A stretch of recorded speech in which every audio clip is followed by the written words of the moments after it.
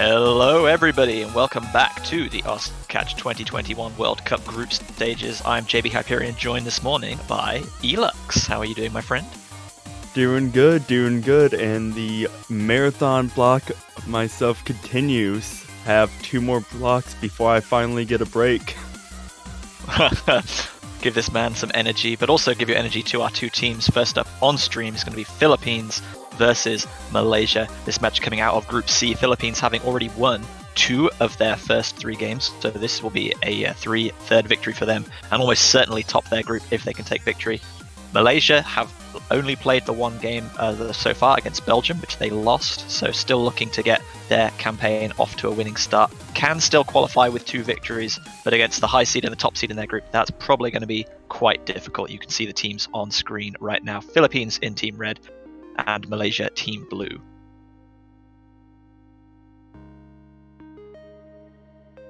Oh yeah, we've had a really interesting group stage so far.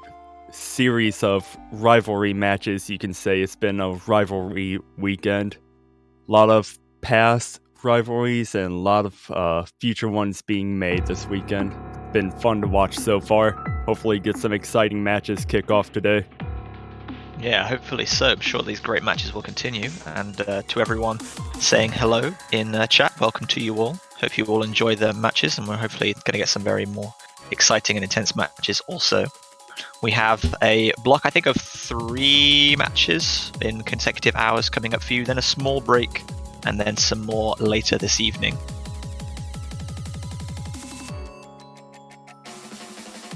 Also going on at this time will be South Korea versus Taiwan and Russia versus Vietnam.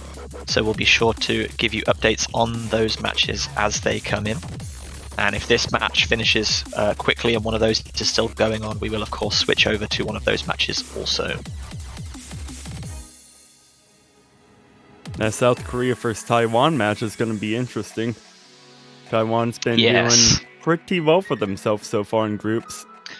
Well, they had a customary tiebreaker against Japan yesterday. It seems like Taiwan are one of those teams that always end up having to do a tiebreaker in groups. It's just a natural law of the world. But Japan also looked quite strong in that match against Taiwan. But here we are in the lobby. Philippines, 3 players. Malaysia, also 3 players. Philippine Capo Roido rolling an 11. Future Miko beating that out with a 48. So it will be Malaysia winning our roll, and they will get to pick first. Philippines will be banning.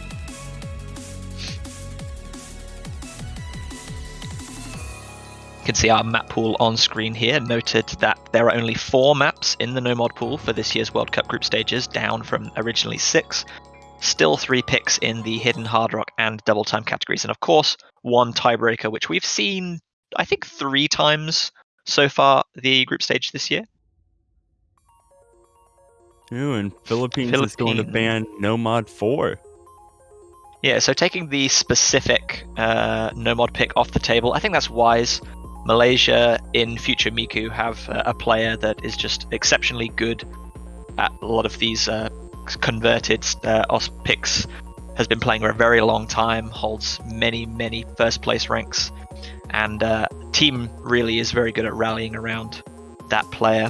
A lot of other old players that have been in the team for a long time, such as Marutatak and Hyper-Neko-chan, that are also very good at older converted picks, so I think that's a wise choice to get rid of there. Malaysia, for their part, look like they're going to be getting rid of Hidden 1, Tiandi Kaipi, which is something we have seen banned a lot, the lower approach rate hidden pick. Yeah, it just seems like a lot of these teams just do not like that lower approach rate.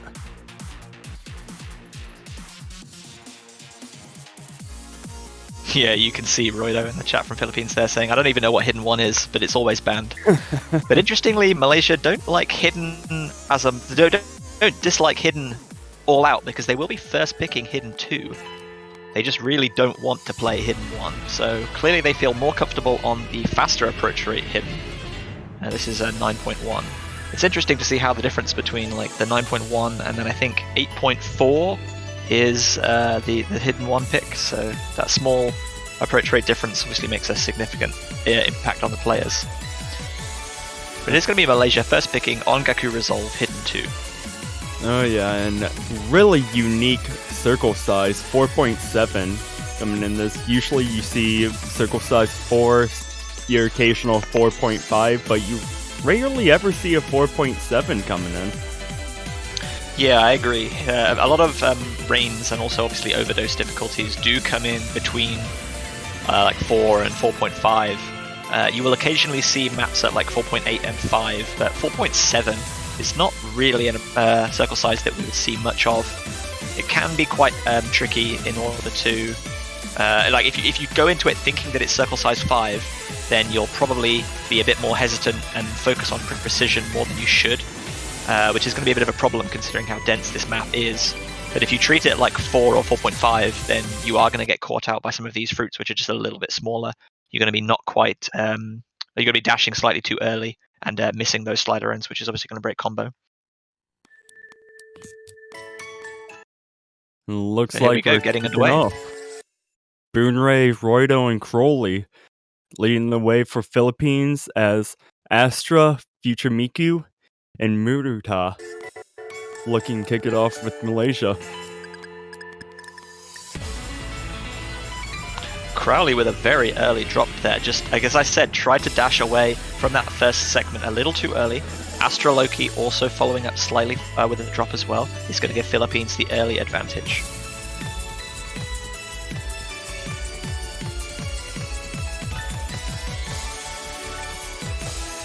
And it looked like Muruta had an early miss within the first couple notes there. Bunray had a miss about 50 combo ago as well, which will swing the lead back in Malaysia's favor. Yeah, Astroloki now back at 200 combo, so Malaysia will be getting maximum score per fruit here. It's going to be a little while before Bunray catches back up. And Future Miku is going to drop. That's going to allow Philippines to start climb back into this matchup as we're approaching the halfway point. I don't think that on its own is going to give Philippines the lead though, because Bunray has had several misses here. That's a double miss from Team Malaysia though. Marutatak and Future Miko both dropping. That is going to give Philippines the lead very rapidly, with 1/3 of the map still to play for.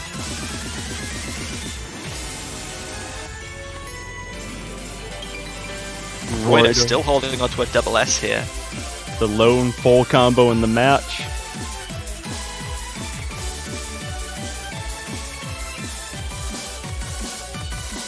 approaching the Marut. final four.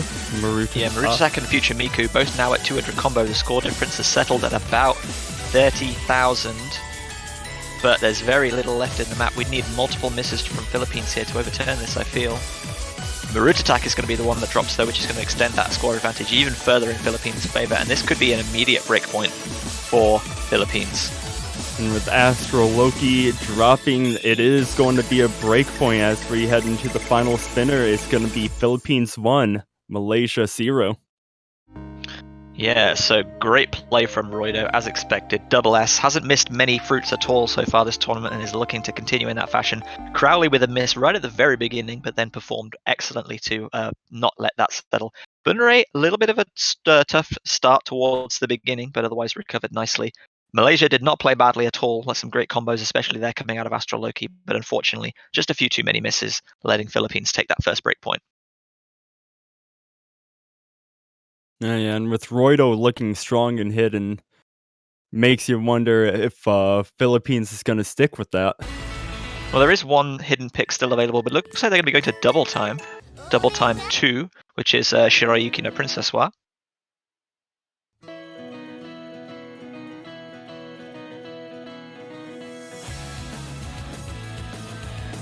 Personally, my favorite Double Time map in the pool. Sekirei taught me how to make platters. Always makes amazing Double Time platters. Doesn't always pick the best song, though, unfortunately. Yeah. Don't let them catch you saying that about this one, though. I mean, it's live now. I can't take it back. The world knows.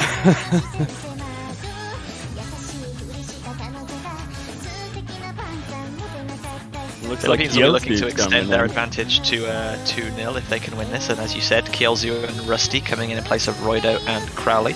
Malaysia looking like they're going to be fielding an unchanged team here.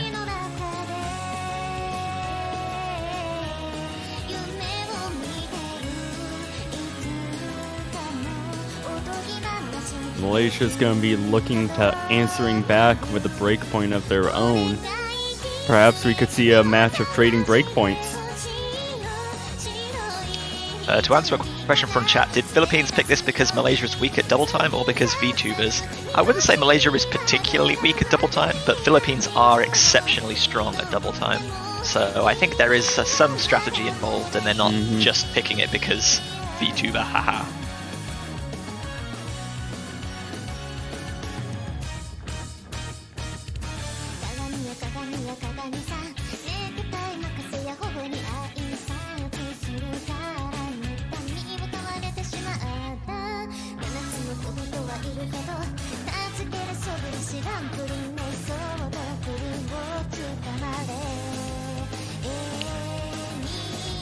So whilst we're waiting for the players to load into this one, just a quick recap on some of our other games going on.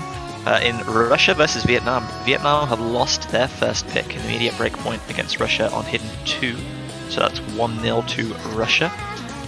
South Korea have also beaten Taiwan on their first pick, Hard Rock 1, so they're also at 1-0. So currently teams leading, Russia against Vietnam 1-0, Philippines versus Malaysia, which is this match, 1-0, and obviously South Korea versus Taiwan.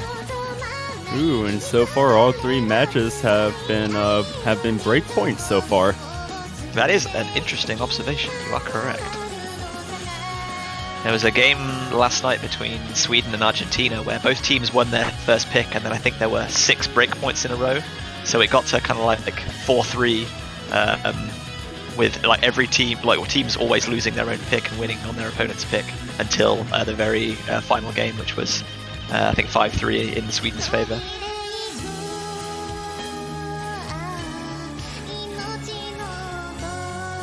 Ooh, and Hyper Neko-chan and Pichu is coming in for Malaysia as we are waiting for all players to get that no-fail mod set up. I'm not sure if there was an issue with either Astro Loki or Marutatak stream, because there was some mention of a player having to restart the game.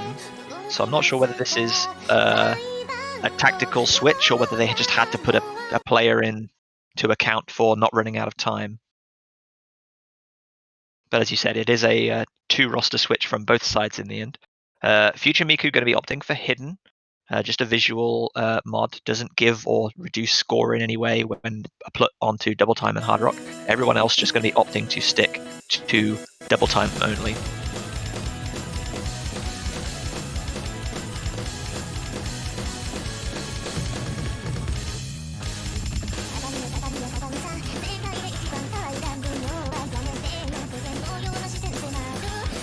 Ooh, and Pichu struggling to get comfortable there in the beginning as we see a triple miss from Malaysia with Philippines hitting that 200 combo mark, and that score is going to start growing fast in their favor.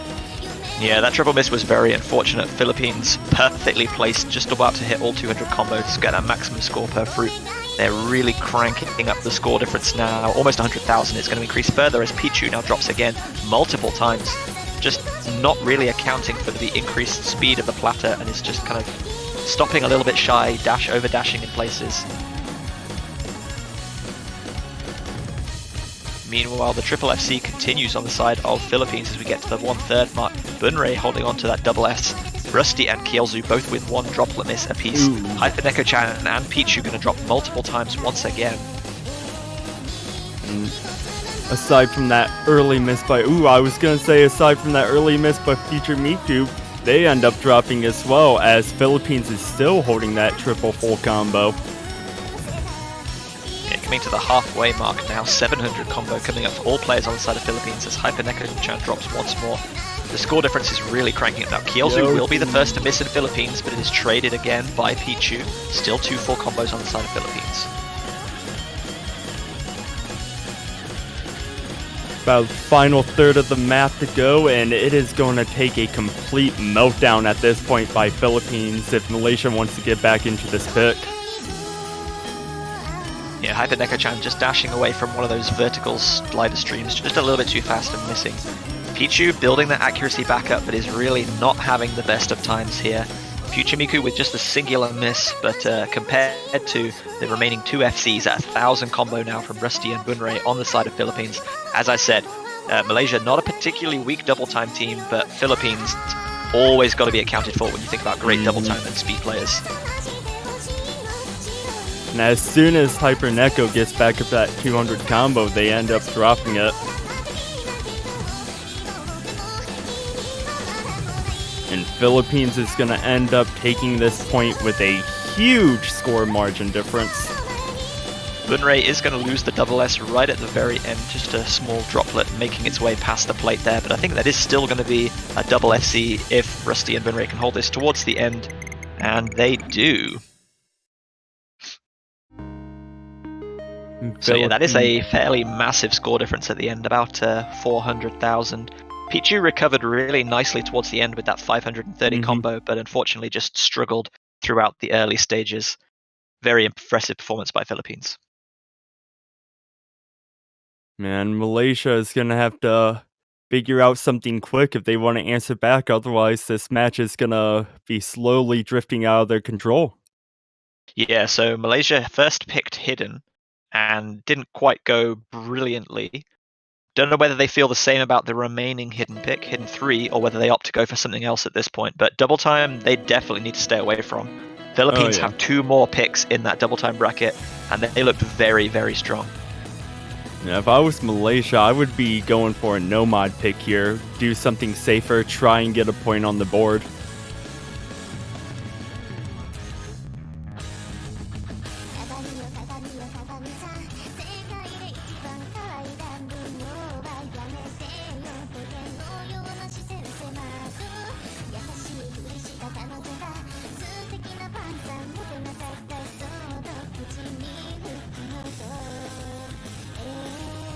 See our wonderful referee just reminding all players, even if they are confident that they will not fail, anything can happen, and highly suggesting that all players take that no-fail moderator. Yeah, I don't suppose any players will fail purely because of difficulty at this stage, but lag spikes and disconnects and things can happen, so it doesn't really cost anything to put no-fail on. So, yeah, best not to take the risk. Yeah, I fully agree with that. Malaysia's taking a little bit of time with this pick, and I do not blame them. currently facing 2-0.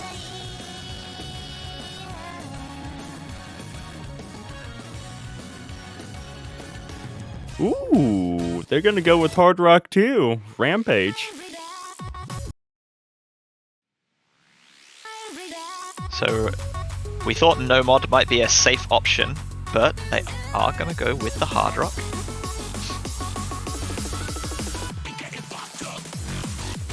Haven't had any luck with Hidden or Double Time. Maybe Hard Rock is going to be Philippines Kryptonite as we see Kakamine Rin coming in for Philippines.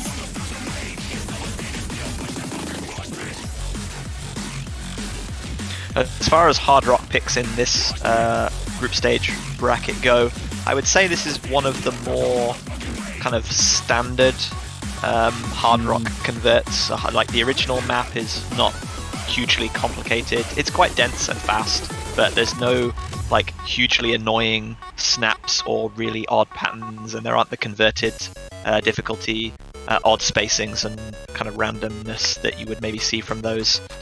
So if they're going to go for Hard Rock, I think this is probably the safest of the three Hard Rock options. A lot safer than that Hard Rock 1 pick. There's really, really difficult jumps in that one. You can see Future Miko that are saying, is it really necessary to put no fail?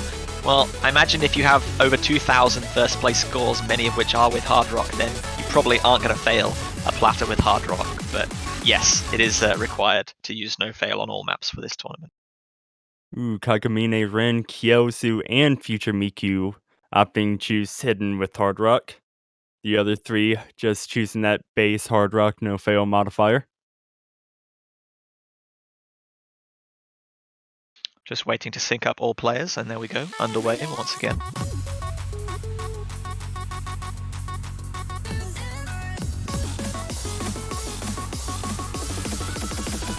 And can Malaysia find Philippines Kryptonite here? 100 combo in and all players looking good, but Kakamine Rin is going to be the first to drop. Yeah, we saw a very small accuracy drop from Hyperneka-chan and Pichu, which gave Philippines an early lead, a very small one. But that combo break is going to be much more significant. Pichu's going to drop closer to 200 combo now, so Philippines will take the score back as everyone catches up. And Pichu's going to drop again, and Philippines are going to start getting into the driver's seat with this map.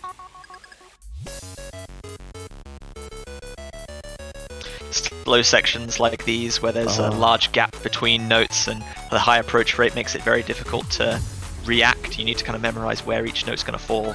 Much harder than you might otherwise think, and certainly much harder than they are on the standard difficulty without any modifications.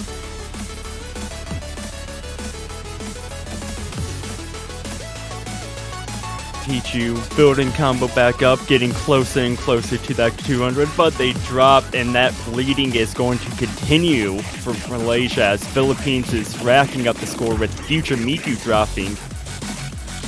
Yeah, a little bit of uncharacteristic miss from Future Miku as Pichu drops again. Hyperneka-chan still holding on to that really impressive combo, but aside from that early miss from Kagamine Rin, there is really no faulting Philippines right now. Bunrei still holding on to a double S. Kyozu with, I think, a singular droplet miss. Pichu missing again as we're approaching the end of this map, and that's quite a lot of misses from Pichu, actually. They've really decreased that accuracy down to 97% now. Hyperneka-chan finally going to break that fairly impressive full combo towards the end, and Philippines have run away with this one in the end.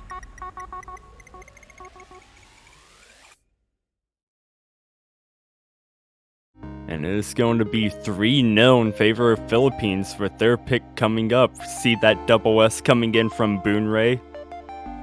Backed up by the teammate Kyosu with the full combo. Kagamine Rin with that 1 miss, but Pichu with that 16 miss. Just struggling there at the end. Yeah, I mean, it's nervous being an unseeded team going against a high or a top-seeded team, knowing that you've already had one break point. Your second pick is also not going well. Like, Malaysia could have played really, really, really well on that, but when the whole opponent team only drops one fruit, there's really no way you can win unless you just get 3-4 combos. Boonray, Philippines going with double time 1 as you like it. They had a huge victory with their first double time pick. Looking to make it a second one as Crowley's coming in. Yeah, very sensible from Philippines, considering how big the score difference was on double time. They're targeting that perceived weakness of Malaysia's. Looks like we're going to see Boonray, Crowley, and Rusty for Philippines, Astro Loki, Future Miku, and Pichu for Malaysia. Malaysia, they're gonna need to figure out something. They're about to be facing match point if they don't get together. Yeah, interesting that Crowley and Rusty have come in for this one. Not that they're bad double time players, but I would certainly have expected to see Roidu and Kielzu in front of them. Maybe they just feel that it's good to give everyone a little bit of rest, everyone to get their due and get some practice on things for later on. See a quick last-second substitution as Green Ghost comes in from Malaysia. Their first time appearing in this match.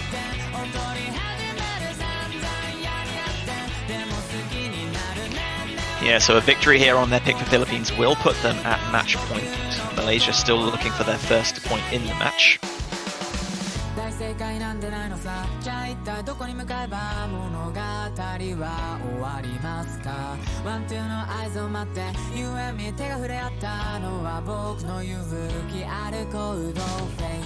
Man, I'm still not used to seeing that low of approach rate for a double time map, 7.5. Yeah, very kind of standard entrance level double time. For most people will be platters at AR8, which takes us to just under 9.7. 7.5, a little bit more comfortable for people that have not really read any double time before, 9.3.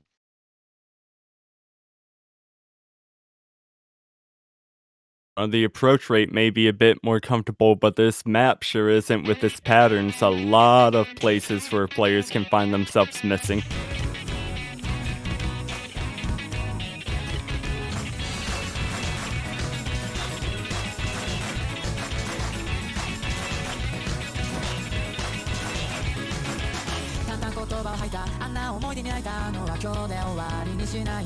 Everyone navigating past 100 combo with no difficulties. We'll see if they can all make it to 200 as well. But Pichu, it is going to be the first to drop at that 150 combo mark, giving Philippines the advantage. Not the end of the world as it was before that 200 combo, but that is going to hurt significantly more as the score is going to start increasing even more for Philippines. Yeah, it's important to note as Future Miku drops once again that the scoring system scales, I think, logarithmically up to 200. So the longer you spend at low combo, the more score you're actually losing. Green Ghost going to miss as well. Crowley's going to see the first drop on the side of Philippines, but Pichu just gets 200 combo and then immediately drops again. So nobody on Team Malaysia holding a significant combo at this point, and they can see the score difference is already over 100,000 points. Rusty's going to drop at the beginning of that section. Bunray still holding on to the double S as we approach the halfway mark. Crowley going to drop once again. Future Miku and Green Ghost getting up to a 200 combo. Future Miku's going to drop. Same with Crowley, Pichu, and Green Ghost. Boonray, the lone full combo in the match, and a double S at that. Yes, so there are some mistakes coming out of Philippines, but there are just significantly more coming out of Team Malaysia. We see that triple team drop right there. Green Ghost and Pichu missing once again. And Bunray just doesn't look like anything is falling off the side of that plate. Still holding on to a double S at 700 combo now. Rusty going to drop as well, but is backed up. Traded by Pichu. Another drop by Future Miku, and Philippines, they won that first double time pick, and it looks like they're about to win this next one.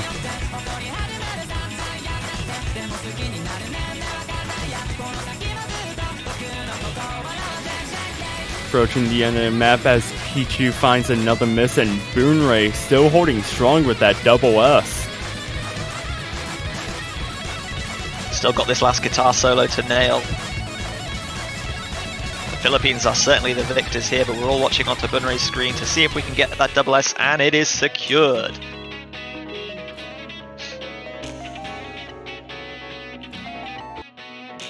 Philippines 4-0. Match point, Malaysia. You would think that they would go Nomad here as they've tried every other mod pool and nothing's been working out for them so far.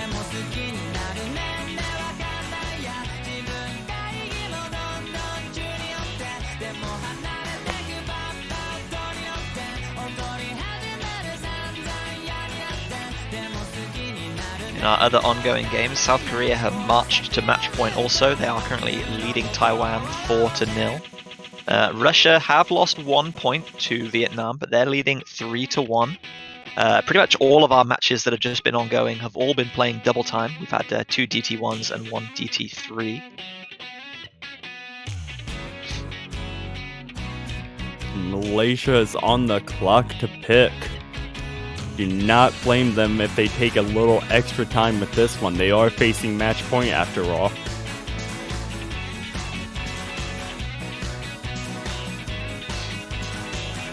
Yeah, it's going to be very hard for them to come back into here knowing that they've lost Hidden, they've lost Hard Rock, they've lost Double Time.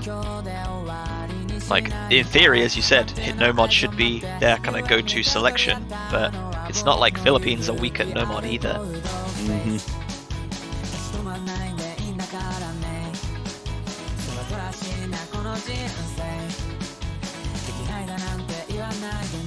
The unfortunate thing for Malaysia is that none of their games have really been super close where they could think, if we did that same map or if we did another map very similar to it, then the score could have been different. And they are finally going to take your advice and go for Nomad 1, Elux. Yeah, Nomad 1. Usually the safer of the Nomad picks as seen in previous tournaments. Approach rate 9.1. Little bit faster for your rain. Not too much as you typically see an approach rate of 9 for your rains.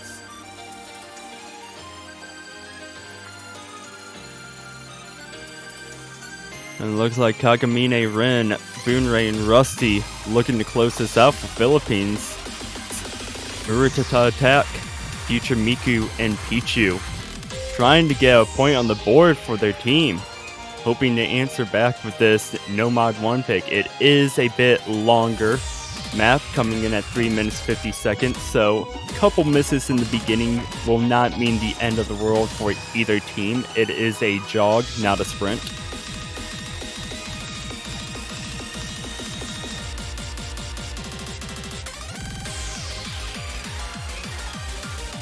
Ooh, and in our other matches going on, Vietnam won their Hidden 3 pick. It was a close match by 17,000. Russia currently winning 3-2 in that series. Yeah, they'll have next pick though, so that could put them to match point. But if they get broken there, that's 3-all with Vietnam to picks next. So we can hopefully go over to that game once we are done with this one, because that's cooking up to be a very interesting match. Possible tiebreaker hype in the making. And now that you've hyped it up, it's not going to happen. Just gotta be quiet and let it happen. Let's uncurse it. There will be absolutely no chance of a tiebreaker whatsoever. There we go. None whatsoever. But here we go, getting underway with game number 5, potentially the final pick from Malaysia here. Philippines on match point, looking for one more victory to have a clean sweep of 3 victories from 3 matches from this 2021 Catch World Cup group stage. Malaysia really need to get some points on the board and start a recovery.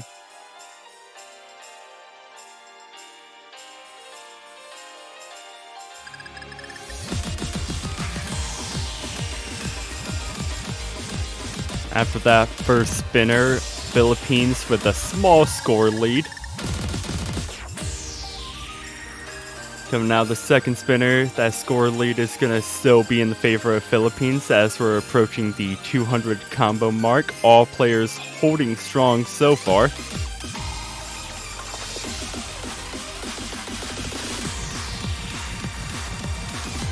Yeah, as you said, this one's one of the longer picks in the pool at almost 4 minutes. So singular misses aren't going to have too much of an impact, but the longer this goes on without any player missing, the more that pressure is building. Only 3,000 point difference between the teams, which is, as you said, due to those 2 early spinners.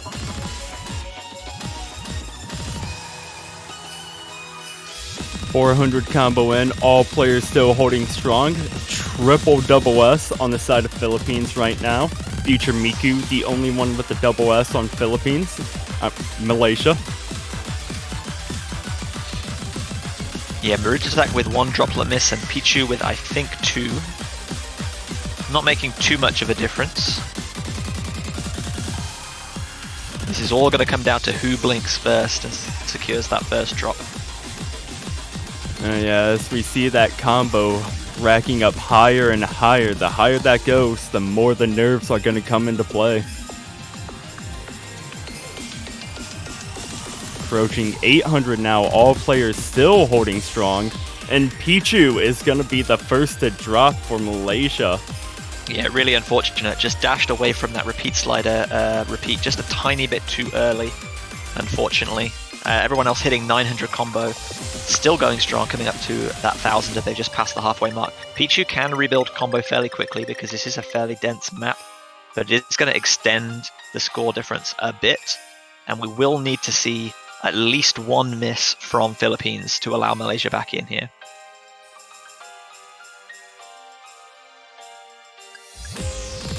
Four-digit combos on the board. Nerves of steel by Philippines. Boonray still holding on to that double S. Yeah, Kagamine Rin with just a single droplet miss as Pichu misses once again, not where Malaysia needed the miss to come from. Rusty is going to find a drop though. There is a potential for Malaysia to come back into this one. But Future Miku is going to drop right before that break, and Philippines can see it. Yeah, they know that Maruta attack is the only one still holding on to a double, to that FC, with 2 players, Kagamine Rin and Bunray, holding on to the FC on the side of Philippines. Bunray still with that double S. 1/4 of the song, about 40 seconds still to go. Pichu has built back up to 200 combo nicely. Future Miku does the same. Rusty also. Maruta attack is finally going to lose that FC, so no full combos remaining on the side of Team Malaysia now. Philippines free again to run away with this one, I feel.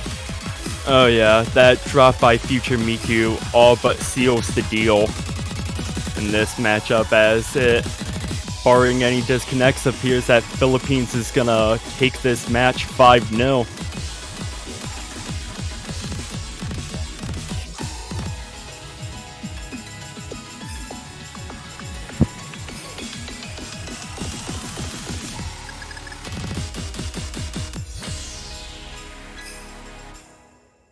And Boonray is going to add another double S to their already impressive collection so far this match, as Philippines wins 5-0, sweeping their group stages 3-0. Yeah, well played to Team Philippines. Just too strong for Malaysia this time around. To give you a little update on South Korea versus Taiwan, South Korea have also secured a 5-0 victory, but 3 of those 5 matches, I think the score difference was under 100,000 points, and on 1 it was under 10,000 points. So Taiwan feeling a little bit unlucky to not take at least 1 point off the current back-to-back world champion holders, South Korea. We also have Russia versus Vietnam, which is ongoing, currently still 3-2. They're currently playing their 6th game, and we'll look to switch over to that match as we can do so. Man, if you're Philippines, you've got to be overjoyed right now. Not only beating out Malaysia and Belgium, but beating out Italy. Yeah, they made Italy look kind of very average yesterday. Italy did bounce back and put on a very strong performance against Belgium, but they looked a bit out of sorts against Philippines. And they're going to be taking the top spot in that group for certain, which is very, very helpful because they're going to be playing against the 2nd place team in Group F. And the winner of that group is almost certainly going to be China. So the winner of Group C manages to avoid China for as long as possible. So either Italy or Belgium is probably going to have to go up against China, and that's going to be a very tough ask. Yeah, and against a powerhouse like China, really, unless you're South Korea, and even them, like, nobody wants to go against a team that strong. And then Looks like Russia have actually suffered a break point on No Mod 3 to Vietnam, so that is now 3-all. Very interesting match cooking up, and we're going to go straight over to that now. So this is just before the start of Game 7. Looks like Fragile is going to be our next pick. yeah, looking like a very exciting match underway right now, and I'm glad we were able to jump in on this as we see Nelly, Memorelia, and Kitsune for Russia, Roy Time Clock, Hirokita, and Stardust for Vietnam. Are we going to see another breakpoint, or is Vietnam going to capture this and make it match point?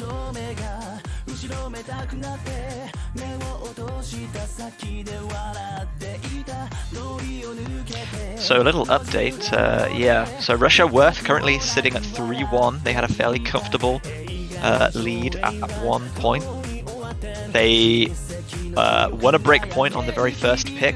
They secured their own point to go 2-0. Vietnam managed to win a pick to take it to 2-1, and then Russia extended out to 3-1. But the last 2 points have both been victories for Taiwan. For Vietnam. 1 pick secured, 1 break point. Currently sitting at 3-all now. We're about to be getting underway with game number 7, Fragile, No Mod 2. And there is the start command by our referee at Deef.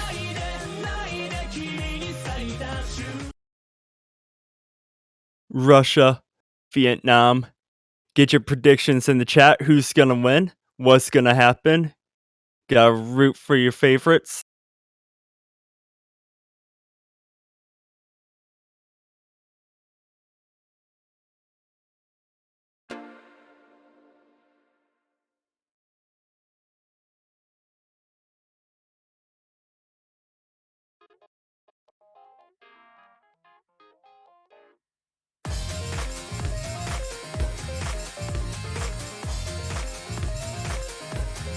So here we go, underway, game number 7. Lots of Wiggles. Horikita is going to be the first player to be caught out by said Wiggles, just over dashing ever so slightly at around 100 combo. Memoriola and Kitsune Ivy going to drop though, which gives the advantage straight back to Vietnam. An unfortunate double miss for Russia there. Nelly, the only player on Russia managing to make it to that 200 combo versus Hoi Time Clock and Stardust Prism on the side of Vietnam, but Horikita is going to drop once again.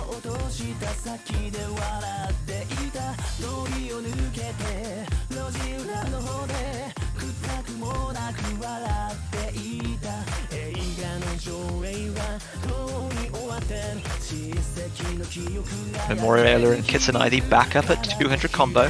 Very small score difference right now, and it's going to get ever so slightly bigger with that Horikita miss. Coming into the Ki, only sitting at about 20,000 points right now.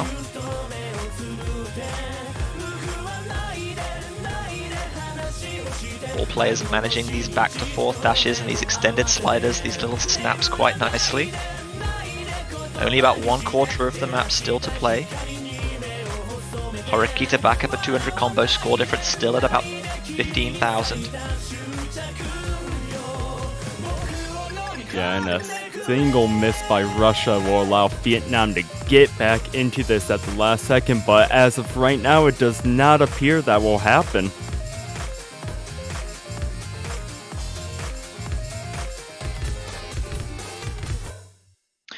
Ooh, well, it was a double miss at the very end, but it was on the wrong side. Vietnam, Hoi Time Clock, and Horikita both dropping at the very end. Wouldn't have made a difference either way. We have 1 double S apiece from Nelly and Stardust Prism. But that is going to be another breakpoint. Russia taking themselves 2 match point on their own pick. Will we see them secure the victory, or is there going to be another breakpoint that takes us to tiebreaker? Now, Russia in full control of where this match goes. They're going to have to sit down and decide what's their best pick. And they are going to take that tactical timeout in order to make sure that that best selection is made. Oh yeah, Vietnam. They're a strong team, so they cannot rush into this pick. Yeah, Vietnam have unfortunately lost both of their previous 2 games. They lost that tiebreaker versus Singapore. And they lost 5-0 to Poland, who are looking like a very strong team, very deserving top seed in that Group H. But it's very interesting that Nelly, the Russian captain, almost immediately called for the timeout as soon as it became Russia's pick. So they feel that they're going to need easily more than the 2 minutes that are offered to them to make this next selection. If we can get a look at the remaining maps available, we can maybe... Oh, but they've gone straight for double time too. They maybe didn't need that timeout after all. Just as I said, we were going to need to look at the maps and what was available in the timeout, but they managed to get that pick in time. So Shiroyuki no Princess Wa is going to be making another appearance. Russia looking to secure a victory. Vietnam looking to force a tiebreaker.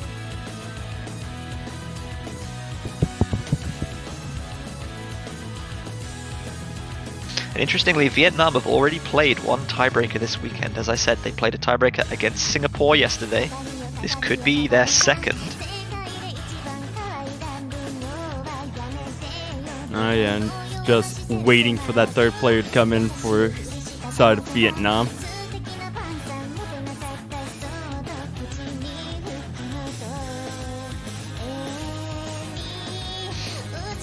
So if you want to see a Vietnam victory, or you just want to see a tiebreaker, then get your support for Vietnam going in the chat. But if you want Russia to clutch this one out and keep their hopes alive, you need to be cheering them also.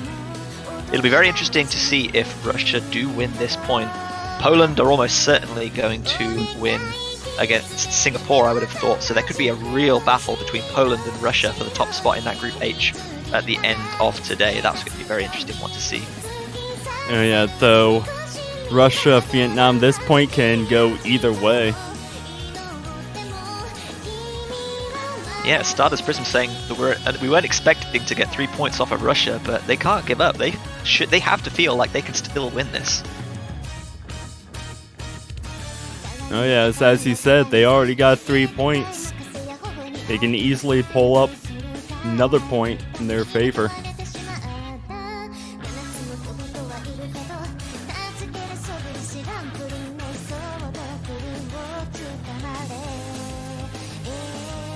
So Vietnam's third player, Kak, is going to be dropping in. Insomnia appearing on the side of Russia. Looking like we're going to be getting readied up very soon, hopefully. And the Geos are starting to enter the chat.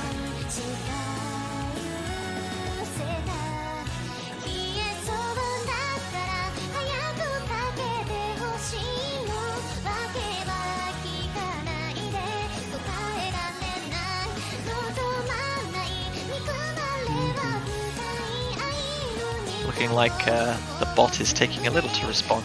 We're really trying to get those settings locked in. There we go, the start command has been issued by our ref Dave. And we're going to be going for game number 8. Nelly, Memoriola, and Insomnia looking to close this one out. Kak, Hirokita, and Stardust wanting to force a tiebreaker, needing to stay alive in this as Hirokita, the only one with that hidden modifier. Yeah, everyone else opting to forego hidden. Just stick with regular double time.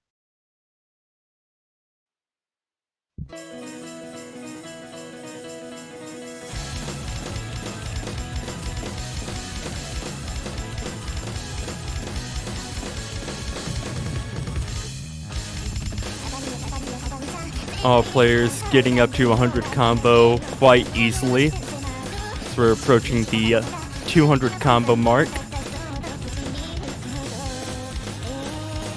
All looking strong so far.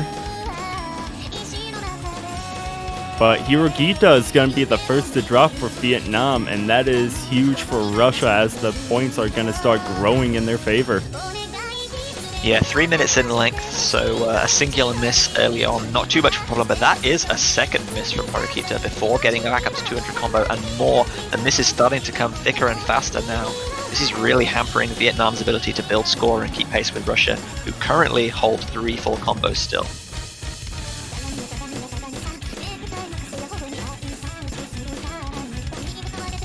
Hirokita starting to approach that 200 combo mark, hopefully finding their groove as we're approaching this halfway point.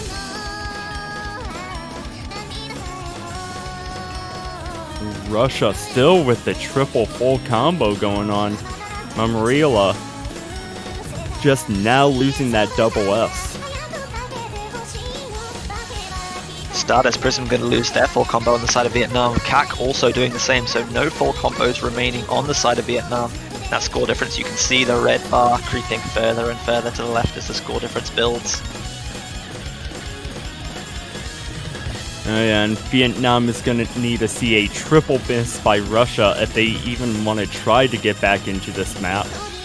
Yeah, there is still 1/3 of the map still to play, but we're coming into a slightly calmer section now. And Russia, to this point, and to their credit, have not even remotely looked like they're going to drop a fruit so far. Very good performance from them when it counts.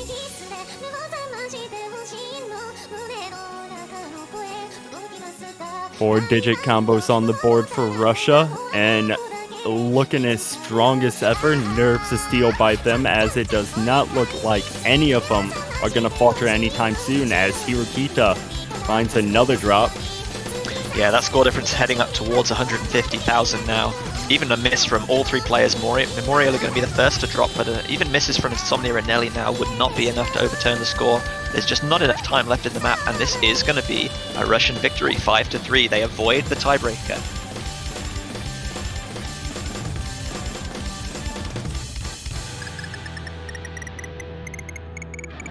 So really good performance from the Russian Federation there. Vietnam, for their credit, did play very well, but just came up against too strong of an opponent right there. Lots of break points, but Russia held their nerve slightly longer and put in that victory where it counted. Russia 5, Vietnam 3. And as I said, that sets up the victor of Group H competition between Poland and Russia very, very nicely. Looking forward to that one later today. Oh yeah, and if you're Vietnam, even though you lost, you can't be too disappointed on how this group stage went. I mean, you forced a tiebreaker. You were on the verge of forcing another one. The matches could have gone either way. Yeah, on the contrary, though, it can be really painful to come so close multiple times and just not quite get over the line. So I'm not quite sure how they'll be feeling either way. But it is a good performance from both perspectives. And there are your victors. Russia. They're going to be looking to capitalize on this victory and go strong throughout the rest of the tournament.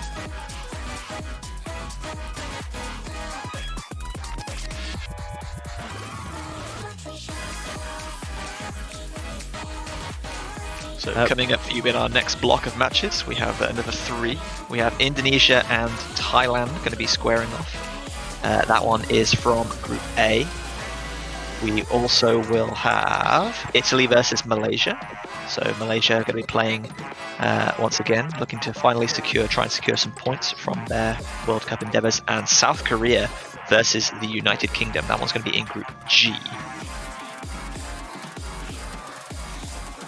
I believe the match we're going to be streaming is Thailand versus Indonesia. I'll try and get a confirmation on that for you in just a second. Super. So there you go, you can see all of our upcoming matches that are coming along in just the next few minutes. A little later today we're going to have Hong Kong versus Denmark and Japan versus the UK, and then another block of matches later on this afternoon before a small break, and then more in the evening. And you can see on the left a recap of previous matches that have been going on that we have or maybe have not covered. So if you want to find out how your team's doing on, please check there, and also check the stat sheet for updates on all of the matches. You can see all of the MP links and how every team has been performing, how all the groups are looking, how all the players have been performing, and everything you could ever need, because our statisticians are just that wonderful. I think we are going to go to a very short break. We'll be back in about 7 minutes, so please feel free to grab a drink, grab something to eat, and be back with us very shortly. Feel free to follow us on Twitch and, of course, Twitter as well to get updates on when the stream is live and when matches are going to be participating. And to everyone who's been supporting us, either in chat or through subscriptions and bits, etc., thank you very much to your support for helping make the World Cups the beautiful, masterful performances that they are. We'll see you all very soon.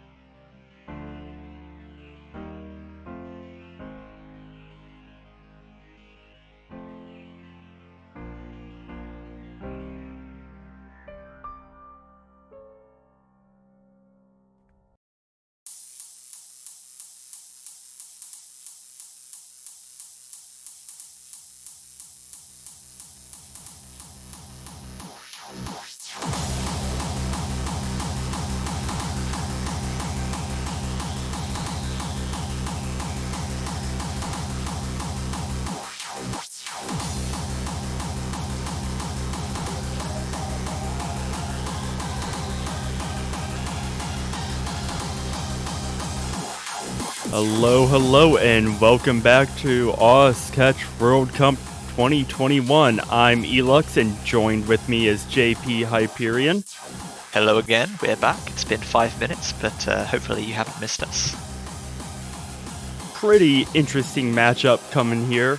Indonesia, Thailand. Indonesia is currently 0-1 in their groups. They lost to Hong Kong 5-1, and Thailand is 1-1. They lost to Hong Kong as well 5-0, but they beat Denmark 5-3. So Hong Kong looking like they're going to be taking that group, but the question is, who's going to be that second place? Yeah, so it's very interesting to see Indonesia kind of humbled almost by Hong Kong. They've been a top seed many times. They finished second in 2016, but Hong Kong look a class above in this group this year. Thailand have the advantage of already having secured a win, so a second victory here almost guarantees them a spot as the second place team in Group A. Indonesia are the highest seeded team, and although they came undone against Hong Kong, they are still a very strong team, very experienced in tournaments. Thailand, I believe, were not in the World Cup in 2020, so this is a return to the World Cup for them, having missed out. And we can see from the rolls that it is going to be Thailand, I believe, winning the roll. Ooh, and they're going to ban Nomad 1. Yeah, taking the most comfortable pick off the board right from the get-go, that Nomad 1. Indonesia may be feeling that they scale better, and if they just pick the hardest maps available in the pool, then they will outperform Thailand. Thailand, for their pick, their ban is going to be removing Hidden 1.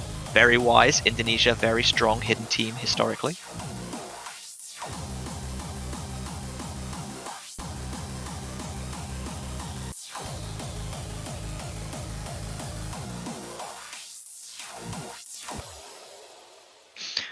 Thailand taking a little bit of time to decide what their first pick is going to be. Will they settle for a no-mod comfort pick to begin, or will they opt for going something from a mod bracket? I gotta imagine that Indonesia's first two picks are almost certainly going to be from that hidden pool.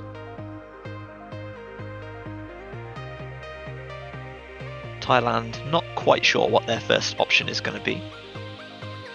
And as you said before, even though both teams had somewhat considerable losses against Hong Kong, both teams still really good in their own rights. As you said, Indonesia, they're really strong competitors. We've seen them advance pretty well in previous tournaments, so Thailand's really going to have to think about how they want to start this out. And ooh. Wow, okay, I was not expecting this. Thailand taking Hidden 2. This is bold, I like it. They must be feeling very comfortable on this, knowing that they're picking into one of Indonesia's probably strongest mod brackets. Yeah, that more unconventional. I mean, Thailand, of course, not bad hidden players by any means, but yeah, Indonesia masters of the hidden mod. Interesting to see how this one goes. And we've seen it, our previous matchup with that circle size of 4.7, approach rate 9.1. Not the most typical rain that you'll see.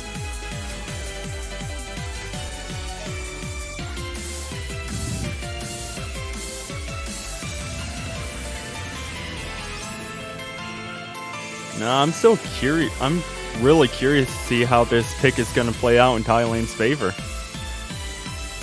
Well, we're going to find out in about 2 minutes, I suppose, from when the match gets underway. When the pick obviously ends.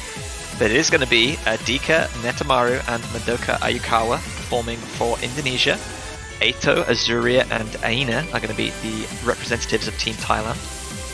Well, it looks like Netamaru has actually dropped out. Not sure if that's a roster switch or if they're just changing position in the group. Oh, it's going to be Soliloquy coming in.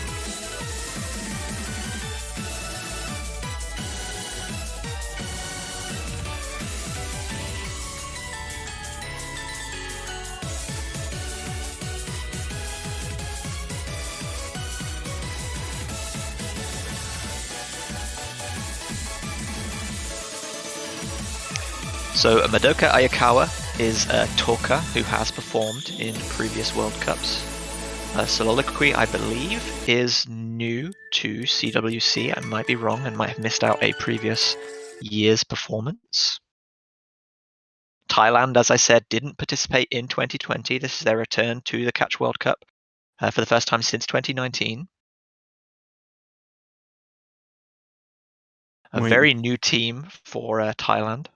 Not a lot of players that we've seen in previous World Cups.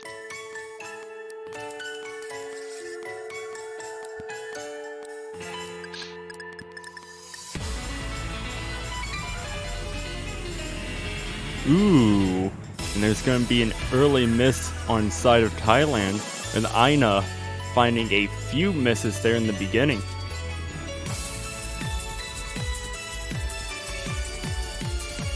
Before that 200 combo mark, as Madoka is going to drop as well.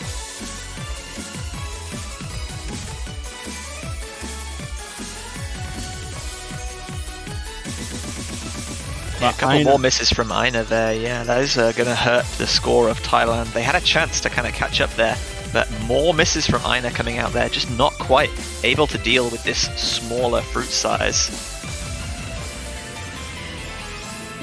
Don't know whether it's the unconventional map settings or if it's just nerves, but really struggling to find a groove there.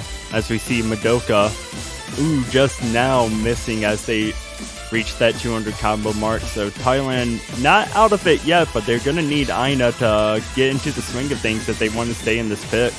Yeah, unfortunately that drop from Madoka was traded almost exactly the same time by Aina. So the score difference is going to stay pretty much the same. About to hit about 120,000 right now. Dika and Soliloquy both holding on to FCs. Eito and Azuria doing the same thing for Thailand. It really is Madoka versus Aina at this point. And Aina's going to drop again almost the exact instant they hit 200 combo. Really unfortunate for them. And with another couple drops by Aina, that is going to seal the deal for this pick in favor of Indonesia. They're going to make it a 1-0 match. Eito dropping right at the end there for Thailand, but it was already decided. As we suggested, very, very impressive performance for Team Indonesia. Not quite sure what Thailand were planning to do, picking Hidden into Indonesia, but it will be a break point. Indonesia taking a 1-0 lead, and they will be picking next. And we have an update on another match currently underway. South Korea versus the United Kingdom. UK lost their Nomad 2 pick by a considerable margin, 450,000. It's going to be South Korea 1, UK 0.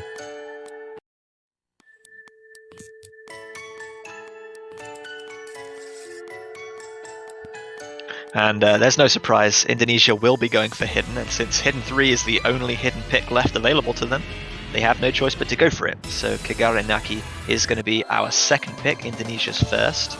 We're going to be exhausting Hidden right from the get-go. No Hidden picks available after this one because Tian DKP was banned.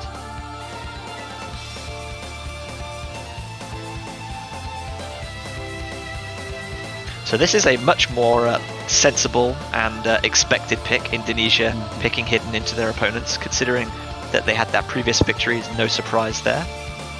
Oh yeah, though it's a bit more comfortable map settings. We see that circle size 3.8, a lot bigger note size as compared to our last Hidden map. This one is a converted Osu difficulty though, so it will feel very different from the specifics that we've just seen. And we have another update on other matches underway. Italy winning their double time pick by low over 500,000. They're currently beating Malaysia 1-0.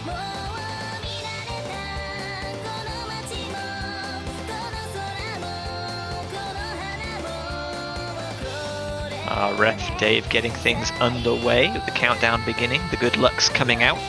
Indonesia, if they can win this point, take themselves to a 2-0 lead. But that will be their favoured mod all gone. So maybe Thailand are just trying to get all the Hidden out of the way as fast as possible so that they can focus on mods where they feel they have a chance. This could be a very interesting strategy from them to have picked their weakest things at the beginning and then try and come back in impressive fashion, but we'll have to wait and see.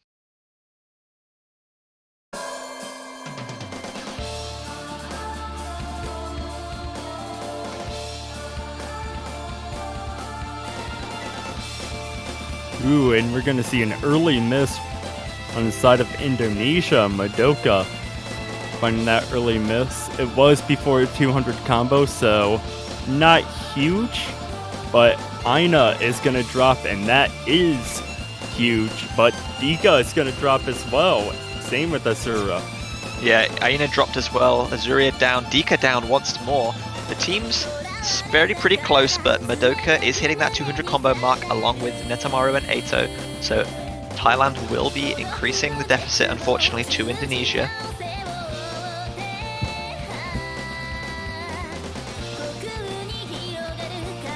Azuria going to be hitting 200 combo now. Dika and Aina going to be following closely behind. Score difference at about 25,000. Approaching the halfway point. Yeah, a miss from an Indonesian player here could swing things back, but it's going to be Azuria and Aina with the double miss for Thailand, increasing that score gap even further. And Aina finding a couple more misses there, but Netamaru trading them, but it's as you said, this Indonesia team, Madoka is going to drop. But yeah, Eito had another drop there on Team Thailand as well, so even with Netamaru dropping once again, it's really unfortunate because each time Indonesia do drop, Thailand are not in a position to capitalize. Only Azuria with that 200 combo. Aina's going to make it back up there now, which is going to shrink the score difference slightly, but only 1/3 of the map, about 40 seconds still to play for. Oh yeah. And with Indonesia being as good as they are with Hidden, you don't get much opportunities to capitalize on that. And unfortunately for Thailand, with Aina finding another miss, they're just not getting any opportunities to capitalize on any of the Indonesian misses as Azuria finds another one. Yeah, Aina also dropping there as well. Even when Indonesia don't play at their absolute best on Hidden, they're still really consistent. You're not going to be able to beat them on Hidden unless you're securing multiple full combos, and unfortunately that just isn't the case for Team Thailand here. In the end, a fairly convincing victory of about 230,000 points. So that is going to be a second point for the Indonesians. Thailand still looking to get their first point on the board, and it will be them to pick next.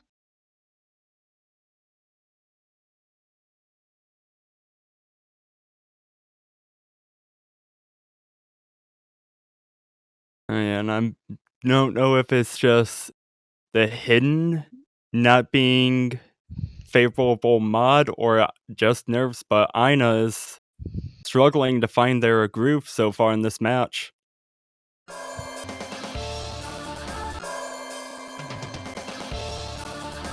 And with Hidden all said and done, wonder how Thailand's going to respond.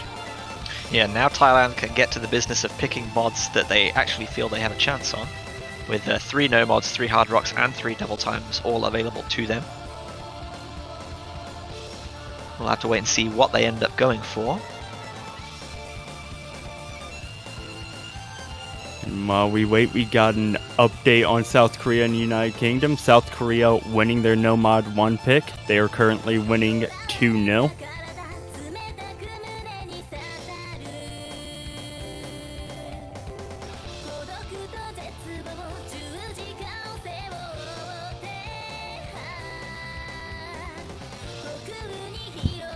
Ooh, and they're gonna go with DT3, our double time convert. Yeah, sticking with converted difficulties, we're going to be seeing Yoroshka appearing in the match. Probably one of the less common picks from the double time pool in this this group stage for 2021. Thailand need to secure a point on the board and then secure a break point if they want to level the score with Indonesia, but it starts here. As we see Blackie coming in, replacing Aina.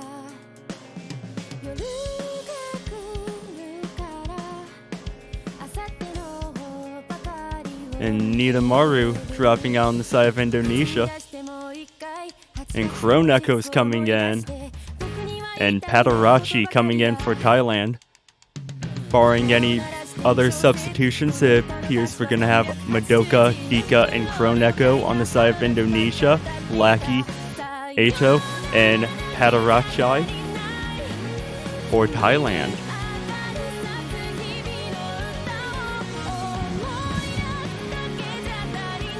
Yeah, first appearance of Blackie in this match, rank 38, currently the highest ranked player in Thailand.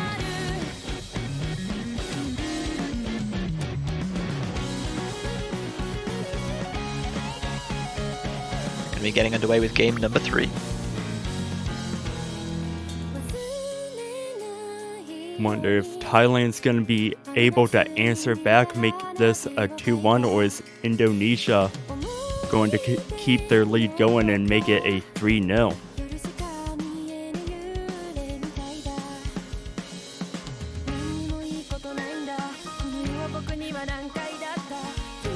Okay, now that we got Ato with no fail as required, we're going to be getting underway. The timer has begun.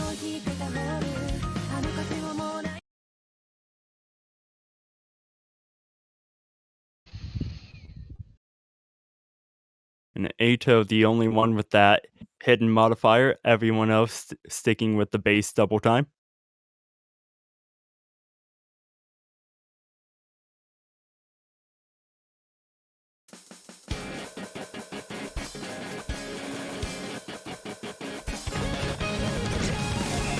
Ooh, and Dika is going to find an early miss, and that is going to give an early advantage to Thailand that is taken away almost instantly with a miss by Ato and Blackie. Yeah, Patarachi going to drop as well, so no full combos remaining on the side of Thailand as Ato drops once again, and Blackie as well. Really very few combos on the side of Thailand. Nothing, just approaching 100 now, whereas Indonesia holding on to that double FC. Dika did miss very early on. Kroneko and Madoka both with double S's currently.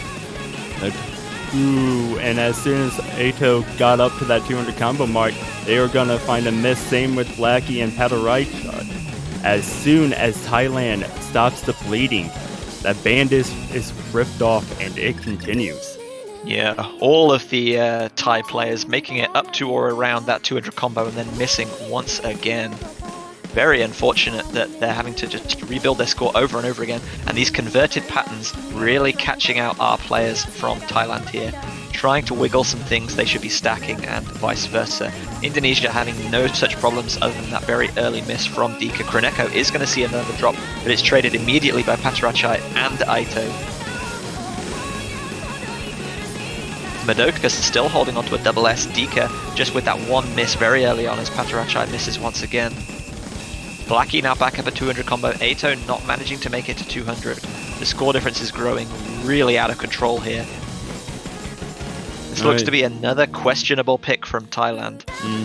Barring any disconnects, it's going to be looking like it's going to be a considerable victory in favor of Indonesia.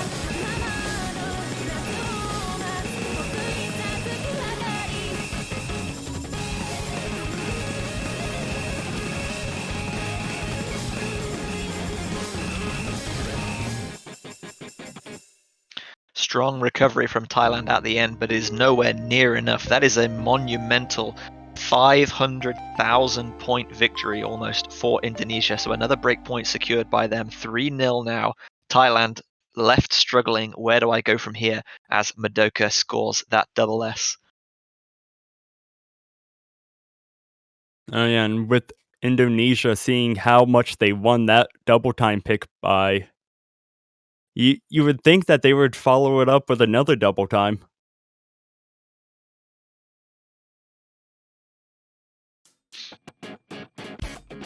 And they're going to do exactly that. Very sensible position from them, considering how much they won double time by. I think it's going to say, okay, well, we'll stick with double time. They're going to go with Shiroyuki once again.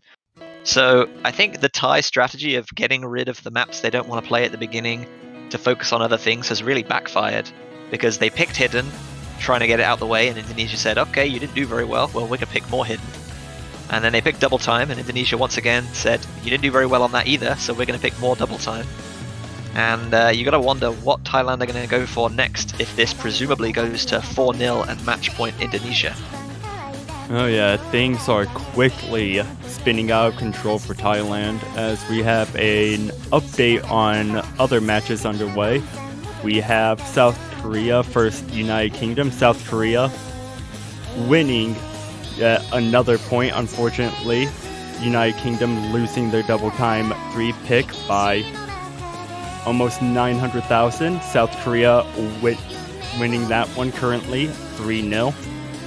Yeah, UK not having a good time, it seems, against the defending champions. Really difficult to beat a team that's just continuously scoring double S's or very high performances across the board. But yeah, back to this game. 3-0 currently, Indonesia leading. This is their pick, so looking to secure a 4th point to a match point. Thailand need to break to get on the board. If they don't, they're going to have one chance to go on a run of 5 victories in a row if they want to secure one here.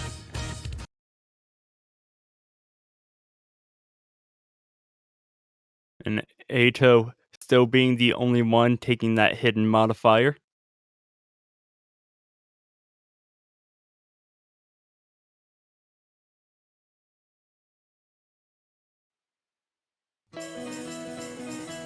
And we're underway. Round 4, Indonesia, Thailand.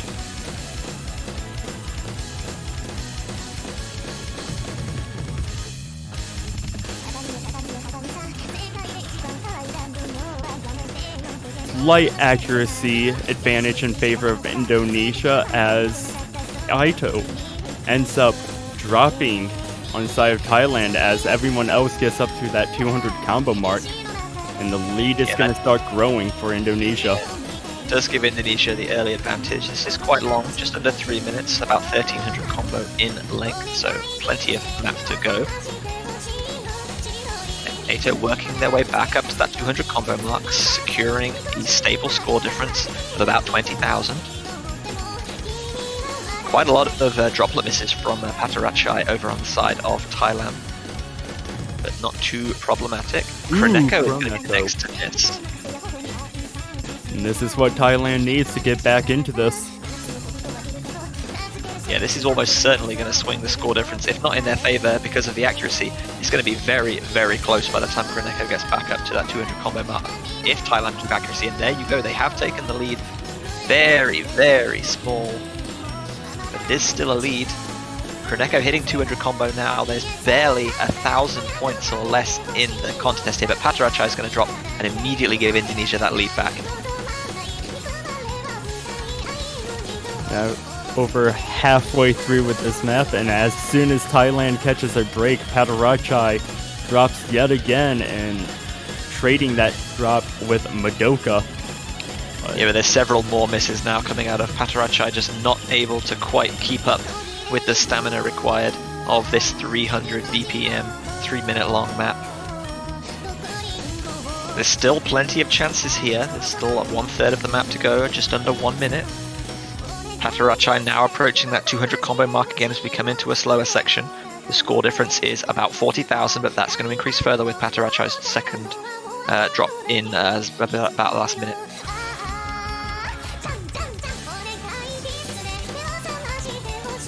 Kroneko and Ato trading misses there, not really going to make much of a difference, as Indonesia is still maintaining a now considerable lead over Thailand. Azuria and Dika both still holding on to full combos as we approach the end of the map. Not much left, and definitely not enough for Thailand to secure a victory, but a battle of honor going on here. Azuria is going to take the top honors for a slightly better accuracy over Dika there, but yeah, well played by Indonesia to win by about 105,000 points. And that is going to push Indonesia into match point 4-0. And Thailand, really questionable strategy to start out this match, and it seemed to have backfired in the worst possible way, as now they're going to need to find their best map that they can possibly have a chance of taking a point. The real problem for Thailand here is even if whatever they pick next is victorious, there's still a double time pick available to them, which Indonesia can just win by another 100,000 points to secure victory. But they're going to be going to Hard Rock 2, Rampage. So no Nomad scenes so far. We've seen 2 hiddens, 2 double times, and now we're going on to Hard Rock.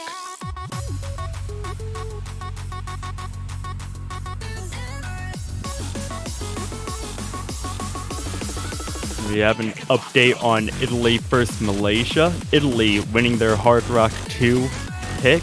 They are currently leading the way 3-0.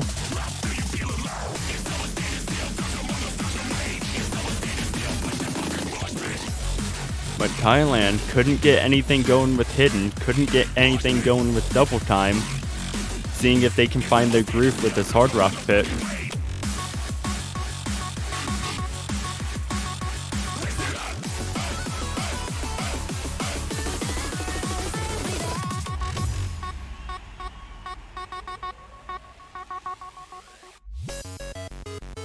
We see Madoka, Dika still staying in for Indonesia, Nidamaru coming in, replacing Reneko, as Asuria and Ato still staying in for Thailand, Blackie coming in.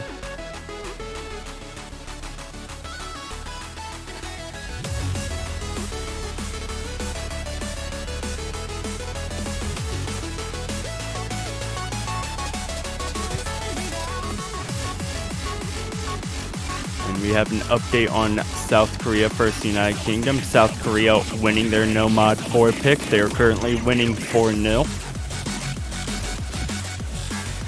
Yeah, another fairly convincing victory for South Korea there. Exactly what we'd expect from the defending champions. Yeah, slightly different roster from them, but by no means does that mean that they're weaker.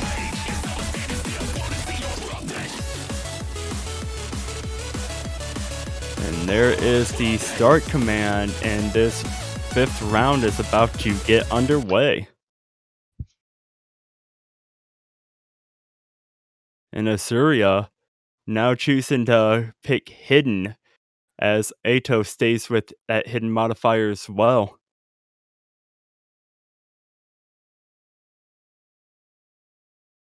As well as Dika.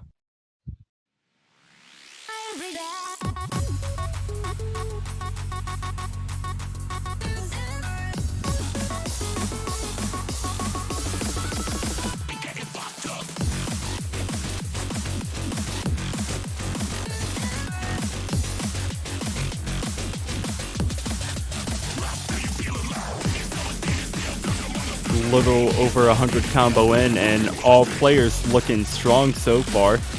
But Ato is going to find a miss before that 200 combo mark. Not the end of the world for Thailand.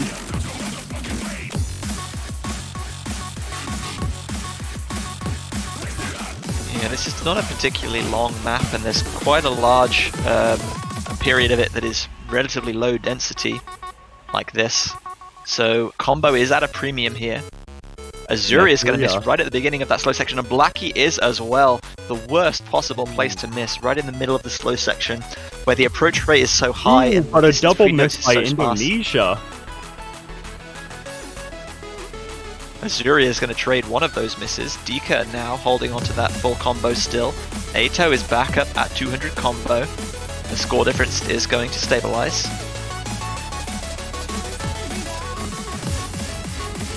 And Asuria dropping again, and that score difference is going to start increasing more in favor of Indonesia, as we're over 100,000 in score difference.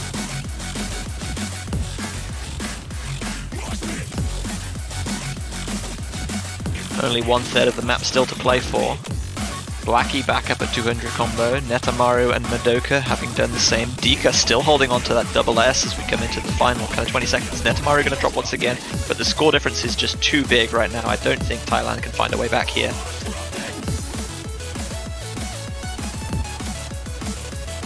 Asuria gets to that 200 combo mark, but as the map is reaching an end, unfortunately, Thailand's not going to be able to come back in this, as Indonesia is making this a 5-0 sweep. Yeah, really impressive performance from that double S coming out of Dika. And a very good performance all around from Indonesia. They looked much more comfortable than they did against Hong Kong yesterday. It's definitely proving that they have not lost all of that skill. Thailand not performing bad by any means, but just coming up against an invigorated, a stronger and a more consistent Indonesia here, unfortunately going down 5-0. And as that match comes to an end, we have an update with Italy versus Malaysia. Malaysia losing their Nomad 2 pick. Italy is currently up 4-0 in that series.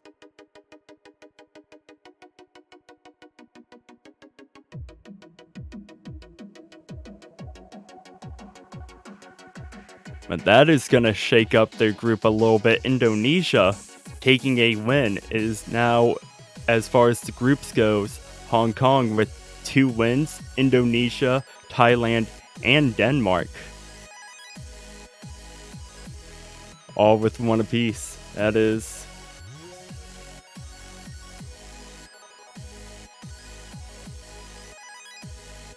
Man. That is a really good question on who's going to be second place in that group, JBH. In Group A? Yeah, Indonesia and Thailand both have being 1-1. And the question is, how's Denmark going to perform? Yeah, the problem here is that Denmark being the unseeded team in the group. So Hong Kong and Indonesia have yet to play them. Denmark having lost 5-3 against Thailand. Yeah. So if Thailand are the low seed and Denmark are the unseeded, you would expect the top and the high seeds to also be able to beat Denmark. So I think if Indonesia can secure that victory against Denmark, then they should feel fairly confident that second place slot in Group A.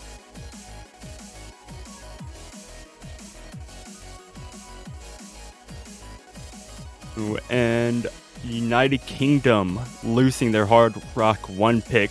South Korea is going to sweep that 5-0. Yeah, so that just leaves one match currently ongoing, Italy versus Malaysia. They're currently playing their 5th game, Italy leading that one 4-0. We'll just wait for confirmation on that result. We're going to go into that game. You can see that on screen right now. Looks like they're playing Srokus, Nomad 1. And we've seen an early miss from Future Miku, giving Italy a little bit of an early advantage. Still plenty of map to go, though, in this pick, as it is one of our longer maps in the pool.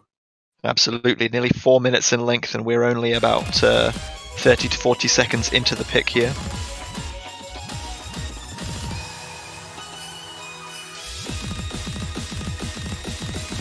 Future Miku getting up to that 200 combo mark, gonna stop the bleeding, but Pichu is gonna drop as soon as their teammate gets up to the 200 combo, and that lead is gonna continue growing in favor of Italy. Yeah, still 3 double S's coming out of the Italian side. Sawafel, Karim, and Arma all holding on to that full combo. Karim is going to find a little drop with that accuracy miss, but still holds on to the full combo, focusing on the fruits that count. Pichu is now back up at 200 combo. Marut Attack still holding onto a double S for the side of Team Malaysia. Score difference is about 40,000 right now, with half of the map still to play. But Future Miku is going to drop, and that score difference is going to continue growing now.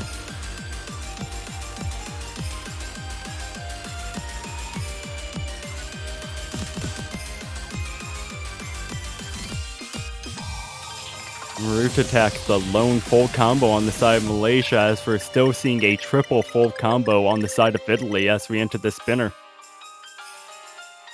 No one being caught out by the spinner. Future Miku now back up to that 200 combo mark.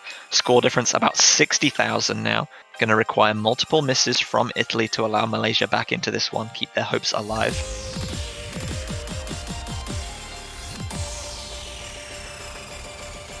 Still 3 double S's in the match, 2 on the side of Italy from Sawafel and Arma, just Marut Attack on the side of Malaysia.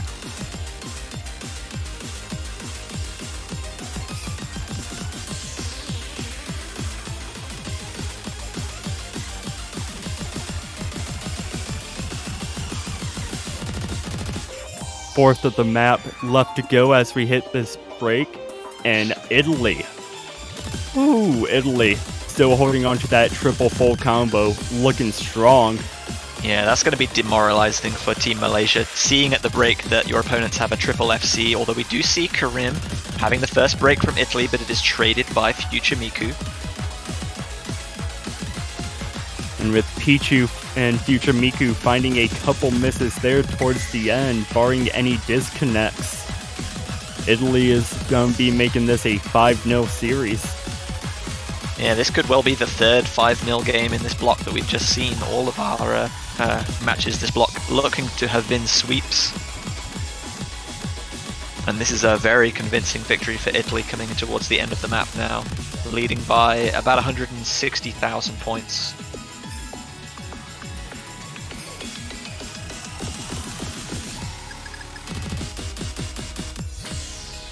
Pichu going to score a couple of misses just at the end there, but very impressive performance by Italy all round. Just I think the one miss, or two misses from Karim. Full combos from Sawafel, Armor, and I think Marutatak also managed to secure that full combo at the end as well. But Italy, once again, just a little bit too strong for Team Malaysia. So well played to Italy. Commiserations to Malaysia. Unfortunately for Malaysia, their World Cup run comes to an end in groups.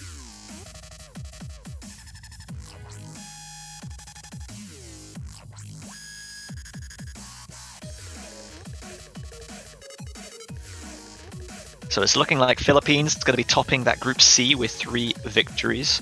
Italy losing to Philippines but winning both of their other matches. Looking like they are going to be set up against China in Group F, who are almost certainly going to top that group. We're not certain who the second place team in Group F is. Most of those matches are to be played later today, but Philippines will be participating against them. And you can see on screen now the upcoming matches. In 20 minutes, or just a little bit over, we're going to have Hong Kong versus Denmark. That's a match we were talking about a little earlier from Group A. Hong Kong looking to go 3-0 in their group. Denmark looking to secure a victory. We'll also have Japan versus the United Kingdom. That one's in Group G. UK have lost both of their matches so far, looking to secure a point on the board. Japan have also lost both of their matches. So I think both of these teams have been eliminated at this point, but they will be looking to secure some amount of bragging rights and some kind of moral victory towards the end of the tournament, whoever can secure that victory. Coming up a little later in our final block for just a little while, we're going to have Indonesia versus Denmark, again also from Group A. We're going to have Poland from Singapore from Group H, where Poland will be looking to continue their winning form, and Singapore will be looking to end the tournament on a high. They can still qualify if they beat Poland. And we'll also have China versus the Netherlands from that Group F. As I mentioned, that'll be China's last game in the group stages, looking to secure a 3-0 record if they can beat the Dutch team.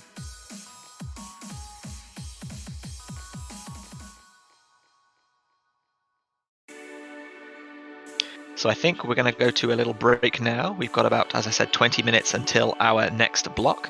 So please do rest, do relax, and do have some food and drink. We'll be right here, Elux and I, again for you in a little over 20 minutes to commentate that match, Japan versus Great Britain. So please stick around, continue chatting, continue talking to us, telling us what you think of the 2021 World Cup so far, and we will be right back.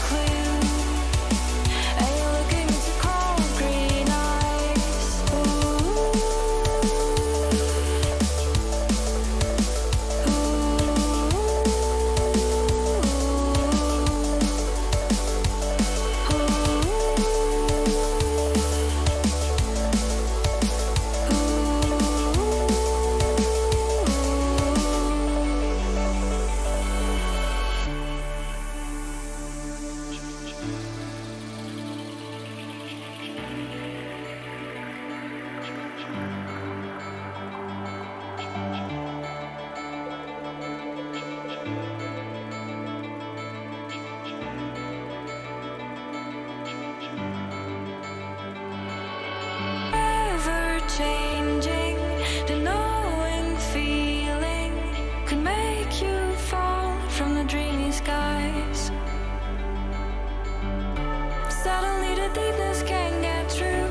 Realize I fall along with you, and you're looking into cold green eyes. Ooh.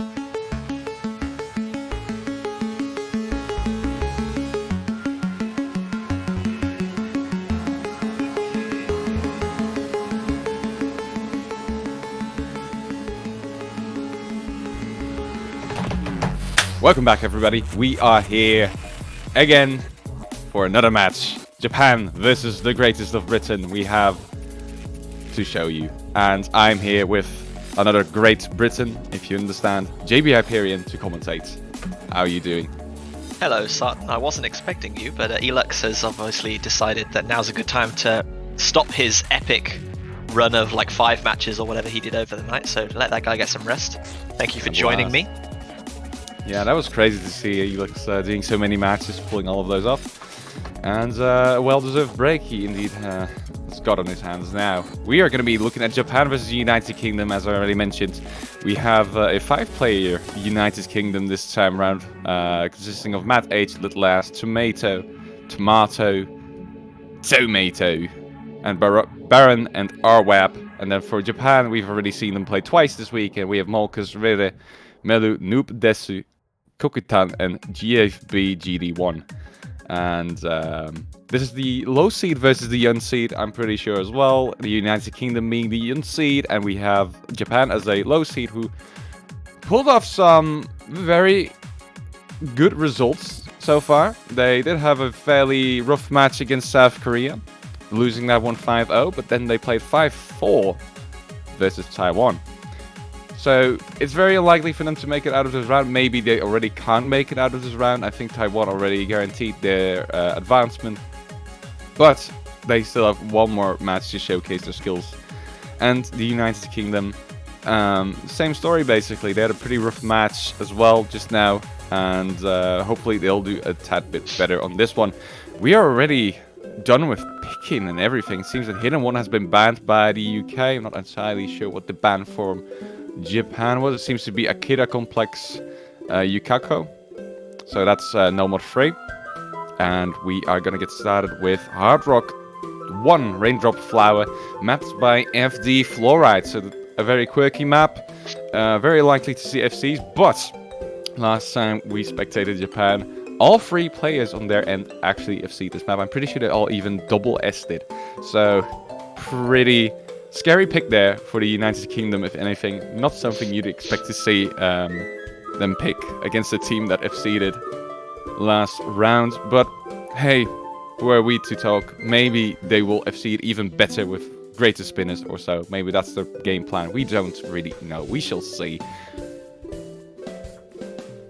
Yeah, an interesting No Mod 3 ban coming out of Japan there. One of the least, I think it is actually the least picked map in the group stages thus far. Only 9 picks out of, I think we've had something like 30-something matches at this point. So an interesting ban from them.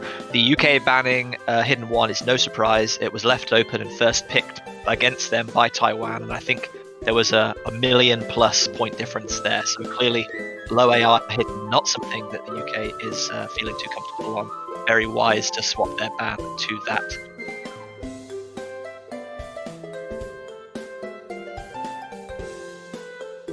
As you said, Taiwan, the low seed, but a pretty strong low seed at that, taking the high seed Taiwan to that tiebreaker, very, very close to winning that one. So unfortunately, as you said, Son, both teams, I think, having been knocked out of the World Cup, playing for that last win, that bragging rights, ending on a high positive note.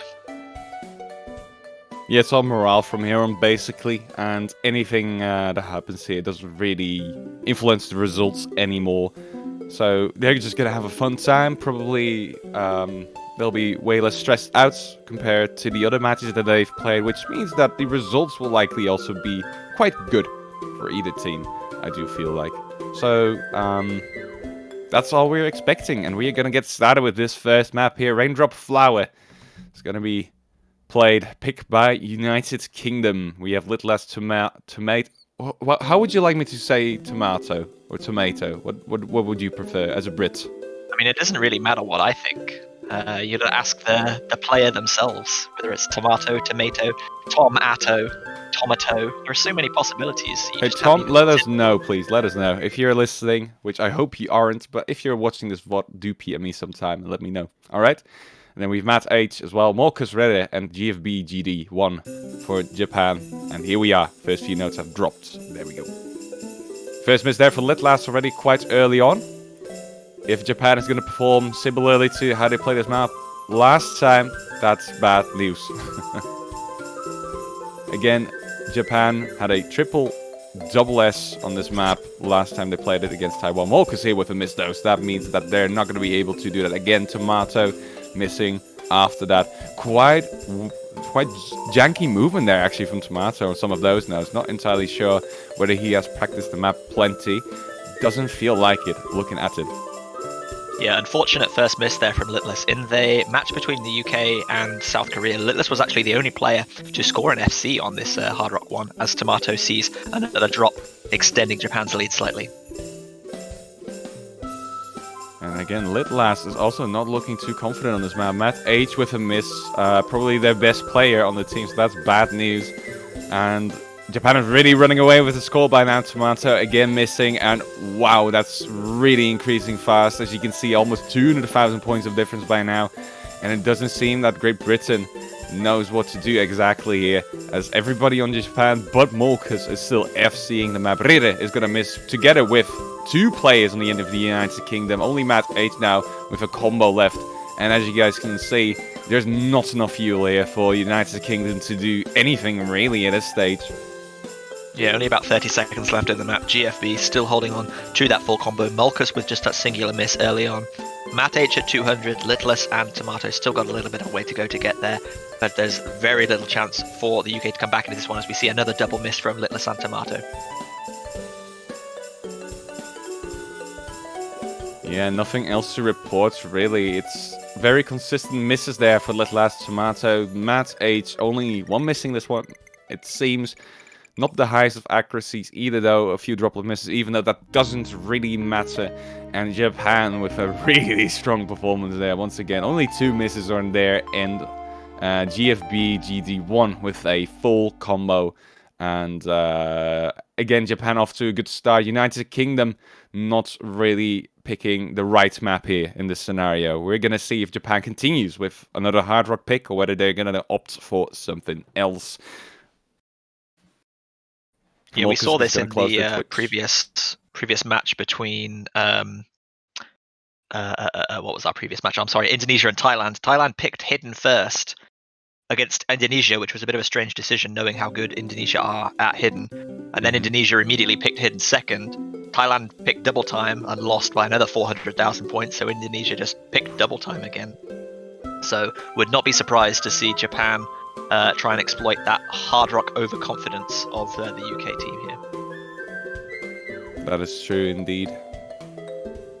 And honestly speaking, I'm not entirely sure whether the United Kingdom has played well in either of the other matches. It seems that they had a bit of a mediocre performance in the previous match against, Taiwan,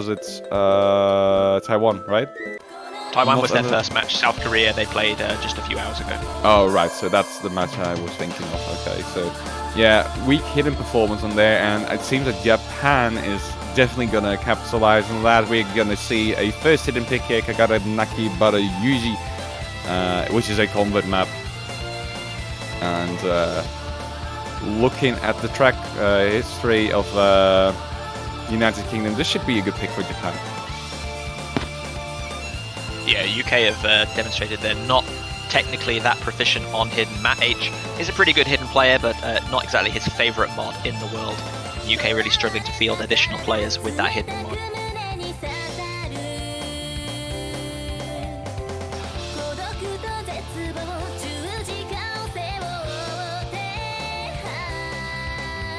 And we are waiting for the players to be locked into place. We have Han doing a MP timer of 120 seconds. As is the rule, you have 120 seconds to pick a map, and then you have another 120 seconds in order to swap your players around and get locked into the multiplayer lobby. In the meantime, there aren't any other matches ongoing but Hong Kong versus Denmark, so we're going to keep you up to date on that as far as we can. Seems that so far Hong Kong is off to a great start. They just won another pick on NoMod. The first pick they won by 788,000 on Hidden, which is quite the strong performance indeed. Hong Kong then won NoMod 1, which was picked by Denmark by 27,000 points. And that's a lot closer in the previous pick. But again, a point is a point, 2-0 for them. In the meantime, we're still waiting for Japan and the United Kingdom to get ready here. That's promising for Denmark to be within like quite small of a margin of a team like Hong Kong, who've looked really strong so far this tournament. I think even if they don't secure any points that game, they can feel fairly happy with their performance if they keep that kind of level of ability up. Yeah, I would agree on that indeed. So maybe they will even be able to grab a point or two from Hong Kong. Really depends. I'm guessing that Hong Kong isn't going to opt for no mod themselves, though. Looking at the stark difference you can see between the hidden win and the no mod win, so not too much of an opportunity for Denmark to keep on playing no mod the entire time. But as far as their picks are concerned, they're probably going to go for the no mod picks the entire match. That's what I'm assuming, at least. And over here, Japan, United Kingdom, I'm assuming Japan is mostly going to be picking mods as well. And I do believe that United Kingdom would be better off to pick no mods themselves after this map from Japan. Which, I mean, they might be able to pull something off here, something cool. But as far as I know, not the most proficient hidden players on the end of United Kingdom. Whereas Japan has always been fairly solid in that regard. So here we go. Second map of the match.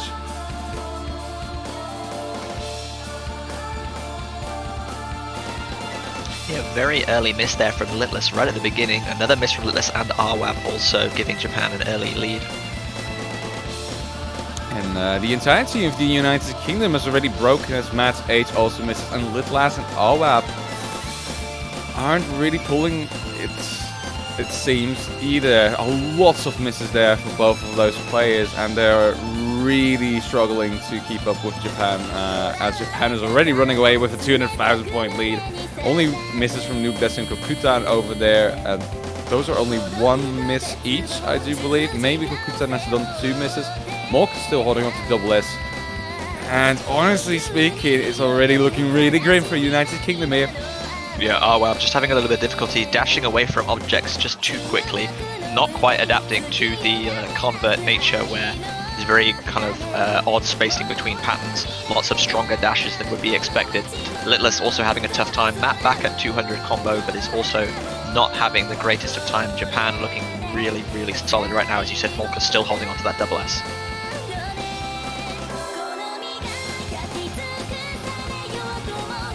And we go into the first KI, and ooh, misses all across the board. Everybody missing that jump, but it doesn't really matter considering this humongous score difference that Japan has already mustered.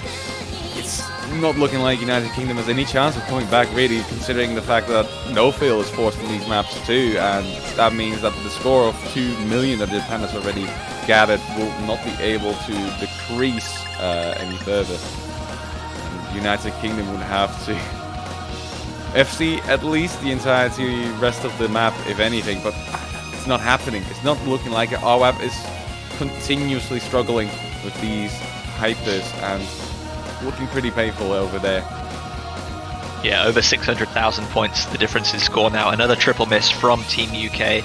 Molka's just hitting 200 combo, so now everyone on Japan is going to look like they're going to finish quite strong. More triple misses even, from the UK.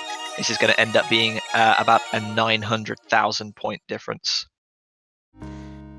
Yeah, super strong win there for Japan. Even though this wouldn't even be their best performance on a hidden pick in this tournament, they've done better, I do believe.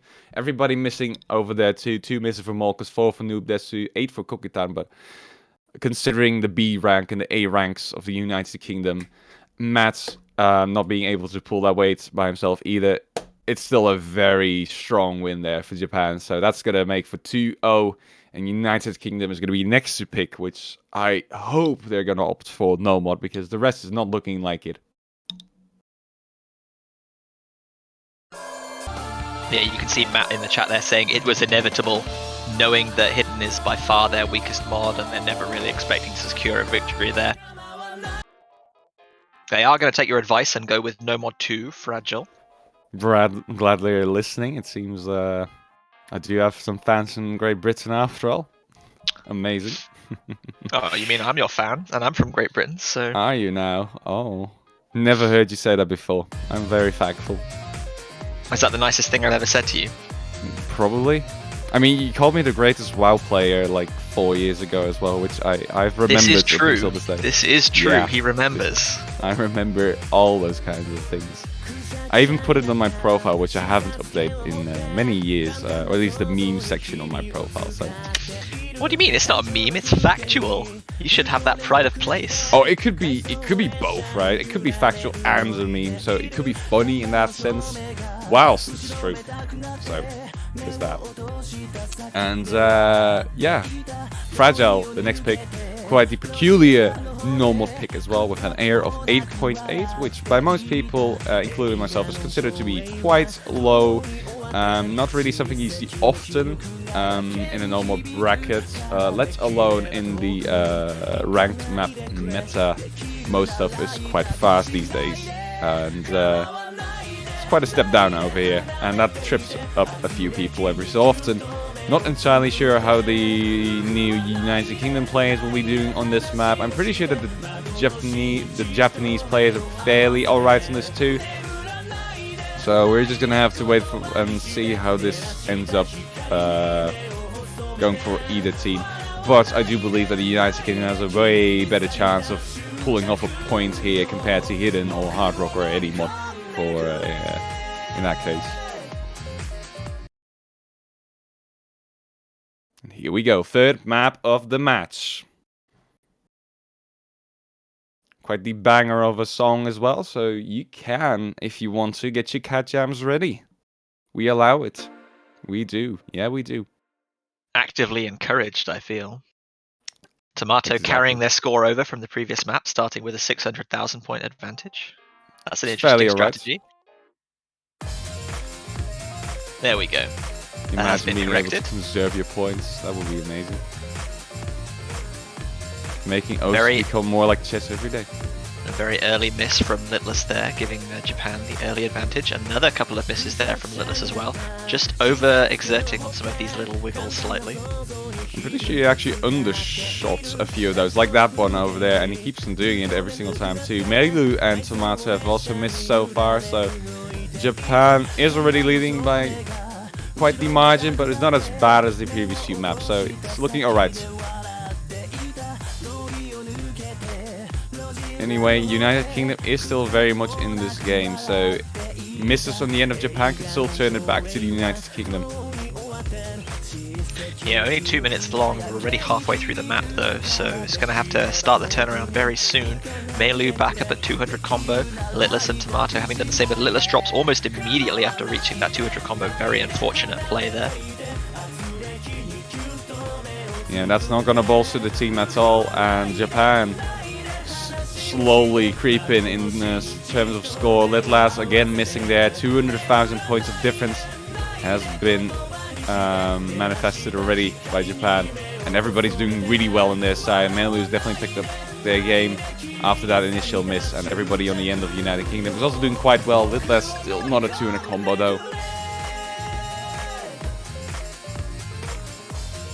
It's not looking like there's going to be enough drops in the end of Japan to ensure a point for the United Kingdom. In fact, it's not looking like they're going to drop at all. Tomato with another miss there right at the end, 2 of them actually, and that's going to give Japan another point. Not quite as drastically as the other maps we've seen in this match so far, but it's not that close either at 240,000 points of difference. Much better performance from the UK, comparatively speaking, but just a single FC and only 1 miss from the side of Japan as their opponents, with Arira taking that double S. Really nice performance from them. Correct. In the meantime, there's been... that's incredibly close. I'm looking at Hong Kong versus Denmark real quick. They were able to get a third point on Hong Kong, that is. They were able to get a third point on a double time pick, double time 1 with a score difference of 331,000. But just now, Denmark lost their no mod 2 pick to Hong Kong as well with 956 points of difference. That's not thousands, that's 956. So that's incredibly unfortunate, especially considering that I don't believe there's been I don't think there's a full FC. Oh, okay. It was FC'd by all players. Never mind. It was FC'd, so it was a spinner difference. That's very unfortunate for Denmark. This could have been their shot at it. Yeah, Denmark, the unseeded team, but almost taking points consistently off the top seed, and a strong top seed at that in Hong Kong. Really good performance from them. I'm not sure whether they'll be feeling kind of happy that they got close or sad that they didn't quite get just a little more. But yeah, very good performance from them.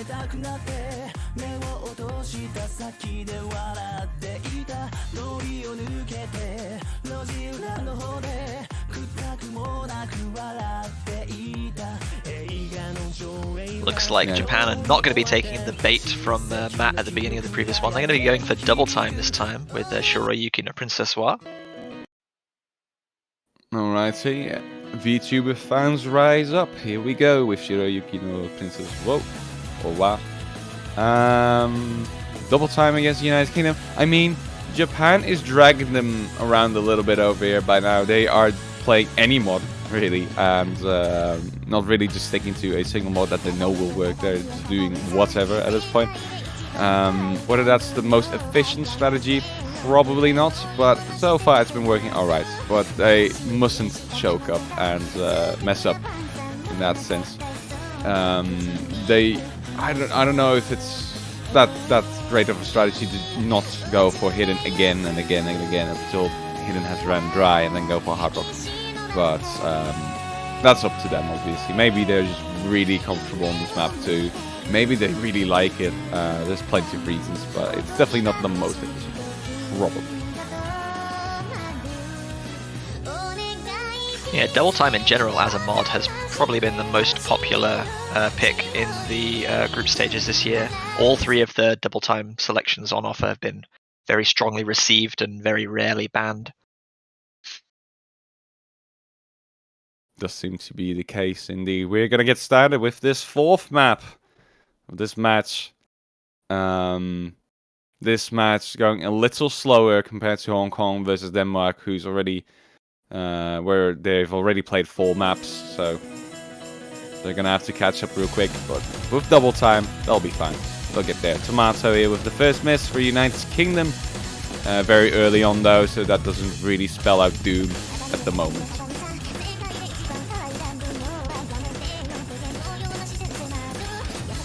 Litless going to be seeing an early drop as well as Tomato on the side of UK. Another drop from Litless. Matt H making it up to 200 combo along with everyone on the side of Japan.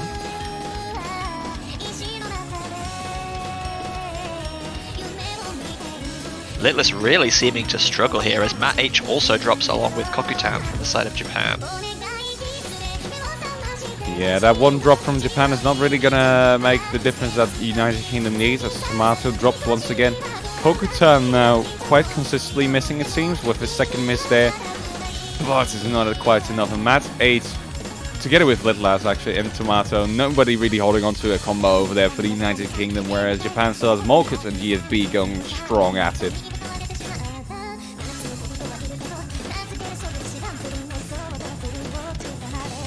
Kokutan back up at 200 combo now. Litless leading the way for UK. Tomato and Matt H both also going to make 200 combos. We approach 1/2 distance. Score difference is just over 200,000 right now. Molkus and GFB both holding on to full combos still. Kokutan's going to underdash there slightly, but it's going to be traded by both Matt and Tomato, so the score difference will increase further. Yeah, and again, it's looking like this score difference is going to be too drastic for United Kingdom to overcome.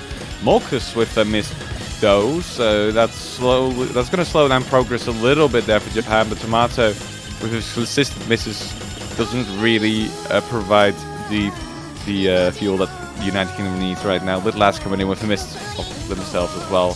Tomato undershooting a lot of these notes on pretty much all maps, so that's quite unfortunate. There's no FCs left for Japan either anymore though. GFB has also missed a little bit after Molkus's miss. But does it really matter? Not quite. There's still a 250,000 point difference here, and it's not looking like the gap is going to be close anytime soon. Yeah, there was a really short period where GFB missed and all of the UK players were holding 200 combo that the score gap was closing slightly.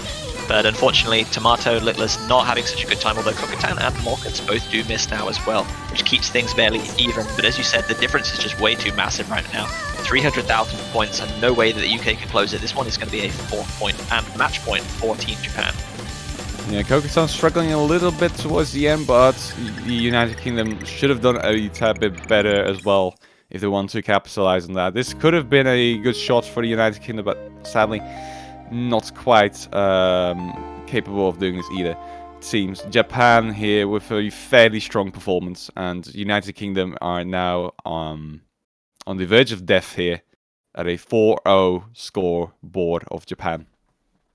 Yeah, great performance from GFB there. Just that singular miss right in the middle of the map. To cap up on the other match that's going on that Sartan was talking about previously, Hong Kong taking their 5th point, so that's a clean sweep for them against Denmark. Another victory for them in that Group A, and I believe that is a clean sweep of victories, only losing a single game to Indonesia. So great performance from Hong Kong. They'll be taking on the 2nd place team in Group H, which is looking like probably Russia, although if they beat Poland, it could also be Poland. We shall see. The clarity will be there after today on who plays against who next round. GG will play to both Denmark and Hong Kong anyhow. Japan here no, actually it's not their pick, never mind, my apologies. United Kingdom's pick could be their final pick of the tournament, so they want to think this through quite well. Maybe even use a tactical timeout if they feel like it. It's allowed in this tournament too, but I've barely seen it. Barely have I seen it being used so far by any team other than like I forgot actually. There was one team who used it. I'm pretty sure. Yeah, we're waiting. Tiebreaker situations, both teams have considered or used their tactical timeout to kind of decide what their final pick might be before, like, trying to avoid that tiebreaker.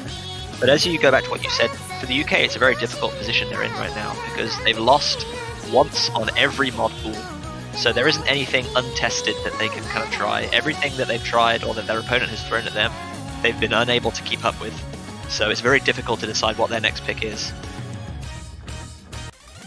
Correct, indeed. It's going to be no mod 1, so they are going to opt for the safe pick here. I wanted to say something, but I forgot. Actually, I remember Japan was actually a country who used a technical timeout in the match against Taiwan, I'm pretty sure. Taiwan themselves also using it. So there's that. Japan is aware of what they are able to do, but they don't really need it. As you can see, it's 4-0 at the moment, and they're cruising quite comfortably through this match. United Kingdom, on the other hand, quite the final act of desperation here with no mods, and hopefully they're going to be able to pull off something at the very least. Seeing 1 point being won by them would be very nice, if anything, and all they can do is their best by now at this point.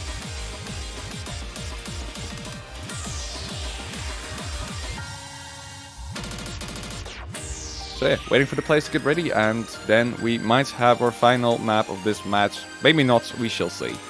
So if you're a UK fan, you should definitely be cheering them on right now in chat. So go ahead, let them know you're a fan. Support them. They're going to need it quite a lot right now. We are going to be getting underway now. The timer has begun for this 5th and potentially final game. UK, as you said, Sartan, looking to secure just any kind of positivity to take away from this, which is likely going to be their final game in the 2021 Catch World Cup.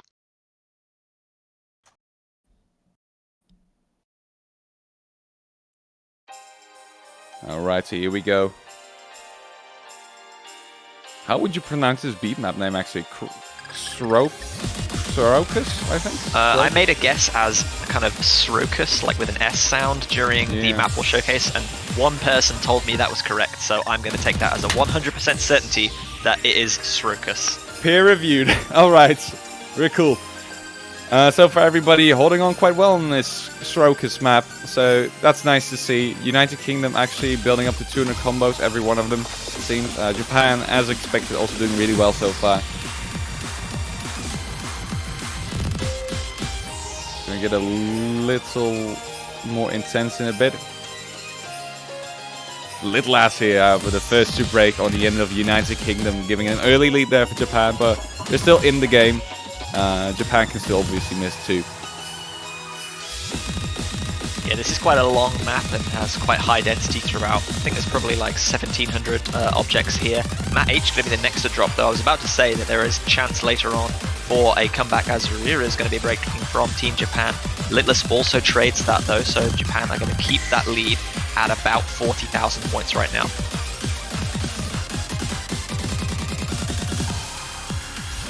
Yeah, Japan definitely not quite running away with it yet. They're gonna have to stay cautious here, but a lead is a lead, and it's definitely showing already. But if Molkus and Melu were to drop, that's very likely gonna go back to the United Kingdom if anything. And there's still plenty of map left. This is one of the longer maps in the map for 3 minutes and 50 seconds, as you can see. Yeah, everyone on Team UK now back above that 200 combo mark, so if there is a drop from Japan, UK will be well placed to try and take advantage of that. But currently not looking like either team is going to have a miss, as Molkus and Melu both about to hit 1,000 combo as we pass the halfway mark. Ooh, and a very nasty drop there from Mat H right after the spinner. That's not something you want to see. And that's going to slow down progress on the end of the United Kingdom even further. Not entirely sure whether they're going to be able to come back from that loss.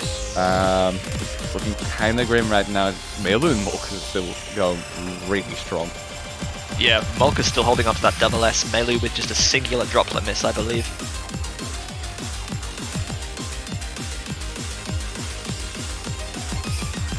Few streams here, everybody catching them quite handily though. Looking fairly good. This is definitely the closest performance we've seen of the United Kingdom so far. Tomato coming in with a miss though. Two of them actually, and the score difference being about 110,000. Not looking too shabby, honestly. And honestly speaking, if Japan were to triple miss here, that could still mean a comeback for United Kingdom, but the opposite almost happens. Only Mat H holding onto a combo there. Rira also missed for Japan, but I'm not really feeling it anymore, I do believe. Yeah, there was a triple miss, but two of those misses were on the side of UK, and now with Mat and Tomato missing again, no misses from Molkus or Melu, both doing excellently, even though that double S has been lost. Japan are once again grinding down the UK, building that lead even further, putting the game well out of reach, and this is probably, almost certainly going to be another 5-0 victory, and securing Japan with a victory, a win in this year's World Cup. Even if they're going to be going home, they will not leave empty-handed. Correct indeed. Japan has put on a fight this year, and they could have almost knocked down Taiwan in the competition, which would have been such an amazing feat of strength. But playing 5-4 against them is also incredibly nice. So, GG well played to Japan for taking this one 5-0. United Kingdom, sadly, not quite having the potential here as they used to have, and they're very likely going to be back next year, hopefully stronger. Hopefully these players will mature over time, but I am very certain that they will. Congratulations to Japan for taking this win. Their only win this weekend, but it's a really good win. So, good job. Yeah, great performance from Japan there. Molkus with a single droplet miss, Melu with 2 droplet misses, and Rire with just a couple of misses. Looking very consistent throughout. Made a few mistakes throughout the weekend, but were capitalized really well on opponents making mistakes as well. Consistency was very good, and as you said, unfortunate for the UK, but a bit of a transitional year for them. Hopefully they'll be back stronger next year. Yeah, you can facilitate them too, JBH. Come back to the game, play a little, and grind your way back into the CWC atmosphere, and get... I mean, if I was to be playing this year, it would be on a laptop while sat cross-legged on a bed with no desk and anything. So yeah, it would have been quite difficult. I see nothing wrong there. I think I would have been a burden rather than a benefit to... Ever heard of Lexi with his MacBook? Yeah, but Lexi's a god gamer. No excuses. Lexi's a god gamer. I'm just You trash. are as well. You're not trash. Come on. Everybody tell JBH that he's not trash. He's a good guy. He's great. Tell me I'm an old man, because person. that's very factual. Aww. Look at this. Look at this guy. There's nothing wrong This is with admitting to the complex. truth. Unbelievable. Nothing wrong with admitting to the truth. I'll shut it. I'll let you think of. I'll let you think of what you think of yourself. Let you think. But enough of that. Enough of me telling myself that I'm a terrible person. We've got upcoming matches in a little over 25 minutes. The last of this block of the morning and early afternoon if you're in Europe. the evening ticking over if you're in Asia, and good morning if you're Americans and you're probably just joining us. Indonesia will be facing off against Denmark. That one is going to be a match in Group A. Indonesia need a victory to secure that second place spot in Group A. We're going to have Poland versus Singapore. Poland having only played one game, which was a very convincing victory. They'll be looking to secure top spot in Group H. Singapore can technically still qualify, but it's going to be a bit of a difficult ask for them against the top seed Poland. We'll be cheering them on too. And of course, China will be playing their third and final game against your boys, the Netherlands. Looking to play their first. Their first match of the entire week, indeed. They're going to be doing everything in the coming 6 hours, so looking forward to seeing them play. We're not going to be streaming them, sadly, but we will be seeing them more often today after the match too. As you can see, they're going to be playing Peru quite rapidly after their initial match versus China. But we're going to be looking at Indonesia versus Denmark in about, what's it? It says 24 minutes, and it is indeed 24 minutes. So yeah, there you go. Lots of countries with red and white colors and their flags upcoming next. So we're gonna pause the stream for a little bit here. We're gonna let you guys get some food, get some water or beer, whatever you like to do here. It's a Sunday after all. Feel free to live a little. And we'll be looking at Indonesia versus Denmark. If you can't join us, then do follow the channel so you get an email notification whenever we go live. If you click that bell icon, and you can also subscribe or donate, and all of those funds will go into upcoming tournaments and this tournament itself too. And we will greatly appreciate you. So hopefully we'll see you in 23 minutes. JBH, thank you for commentating this match with me, and we'll be right back. Thank you very much for having me, as always, Son. I'll be back a little bit later with some more commentary. And as you said, there's lots of excellent matches upcoming. So we hope that you get a drink, get some food, get a little bit of rest, and join us once again in 20 minutes for more fruit catching action. Thank you very much for joining us, and we'll see you very soon. See you then.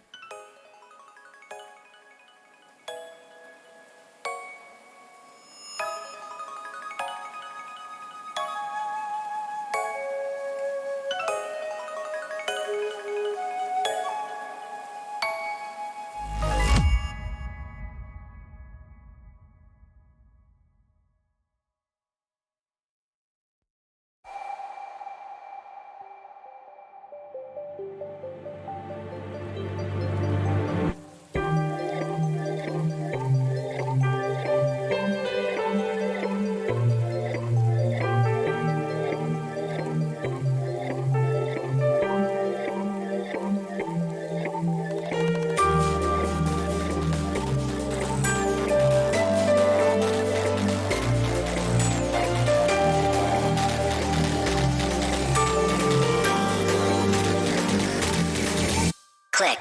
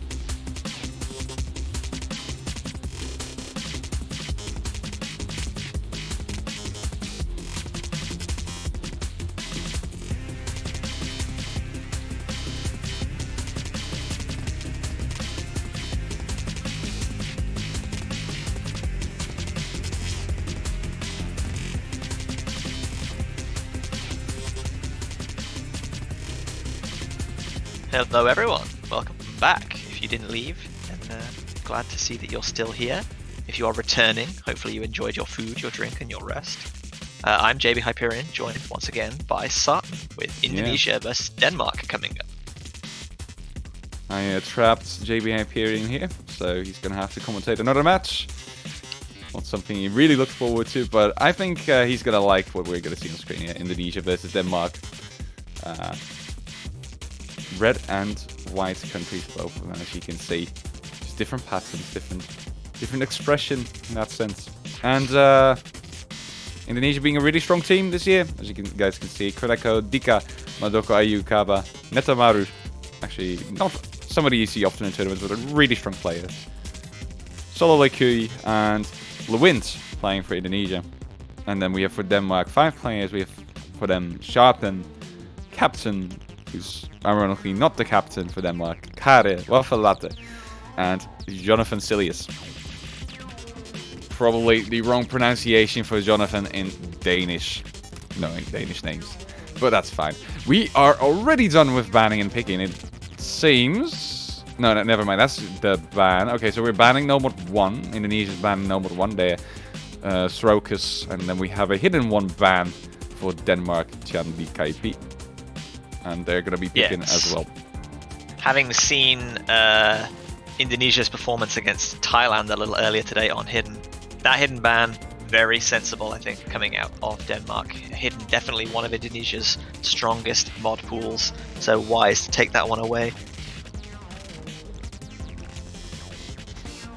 Black Ninja asking for gameplay. We're gonna get you gameplay in just a little minute. They're currently still banning and picking maps. As you can see, they're gonna be deciding on what to play first. Denmark, that is. So, I'm assuming it's gonna be No Mod, knowing them. And they've played No Mod quite well so far. In the previous match they played versus Hong Kong, they were very closely matched on 2 of those No Mod picks, losing out by 2,000 points and 1,000 points, actually. And as expected, they're going to go for Fragile here, which they had a triple FC on in the previous match, so very sensible once again for Denmark to do. Definitely a team that has thought out their tactic quite well. Indonesia probably going to be able to play this quite handily as well, though, so everybody's got to be on the edge of their seats here.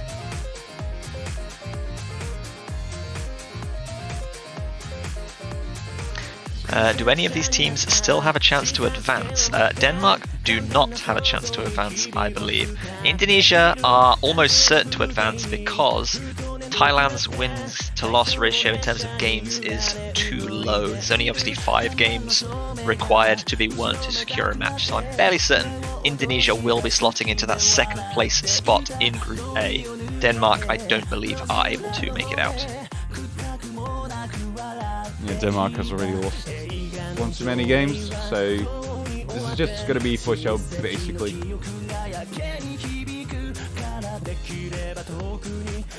In the meantime, we have a few other matches ongoing. Those being the Netherlands versus China. It's my favorite match of the hour because I'm a big China supporter. No, I'm Dutch, guys. I'm Dutch, okay? I'm Dutch. I really want them to play well today, obviously. In the meantime, we also have, let me just quickly take a look. We have Singapore versus Poland ongoing, so it's almost reverse Poland versus Poland. Very close.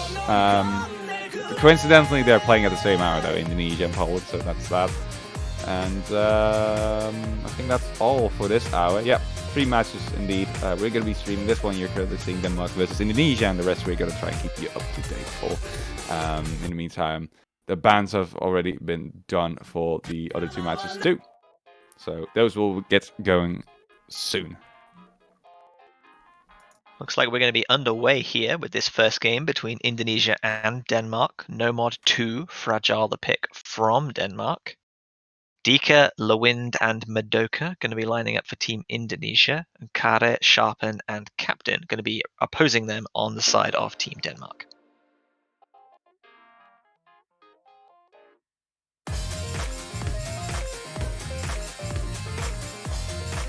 For pretty funky song, and we have some cat jam going on in my house at least, so feel free to do it too. Good luck and have fun to both of these teams. This is very likely going to be a clean play for most people here. So far it's looking pretty good too.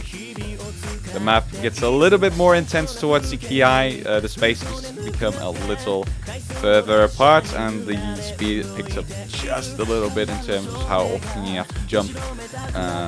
For now, everybody's doing quite well, as you can see. SS is all across the screen. Yeah, not even a single droplet miss between our teams as yet. 3 double S's from both sides. The score flickering backwards and forwards. Kare will be the first to droplet miss. That on its own is not going to give a huge advantage to Team Indonesia, but it might be enough.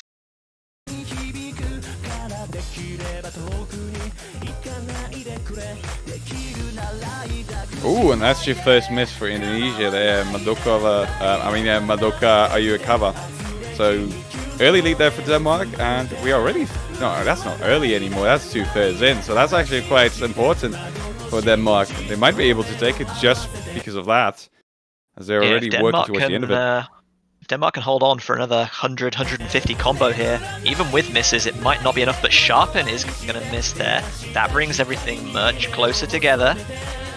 I don't think that's going to break it for them, though, at the moment, because... oh, never mind, that second miss is going to do it, though. That's very unfortunate, because if you get 200 combo in cats, your score per fruit caps out, and missing after that is more unfortunate than missing before that. And Sharpen probably wouldn't have gotten back to 200 combo anymore, meaning that Indonesia would have probably lost that if he didn't miss the second time, which sadly he did. So Denmark just barely missing out on a point here from Indonesia. A starter first point. That's going to be a break point for Indonesia instead now. And I wonder what they're going to be picking. I definitely suspect a hidden pick, but they could probably do well on Hard Rock and Double Time as well compared to Denmark. Yeah, Hidden definitely the strongest of Indonesia's options here, and they have 2 maps to pick from. One of them was banned, but there are 2 still remaining. Indonesia, with the breakpoint starting off strong, will be them to pick next. And as you can see, Ongaku Resolve and Kagaranaki, both from that hidden pool, available to them should they so wish. Yeah, We they have about no 2 minutes. completed games. Sorry, continue. No, my bad. But we have 2 minutes per pick here for these teams, so they can decide on what they want to play within those 120 seconds. So that's that. And as you already wanted to mention, there's no other games that have finished the map yet, so we're waiting on that too. Yeah, so just China winning the role in their match against the Netherlands, banning Strokus and Tianti Kaipi being banned by the Netherlands. That's no mod, Hidden and no mod 1. And then in Poland versus Singapore, Poland won their role and banned Double Time 3. Singapore, for their part, also banning Hidden 1.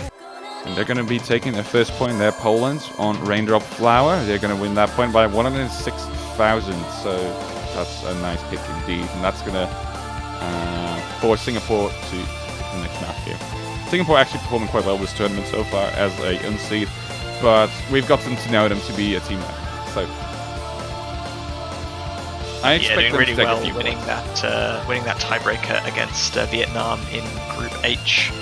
Looking like they were maybe going to take a few more points off Russia and put them to a tiebreaker as well. But meanwhile, in this match, Indonesia have gone for Hidden, as we suspected. They're going with Hidden 3, the converted OS difficulty of Kagaranaki.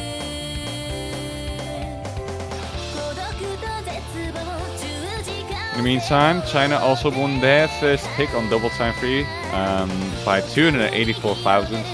So quite a convincing win indeed. Only 1 miss there on the entire team for China. So that's a very nice play indeed. As we wait for this map to get started in our current lobby.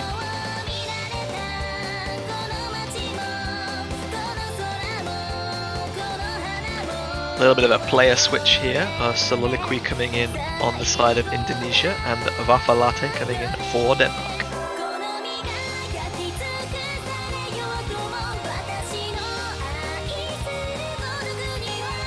This will always be a good song, so I'm happy it's in the map pool. Here we go, Hidden for Indonesia versus Denmark. I do believe that Denmark doesn't really have a shot at taking this, but they might just surprise us. You never know what happens in an hour, right? Could have taken some crazy drug, gotten some hidden skills. I don't know. We shall see. And Sartan is not advocating for drug use on the OS live stream. I am absolutely not. I didn't specify what kind of drug. It could have been caffeine for that matter. Don't assume things. Sharp and Nice Captain. save. Misses. Good save, isn't it? Waffle Lads is also going to miss for Denmark, so that means the entire team is already broken. Indonesia is going to take an early lead here. Yeah, as we expected, Hidden to be a very strong mod for Indonesia. Soliloquy going to be the first to drop just before that 200 combo mark. Dika and Madoka making 200, but Vafalate and Sharpen are going to miss also. Captain doing the same, no combos of note left on the side of Denmark. Indonesia looking to run away with this one. Yeah, solid performance there from the Indonesian block. Soliloquy missing once again, but it doesn't really matter as the score difference has already increased to about 170,000 points and still increasing, considering that Denmark only has one combo over 200 from Sharp and Coming up to halfway now, Madoka still holding on to that double S, Dika with the FC and just a small accuracy drop. Everyone on Denmark, and now Soliloquy on the side of Indonesia as well, back above 200 combo. Score difference is stabilizing, but that's going to increase further with another double miss from Denmark, Vafalate and Sharpen, and Madoka also loses the SS and the full combo, just Dika holding on to that full combo now. yeah, Dika has been consistently good at tournaments for the past so many years already. And this year he's actually decided to rank up quite significantly. I think he's like the 4th in the world right now, which also helped a lot with seeding. Wafalata and Sharpen missing once again for Denmark, meaning that Indonesia is in a very comfortable spot at the moment. So Soliloquy also missing, but that doesn't really matter once again, considering that Denmark misses quite more often than Indonesia at the moment. Sharpen coming in with another one of those. Soliloquy gonna see a drop there as well. Vafalate trading that. Dika with just a singular droplet miss, still holding on to that full combo. Captain with a really nice performance apart from that early miss, but the rest of Denmark not able to keep up. Soliloquy gonna drop again, but Dika's approaching the 1000 combo mark. Doesn't quite make it because the end is here, and that is going to be a victory again for Indonesia by about 300,000 points. Good job to Indonesia, and that's a very clean point indeed. Denmark's going to be next to pick here, so they're definitely not going to opt for Hidden, if anything. Forced to play HD Pensive. Oh, poor Sharp N. I feel for that guy. Shame you can't ban 3 maps from the map pool, huh? Shame you can't ban everything that you don't like. Yo, I just want to play maps I like. Is that too much to ask for? Yeah, make your own tournament and you can be the only participant in it, and then you can play the maps you like and you can be the winner and you can award That yourself sounds like the good prize. fun! No! That's such a good idea! Wow. Thank you very much. Definitely going to take that advice. In the meantime, Poland is 2-0 ahead. Winning on double time 1, as you like it, from Eve by 180,000 points. And actually, Singapore did have the top performer on that map, being Love Math Boy with 1,083,000 points. So, unfortunate for them. And they're not next to pick, it's actually Poland's pick next. So on the topic of double time, Denmark are going to be picking double time next. Different map though, double time 2, Shiroi Yuki no Princess Wa. So they're going to be changing tack just a little bit. We've gone from hidden, sort of from no mod to hidden, and now to double time. Denmark deciding to try something a little bit different. Shiroi Yuki, aka VTuber DT, as Sharpen mentioned it in his own chats. Yeah, quite the lengthy double time pick. It has been picked in almost every match so far, I'm pretty sure too. I think the pick rate on this one is really nice, really high. So, we do tend to have a lot of VTuber fans, it seems. To answer a couple of questions from chat, is catch mode depending on your combo? So score will increase logarithmically up to 200 combo. And then once you get to 200, all of your fruits are worth the same amount. And I think accuracy accounts for the remaining 10%, with spinners being a flat 330 points, or is it 350 per banana? And is it 3x3 per team only for group stage? Is 3 persons per team for the entire tournament?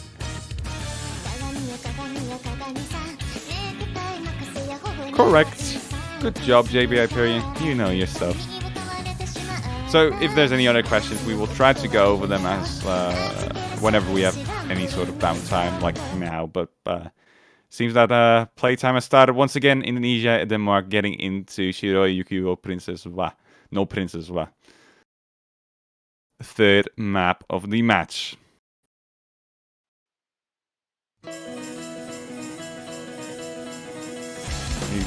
No, never mind me. I thought there was an early miss there for Kronecker, but I need to take that back. Hare, on the other end, is going to find their first miss here. So Denmark will take a bit of a disadvantage here at the get-go, but there's still plenty of map left. Kronecker now does miss after Hare. He's going to synchronize that miss together with Captain as well, and that's going to give Indonesia that early lead.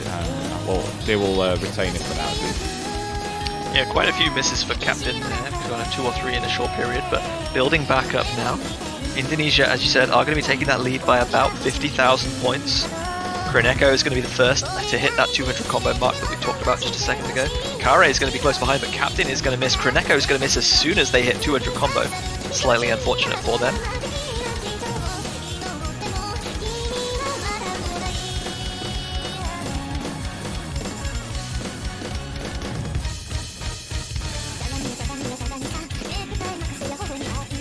We have Dika and Netamaru still holding on to double S's on the side of Indonesia. Sharpen has a little bit of an accuracy drop, but is still holding on to that full combo. Kare and Kronecker now both back above 200 combo, as is Captain. Score difference stabilizes, but it's grown to about 90,000 points now, with half of the map still to play. Indeed. The score difference is not that big so far, so there's still an opportunity for Denmark to come back into this, but they shouldn't miss like Captain just did, so that's gonna decrease the chances just a little bit, as Netamaru and Dika are still holding on to that double S very beautifully. Very strong double time plays indeed, and this is very, very easy for them, I assume.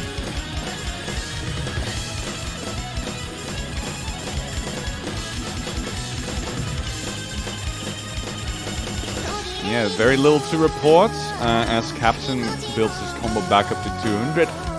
Not quite enough to take back the lead though, as you can see. Indonesia still leading by quite a significant margin. Denmark is gonna need at least 2 misses from Indonesia, I do believe, if not 3 misses in order to come back here, and they're gonna have to happen very soon because there's only 300 combo left here. Yeah, there was a miss that we just saw from Captain though, so wrong side. Kronecker having that early miss, but has looked very solid since then. Dika and Netamaru still holding on to FCs. Netamaru with the double S still. Sharpen still holding on FC as well, but it is not going to be enough. Huge score difference now of over 200,000.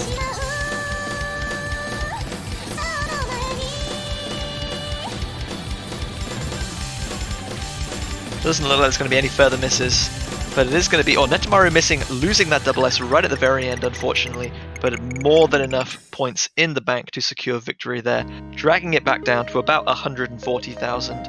But it is going to be another breakpoint, another victory for Team Indonesia.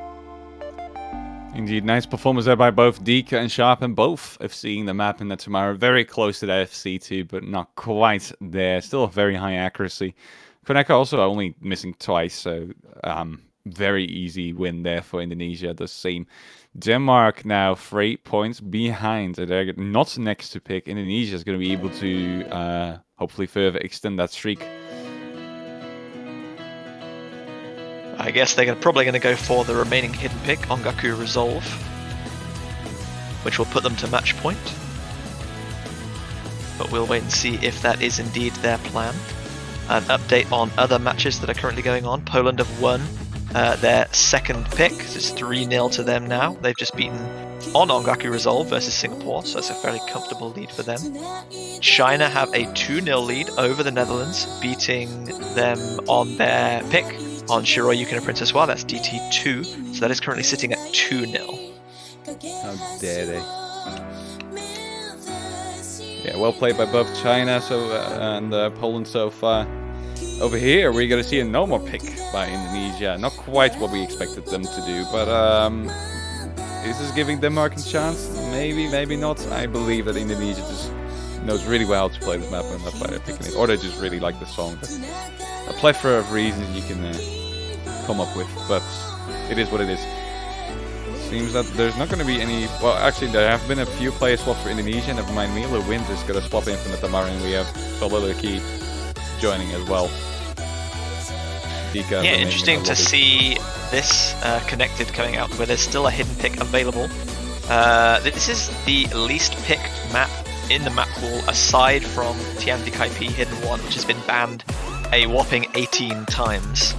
So in terms of pick ban combined potential, I believe we're sitting at about 30 matches so far, maybe slightly more. I know that the whole group stage is 48. It's a lot of bans, yeah, that's a lot of bans, but not quite as many as back in the day when we still included maps of yours in the map pool. So I knew you were going to bring that up. Come again? I knew you were going to bring that up. Yeah, exactly. If any stats interest me, it's definitely that one. I think that was Fjarligur, the AR8 rain, I believe, that got banned 37 times out of 48 matches. We played it though. We even picked it against Italy boys. Back in the day. Didn't you immediately lose as well? Yeah, we lost. That was back in the day where Italy was still fairly bad at hidden, and we were never really good at hidden, but we were like, hey, probably we can pull this off, right? So we tried it out, and nope.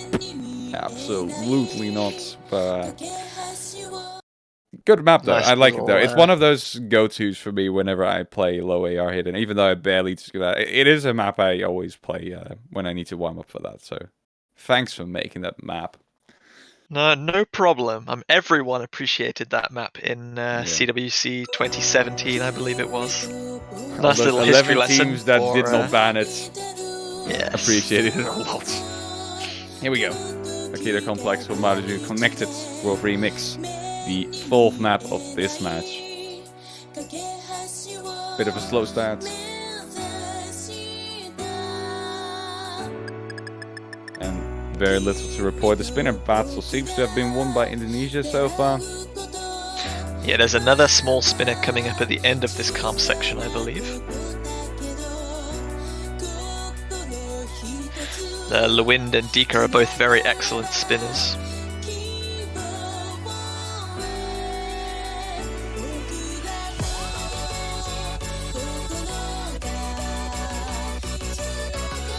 Everyone hitting that 200 combo mark without difficulty. Soliloquy has had a small accuracy drop, but it has been counteracted by the better spin from Indonesia as a team. Indeed, and we're gonna wait for this buffer real quick. Buffer Latte is actually gonna miss here, so that's very unfortunate right before the drop. Sharpen following that up too. So the spacings here are fairly large. Sololoki missing there for Indonesia. Waffle Latte following it up though, so it's no disaster. Denmark again not looking to be in a very comfortable position here, especially since they have 2 people who are not quite at tuna combo yet. We only have Kare on their end, double S-ing the map. We have LeWind doing really well there for Indonesia together with Dika. LeWind actually having quite the unstable accuracy, if anything, but it's fine as long as you have combo. Accuracy really doesn't matter in CAD.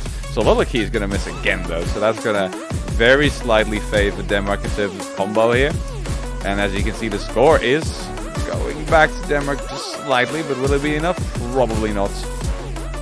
Yeah, Waffle Latte just about to hit that 200 combo mark. Sharpen was also just made it as well. LeWind going to drop up there though. That is going to reduce the score difference as well, but I don't think there's quite enough time left in the map. It's shrinking and shrinking and shrinking, but I don't think there's quite enough. No. Oof. That's very close though. That is definitely the closest point we've seen so far in this game.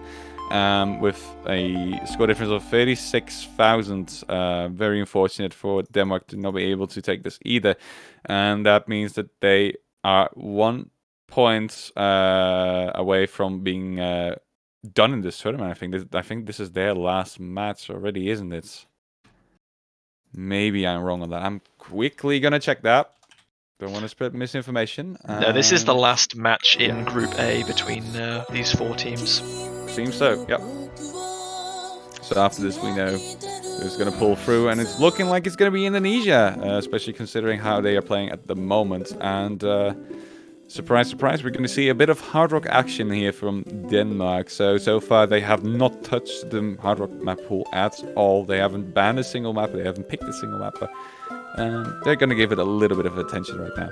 They're going to head past Raindrop Flower by FD Fluorite, which is a very peculiar Hard Rock pick with some spicy patterns. Not quite the conventional map anyway. You'll see.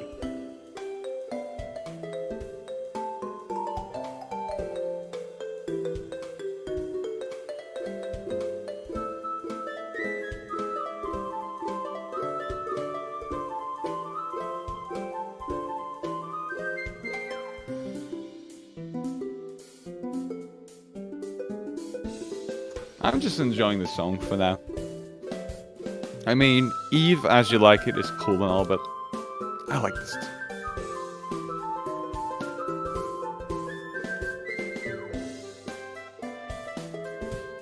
It's kind of like that Top Gear meme, right?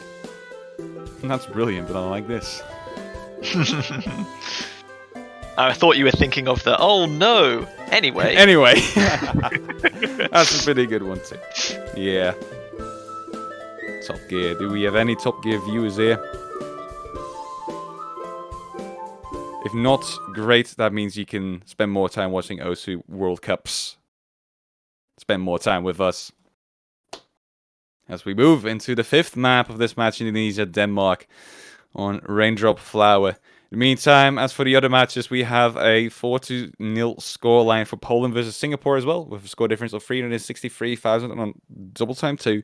As for China and the Netherlands, they've played all of the double time maps already, playing As You Like It too. China winning that one too, 3-0 over there. We have an early miss there for Koneko and Waffelato for Denmark too.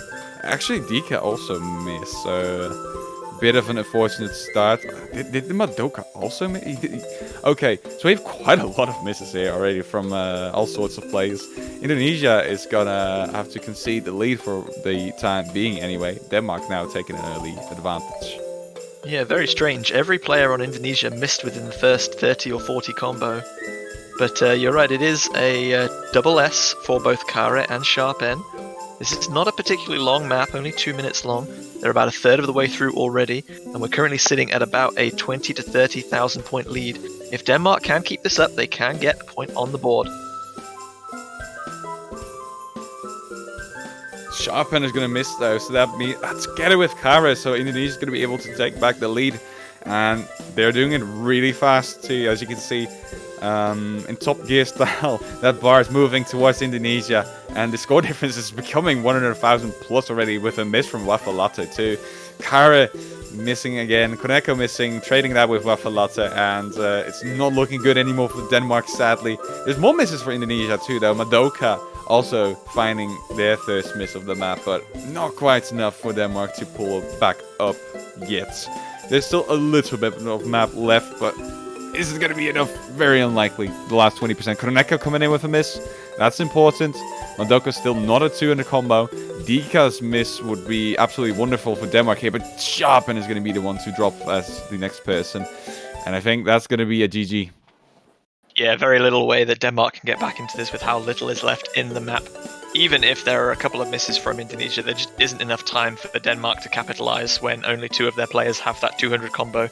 And this is, as you said, almost certainly going to be a 5th point match secured for Indonesia, and unfortunately, Denmark succumb to their 3rd loss.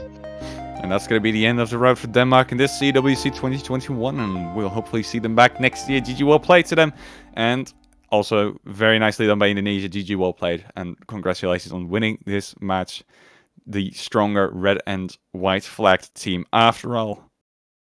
I think we can swap to one of the other matches. They're almost finished. All of them are going fairly, are all being fairly one-sided as of now. China winning another pick against the Netherlands on Hard Rock 1 by 152,000 points. So that brings them to match point as well. And then as for Poland-Singapore, it's also 4-0. They still haven't finished a map though, and we're waiting on that. So congratulations to Indonesia. You can see the team on screen here. Wonderful names, wonderful people.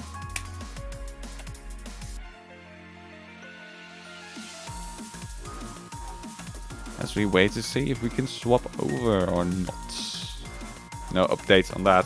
I hope you guys like this match. Anyway, if you like what you see here and you're new to this sort of stuff, the OSU World Cups, or maybe Catch, you should definitely check us out more often. Hang out over here. It's great. Some matches are amazing. And you can see some wonderful gameplay. So don't forget to follow the channel. Click the bell icon if you want to get an email notification whenever we go live too. And if you're feeling really generous, you can also support us by donating or subscribing to the channel. That will be absolutely wonderful. And we will appreciate you very much for doing that. There's going to be team banners next week, I do think, as well, that you're going to be able to put down on your profile, supporting your favorite team.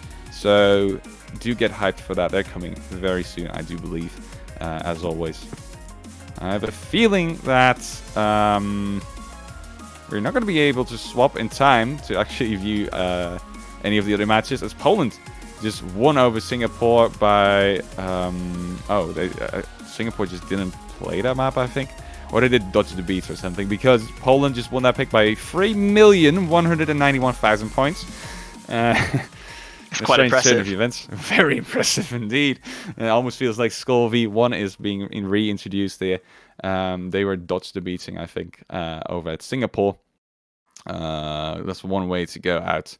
We're still waiting for Netherlands. There we go. China Netherlands is on stream here.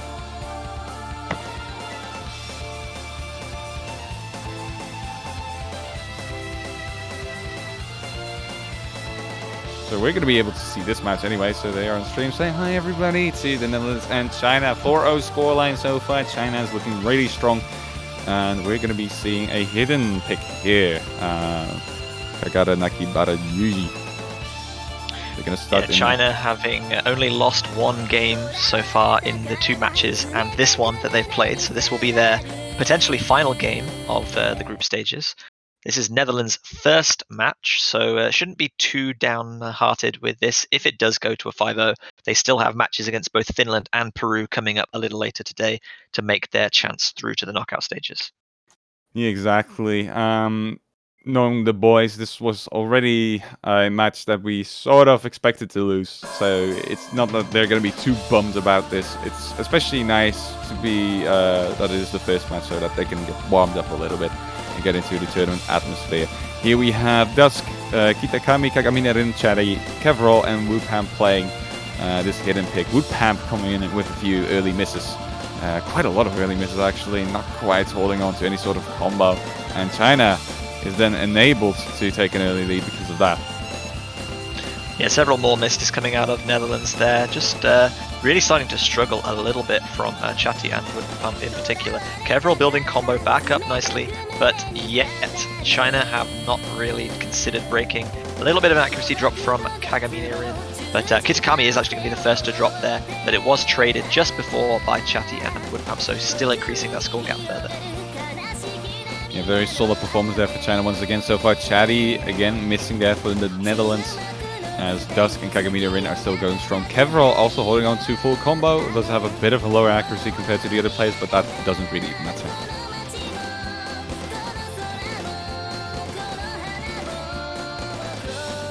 Kitakami back up at 200 combo now. Chatty is going to be close behind, but no, they're going to miss. Woopamp is also going to miss. Kitakami is going to trade. Kevrol is finally going to break combo as well. Only 2 full combos left, and they are both on the side of China. Yeah, I think that they can just cruise through the rest of the map this way. There's only 1/3 of the map left, and no combos are being built up for the Netherlands here. Quite painful, sadly. And China is already leading by over 300,000 points, nearing 400,000 by now already.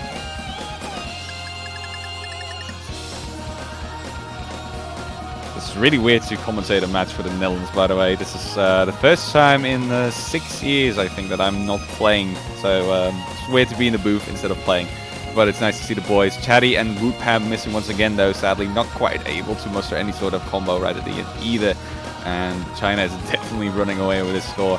And this is probably going to be their biggest win in this match so far, with a few wins early on that were already quite significant too, like 300 plus 1,000 on a double time. Here you go, indeed. It seems that the score difference is very close to 500,000. It's 498,949. That's going to be GG, well played to China, winning this game over the Netherlands. Yeah, well played to China. Unlucky to Netherlands, but when you're up against a team like China, you can't let the defeat get to you too much. I'm sure Netherlands will have a chance in these two following games they have today. One against Peru, which I believe is coming up in about an hour, and then another one against Finland right at the end of today. That is 7 UTC to prove their worth and score some victories, maybe get through to the knockout stages. But I believe that is going to be it for us for now. And we're going to have a little bit of a break, 2 hours, I believe, 1.5 hours. Looking at the sheet, it does seem to be that way. The next match that's going to be played is going to be Netherlands Peru at 4:30 UTC PM time. Not sure if that one is streamed. And at the same time at 5 PM we have United States, Sweden, and Poland, Russia. And France, Brazil incoming too. As you can see, the streamed match is going to be Poland versus Russia. So that's going to be in about 2 hours and 24 minutes from here. So you have a bit of downtime now. You can do whatever. You can walk your dogs. You can eat some food. You can send JBH nice messages on Discord. You can do all those things and take a bit of a break here together with us. We'll be back then. Again, if you haven't followed the channel yet, you should definitely do that so you won't miss out on any of these amazing matches. And yeah, that's going to be it for these this block of matches, and we'll be back in about 2 hours and 24 minutes, as I already mentioned. JBH, thank you so much for commentating this match too, instead of Dolan. So F to Dolan, and hopefully he'll be back later today. And we as a team will be back for sure in about 2-ish hours. So see you then, guys. Yeah, thank you very much, Son. Thank you everyone for joining us in chat. Hope you all have a great rest of your day if this is done for you. But if you're going to be back with us in 2 hours, then we will see you then. Have a good one.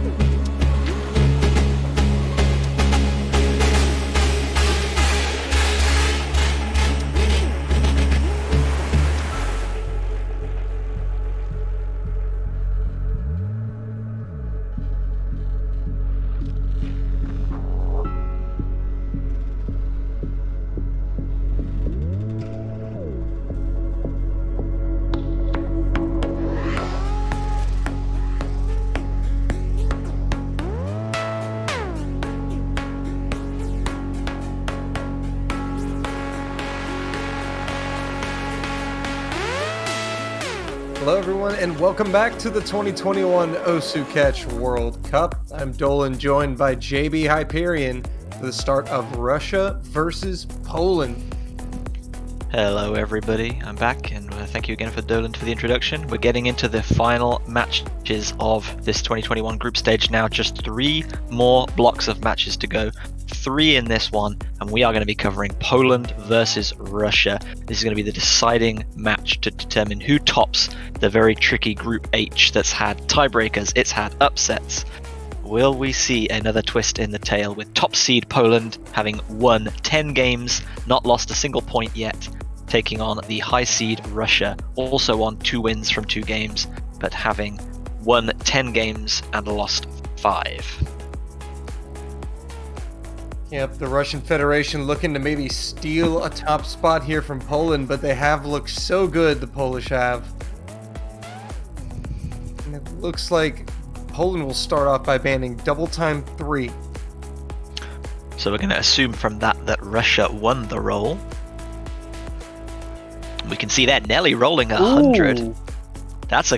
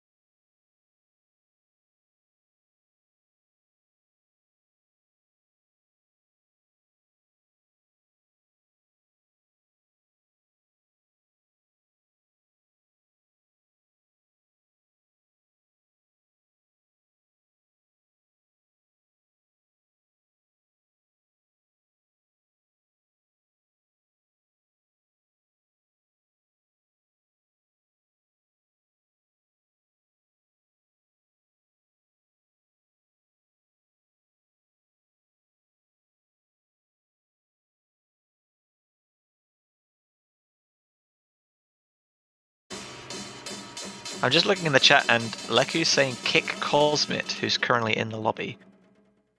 So there we go. There's Cosmit. So someone is Leku's going to be coming in place of Cosmit. So Poland may be having some troubles entering and leaving the lobby. I think Russia may also have had this problem because Insomnia they had the on same Team issue Blue with did have to be Insomnia. kicked as well. But it looks like we are finally going to be getting into this second round.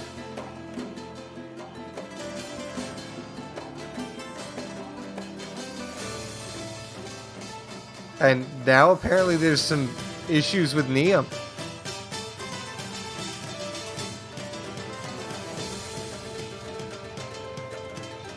All players do need to ready up. They can't just join the lobby and sit there.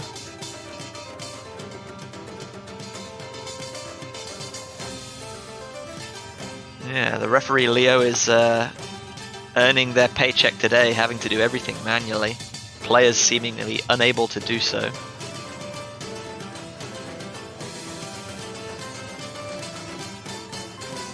I have no idea what's going on, and the referee has run out of patience.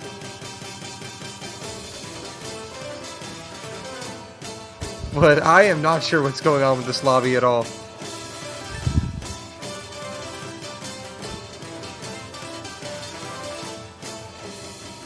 Looking like we might have to get a player swap here if Neum cannot connect.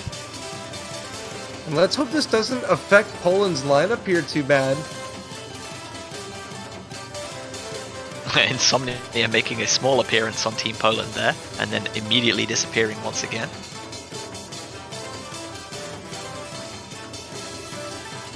Are Poland getting a third player? Looking like Bobber is going to be added back in.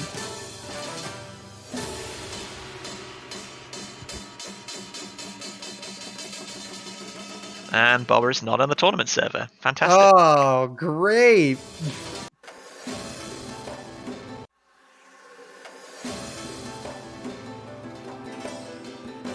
It went from Poland versus Russia to referee versus client. Yeah, I'm not sure who's winning either of those contests right now. It's still early doors.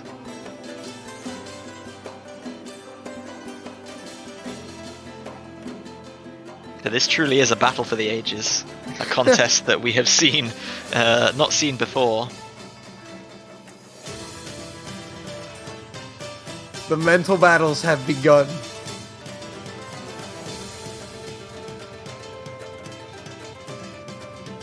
Well, unfortunately, Twitch chat, we know about as much as you do as to what's going on right here. So, Bobber has joined the lobby. The referee is asking players to ready up. Hopefully, we have resolved this issue, but we are now 16 minutes into the game and have completed one map. Not ideal. Not ideal at all. Also, we do have other matches going on. 2 other matches. Actually, 3, I believe. The United States lead Sweden 2-0. France lead Brazil 2-0. And the Netherlands lead Peru 4-1.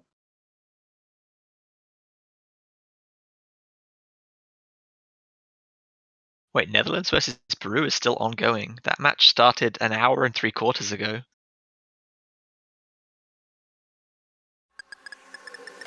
Or is that 45 minutes ago and I've just gotten the time zone I wrong? think it's It 45 might have been 45 minutes ago. Yeah, they got a 30-minute head start on this. Bobber with an early Okay. miss here.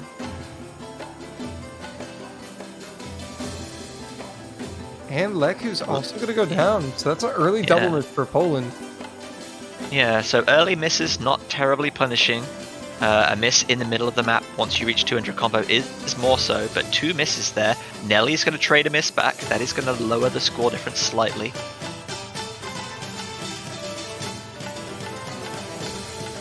Fob, Kitson Ivy, and Memoriola all hitting 200 combo as Bobber misses once again. Memoriola is going to trade it with Nelly. That's a double miss from Russia, and that's going to allow Poland back into it as Memoriola drops again. Yeah, Leku Cheku back up above 200 combo now. Kitsune Ivy, the sole carry left on Team Russia. Poland are steadily increasing that lead as we come to the halfway mark.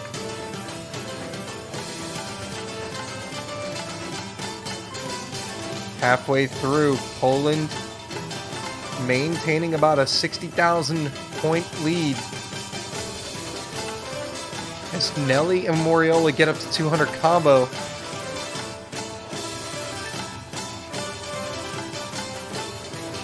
Into the final third. Now it's anyone's game. Score difference sitting at about 50 to 60,000 right now. Memoriola's drop is going to make that worse, and Kitsune Ivy's drop is going to make that really bad for Team Russia right now. Poland are running away with this one. Yeah, Poland looking very strong in this fob, holding up that double S. Lehu on the one miss. Yeah, Fob is a player who's been almost synonymous with low approach rate hitman. He's really showing his worth right now. Scoring that double S, fantastic misses from Leku Cheku and Kitsune Ivy right at the end there, but not going to make too much of a difference. This is a significant victory for Poland, and you can see why Russia put out a ban on that mod at the start of the match. Double S from Fob. 1-1. Russia with the pick now. And they're going to go right into double time 2. Oh wow, I'm not used to picks being so fast. This is incredible. Amazing!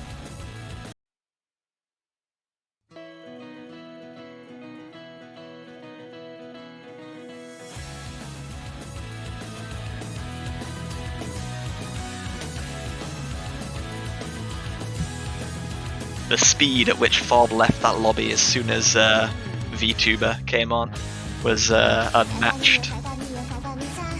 I know he's not a fan. He's gone, ladies and gentlemen. But it is 1-1, both teams winning their opening exchanges fairly comfortably.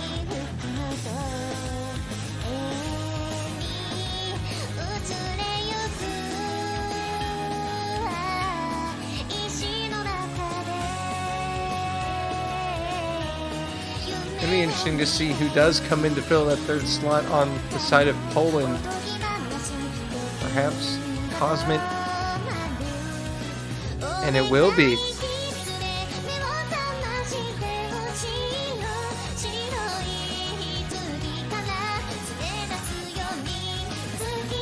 Cosmic, Lehu, and Bobber for the Polish.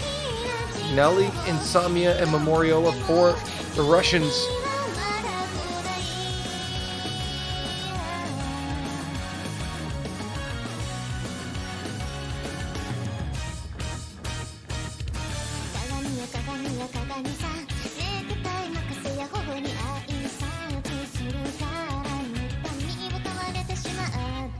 And looks like we're going to quickly get readied up here and get underway.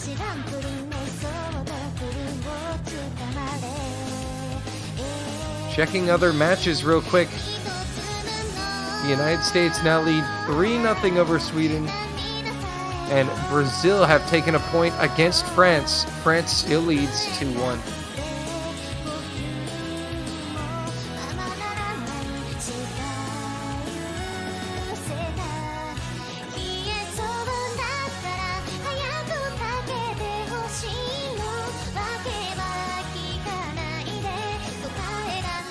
Now Cosmit seems to be unable to connect to this game, and he also needs replacing. Poland might just run out of players here. That is exactly the opposite of what they need right now. Also, we do have a result. The Netherlands are victorious against Peru 5-1.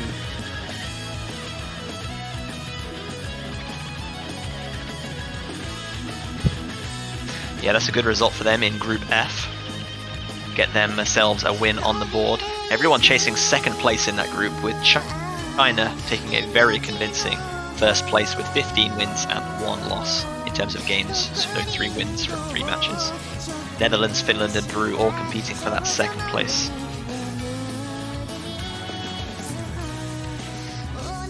Yep, it's going to be a mad scramble to get out of Group F.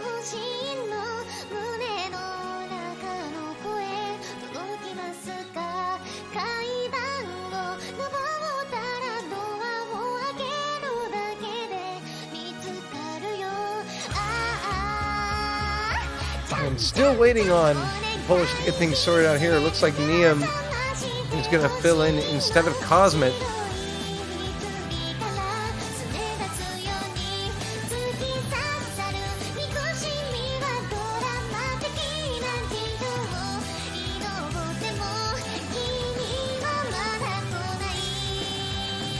And we're finally going to get underway here in this third round.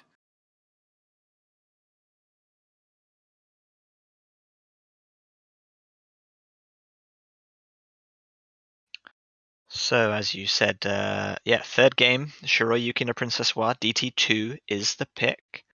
Leku Cheku opting to add Hidden for no extra score or penalty on Score V2. Everyone else just opting to stick with plain old double time.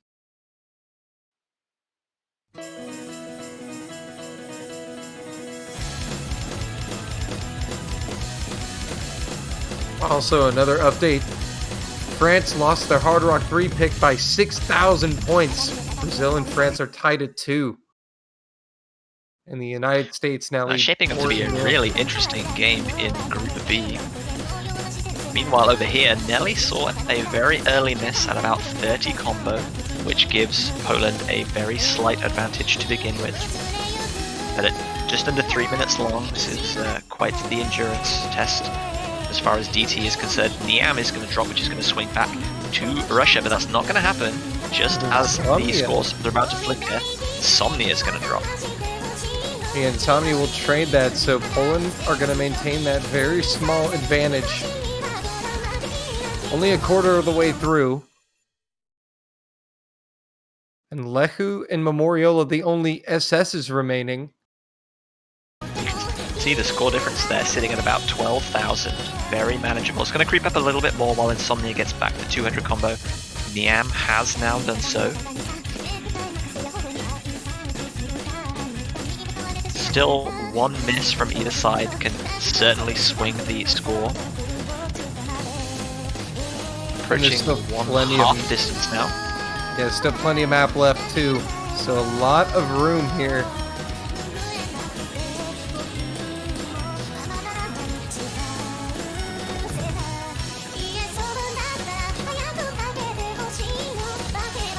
Memorial are still holding on to that double S right now. Nelly, Leku Cheku with one droplet miss each. The next miss is going to be crucial in deciding a winner here, with 1/3 of the map still to go. Yeah, the next miss is going to be very telling here. Could spell disaster. No misses from anyone though. Coming into a slightly calmer section now, with some strong dashes still. Can't take your finger off the trigger. Full combos now approaching 1,000 combo. Final quarter of the map. Will Poland be able to hold on to this point? This will be a very helpful break point for them if they can secure it.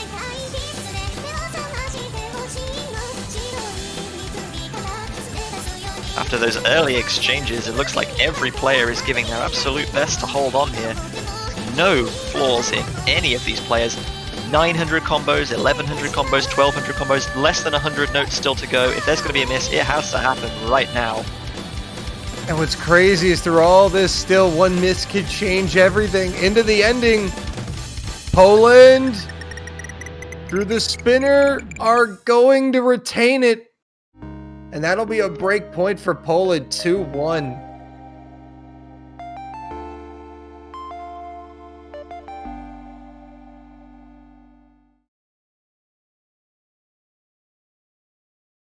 So 2-1. Yeah, crucial with the victory pick. there for Poland.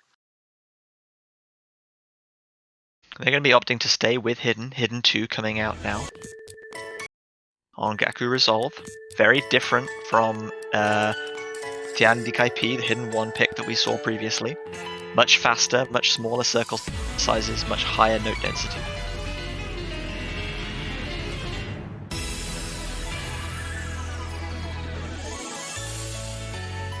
And meanwhile, the United States have broken Sweden, so they're sitting at now 4-0.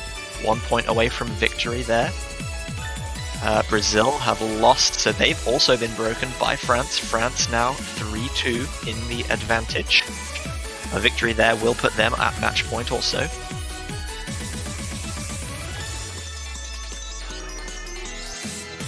So a lot of interesting things happening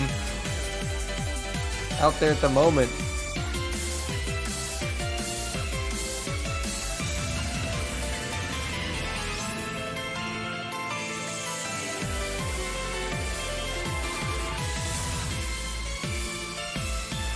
It'd be interesting to see if Brazil can hang with France, because that would really make Group B, would really turn Group B on its head. Brazil were able to do something and get the win.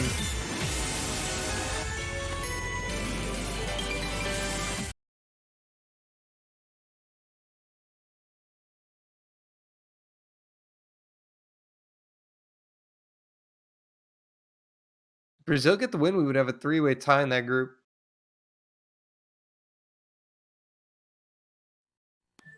Which doesn't happen too often, but back to the match at hand.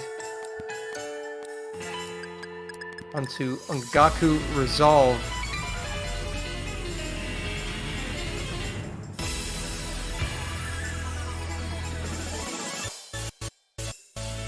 We might have seen a very early miss from Nelly, actually, within the first 5 combo, which is what has given Poland this very early advantage. But that miss from Leku is going to give Russia a significant advantage.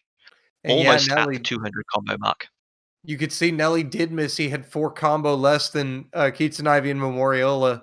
So he did suffer a very early miss, but it doesn't matter. Because of that miss from Leku.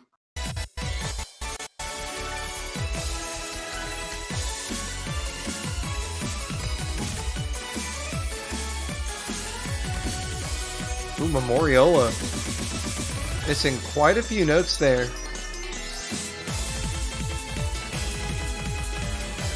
So Poland back in the driver's seat for now.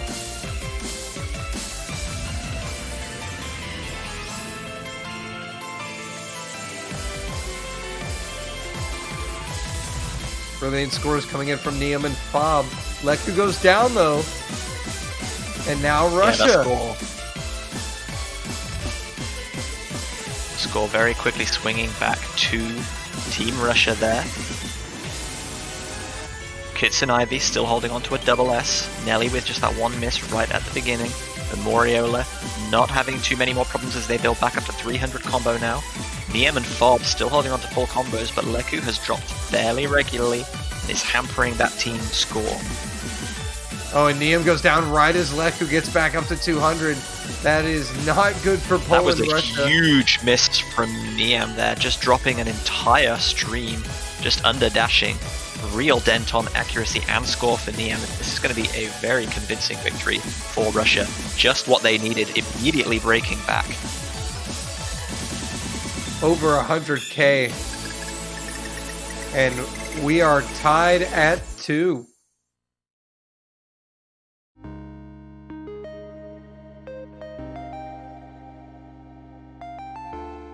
Yeah, so excellent. So Poland banning double time, winning 1, losing 1 of the remaining 2 picks. Russia banning hidden, also winning 1, losing 1. Excellent double S there from Kitsunaivi. FC from Fob as well, just a single droplet miss. And it will be Russia to pick again, currently 2 victories apiece in this best of 9.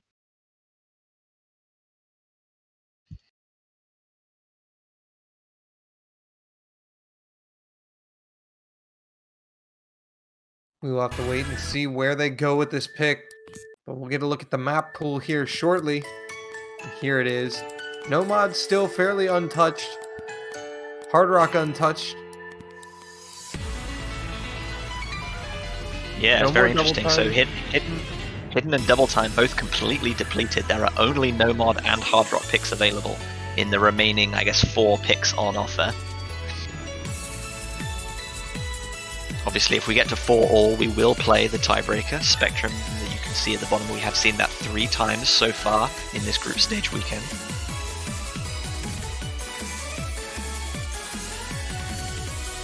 Will it come to it? Russia now eyeing up the map pool. We could see maybe Nomad 1. Oh, they're going for Nomad 3. Interesting. We have not seen this one picked as much as the others.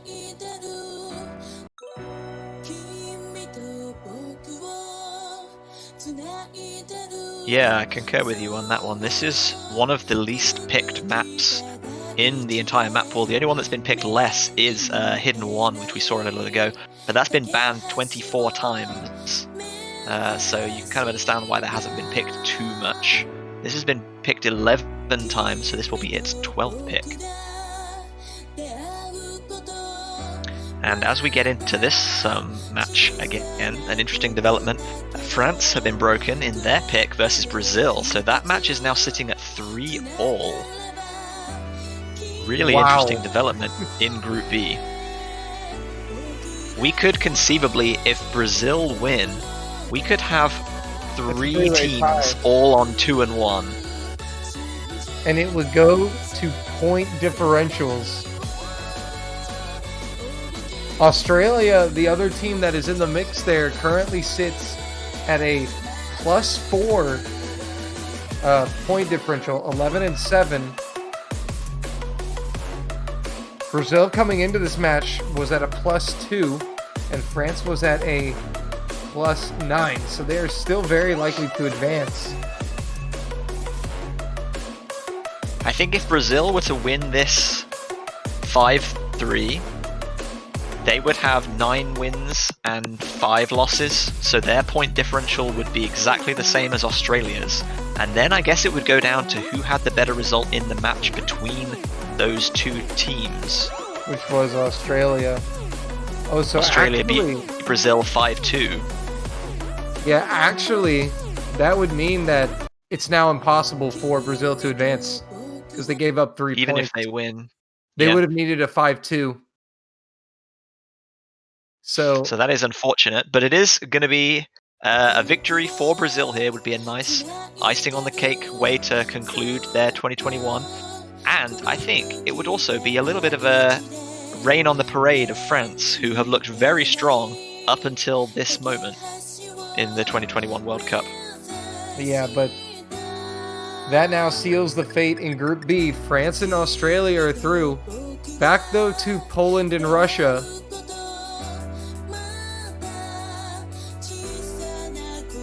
Still 6 double S's. We might get a little bit of daylight between the two teams, as a spinner, I believe, has given a very, very tiny advantage to Russia. Only about 1,000 points at this stage. Everyone managing to hit 200 combo without too much difficulty, no accuracy drops or combo breaks.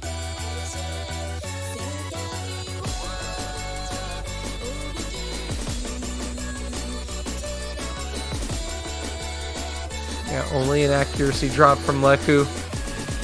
Oh, but he does That's find more an than an actual accuracy miss. drop, though.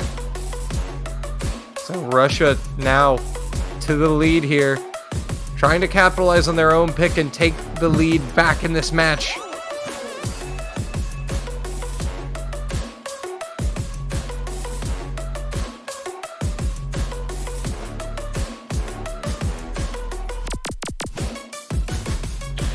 Memoriola dropping on those little backwards doubles that we've seen, tricking up so many people.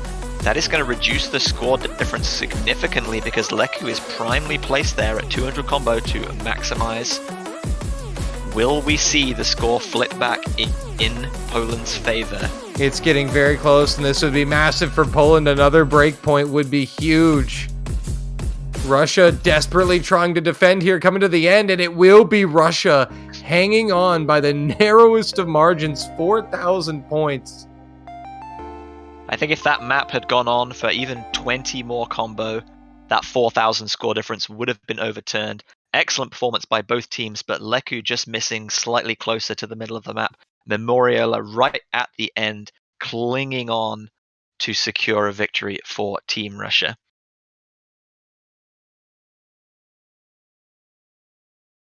Very important for Russia to win that on their own pick. Had they had lost that, it would have put Poland up 3-2 with a chance to go up to match point.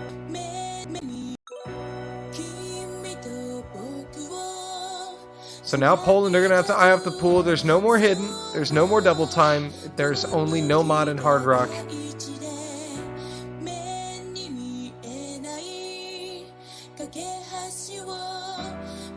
Another breakpoint in Brazil versus France. Brazil losing their no mod pick by 46,000 points. France now 1 pick away from victory, leading 4-3.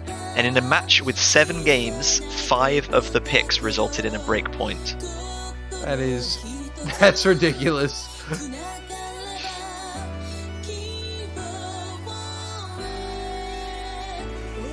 So we wait to see in this match what Poland's response will be. Russia went to no mod when they ran out of double time picks. Will Poland go to hard rock when they run out of hidden picks, which has happened? And they will. Hard Rock 3 Rainbow Road is going to be appearing. Poland are definitely one of the scarier teams on hard rock. That is a mod they know well. They have a great lineup for. Houston, if you're ready, we'll maneuver. Russia themselves are no slouches on hard rock. Memoriola.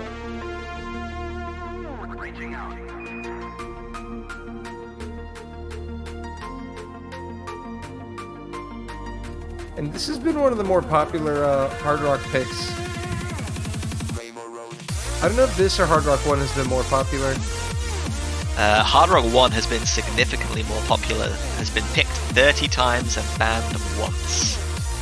It is Really? actually the most popular pick in the entire pool thus far. Well, there we go. That's what you got stats sheets for. Ooh, I do love my stats.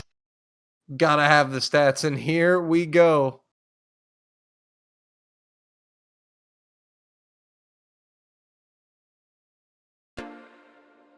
So, round number 6, Poland's pick, Hard Rock 3, Rainbow Road. It'll be Cosmet, Lechu, and Niam against Nelly, Kitsunaivi, and Memoriola. Kitsunaivi also taking hidden.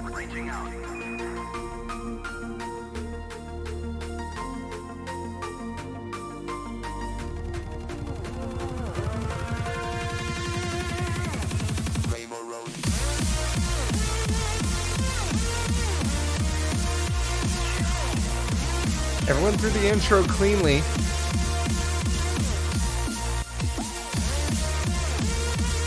And now building up to that 200 combo mark.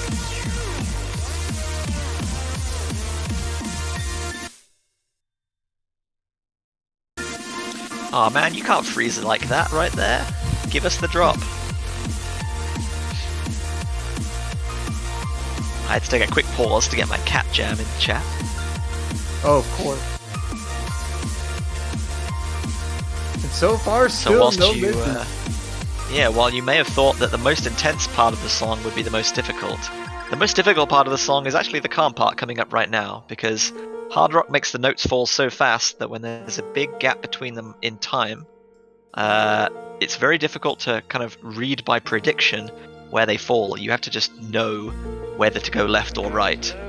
And And Russia we've seen now, so many misses in this calm section by people that just dash the wrong way. Russia barely leading after the spinner as well. Oh, and Niam is going to be the one to drop in the slow section.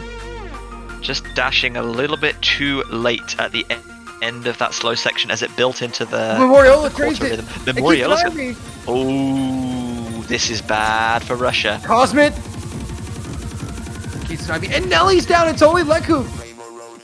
Everyone's down. Everyone falling apart in that interlude section there. Lechu Lechu is Cheku. carrying the Polish mountain right now. Everyone falling around him, but he stands tall. And that is going to be the difference maker here, as everyone else is just scrambling to get back to 200. Memoriola is there. And here come the rest Not of the gang. too much time left here, but this is not too big of a score difference.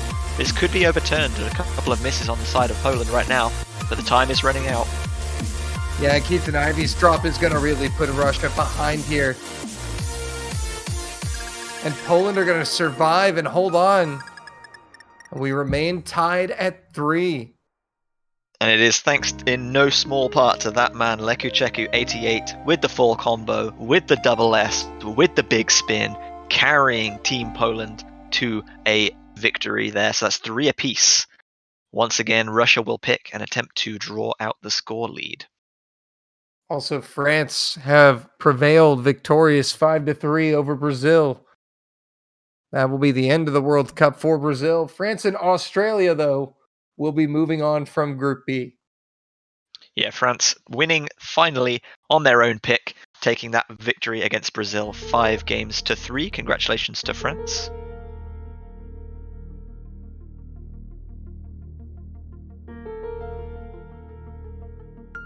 Houston, if you're ready, we'll maneuver.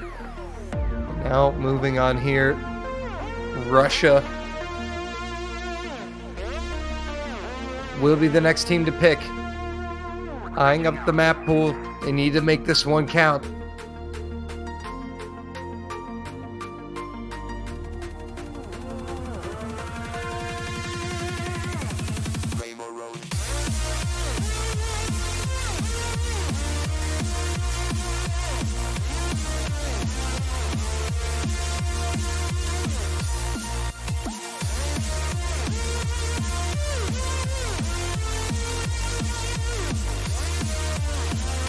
Wow, this is an interesting selection from Russia.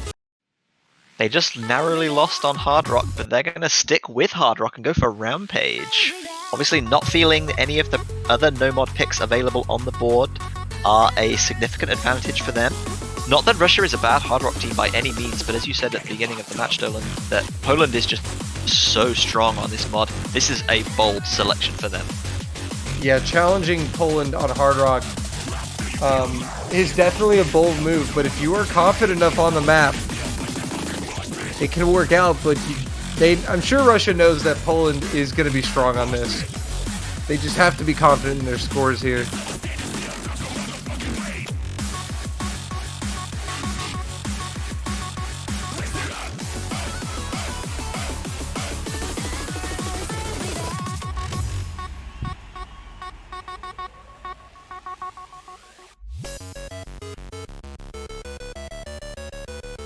We see Jacobon coming in for his first appearance of the match.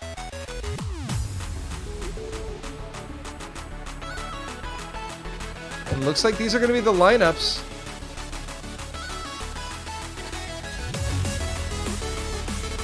As we see the start command from Leo.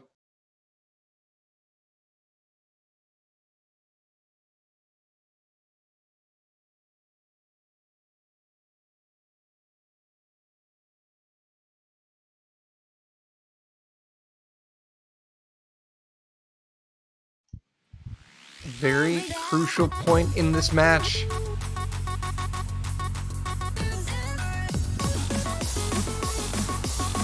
If Poland were to get a break point here, it would put Russia in a very dangerous situation.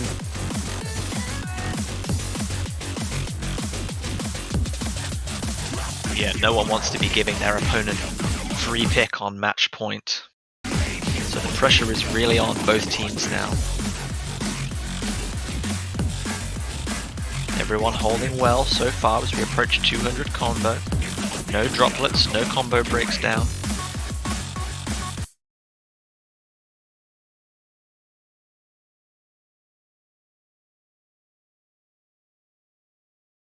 You can see there is literally 0 score difference between our two teams right now as we wait for a little resync.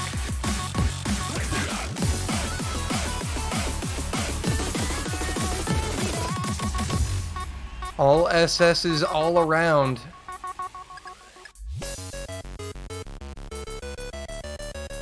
I thought Poland had snuck out a lead on that spinner, but I think it's exactly the same spin as well. Yeah, I was going to say, I think they're... Oh, Niam is going to drop, though, and that will be the first miss. So right at the halfway point, Russia now with a 1 miss advantage as Niam drops again.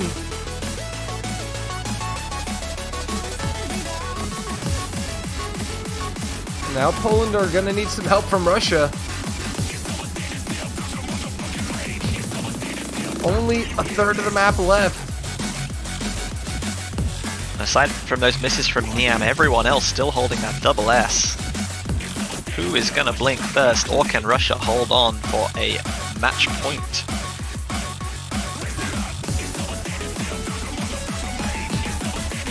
Russia trying to hold on. Niam is going to drop once again, and that may very well seal it. Unless we saw a triple miss from Russia. And we will not.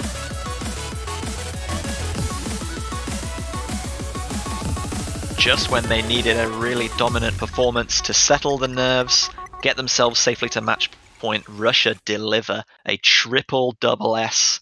Excellent performance from them. 3.4 million points from Russia. 3.2 million from Poland, a great score from them, but unfortunately, you just cannot beat the triple double S. And now Poland, they will have the final pick of the match. It will either go to tiebreak or Russia will be winners here. And if you're Niam right now, you got to be feeling that whatever your captain picks, you hope that you don't have to play it, because you're probably feeling a little bit down, a little bit angry with yourself right now that you were the difference maker between the two teams. And hopefully he doesn't let that get to him, because he may be required in this or the tiebreaker if that does end up happening. So this is really interesting. They traded double times, they traded hiddens, they've traded hard rocks, and now we could potentially trade no mods. Sorokas coming out, potentially the easiest of the 4 no mod options available, no mod 1. It is also the longest at just under 4 minutes, with about 1700 combo required for an FC.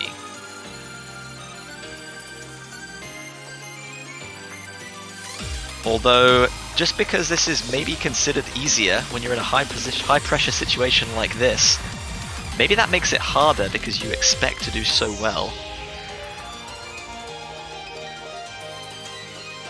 Yeah, now Poland's in a high pressure situation here, so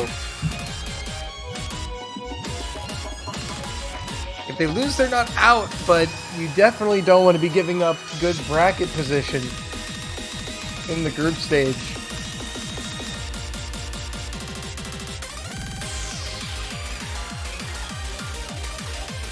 Yeah, just to reiterate, the winner of this Group H will play Indonesia from Group A in the round of 16. The runner-up will play Hong Kong, also obviously from Group A, the winners of that group. So very different kind of caliber of opposition considering how strong Hong Kong have been this year. Indonesia themselves have obviously not been weak, but Hong Kong have looked very, very strong.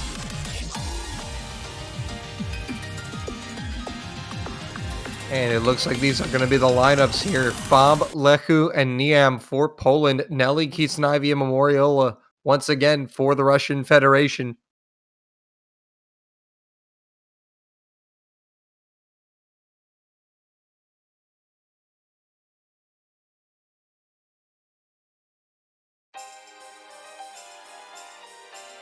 And we're underway. The fruit has begun to fall. Poland with some spinner advantage.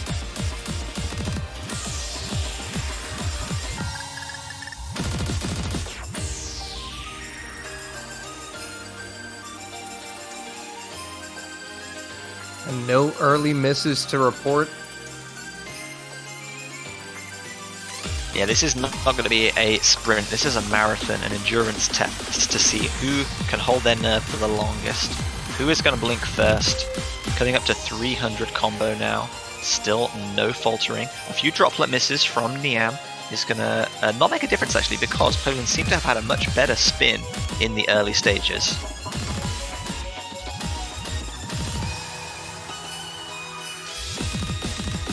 But one miss will change everything as Nelly does find the first miss for Russia.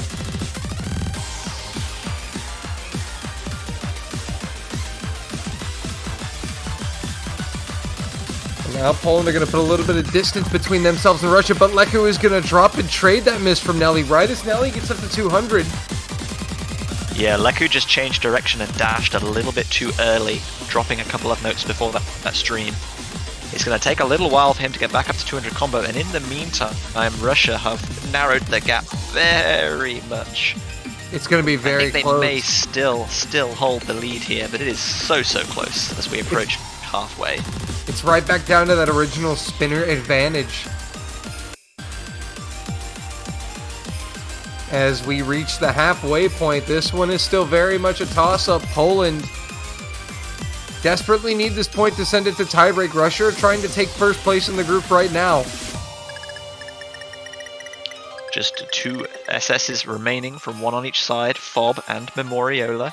Kitsune Ivy, Nelly, and Niam with 1 droplet miss apiece.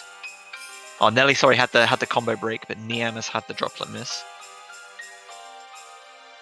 Final third. Nice calm section, just excellent at building the tension and the nerves even higher as if they weren't already very high.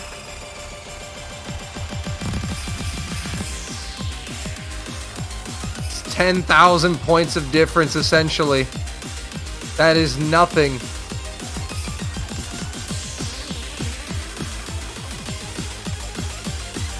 No misses to report here as they enter the final quarter. And we get a break at 1300 combo. They can see the score difference, they see how close this is. They see that 1 miss from any player on either team will probably decide the game. It's 5,000 points right now.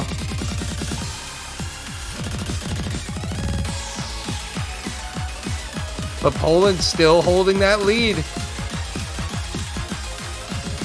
5,000 may be all they need.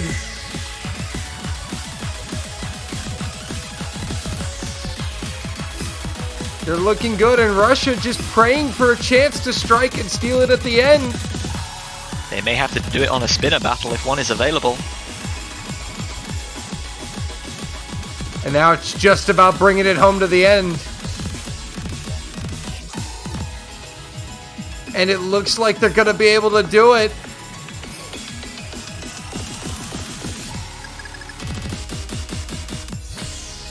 Poland are going to send it to tiebreak. Look at that score difference.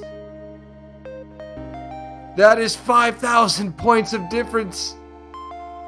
Fob and Moriola with the SSs, but we will go to the 4th tiebreaker of the group stage. Between Poland and Russia.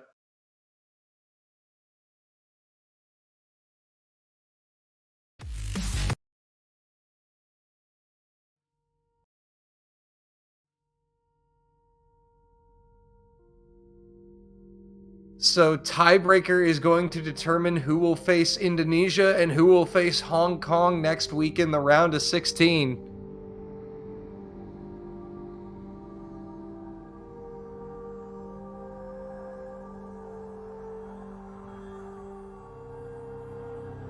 We'll see how these rosters change for the tiebreak.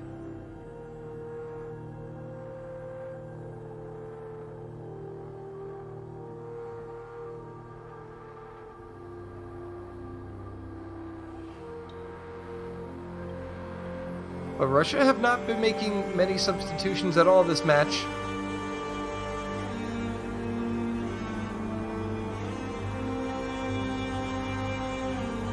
Also, keeping you updated on other things going on. The next block of matches is getting set to get underway. Germany versus the United States, Finland, Peru coming up shortly.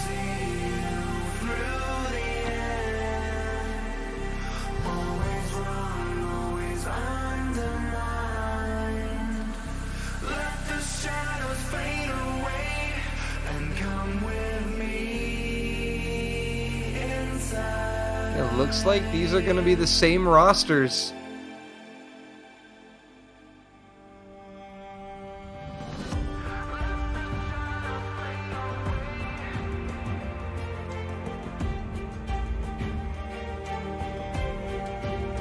Waiting for the referee to start this one. Here we go, chat. Give your teams your energy. Tiebreaker is about to get underway.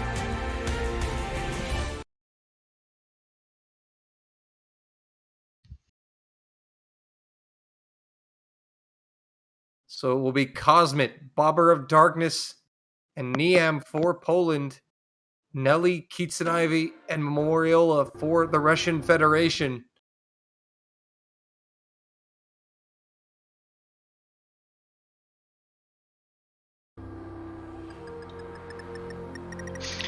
I'm going to hand over to Sartan to finish this one off because unfortunately it is time for a certain baby to go to bed and I have been summoned. So please enjoy Sartan and Dolan taking you through the finale of this one. But I want to go to I've bed as been, well. You want to go to bed? I mean, you're an adult. You can take care of yourself. No! But yeah, thanks everyone for having me. Hope you've enjoyed this game and the remaining ones. I'll be back for the showcase in a couple of hours. And yeah, hope this tiebreaker goes really well. Catch you guys later. Thank you, JBH, for introducing me, and thank you for commentating this match once again. Oh, wow. We didn't expect this. Poland, Russia, 4-4. Tiebreaker time. It's a bit laggy, it seems, but I'm very much looking forward to seeing how this will pan out. Yeah, Indonesia and Hong Kong watching this match eagerly. So what are the stakes here? So the winner of this will be playing Indonesia in the round of 16. The loser will be playing Hong Kong in the round of 16. Alright, you understood. Understood.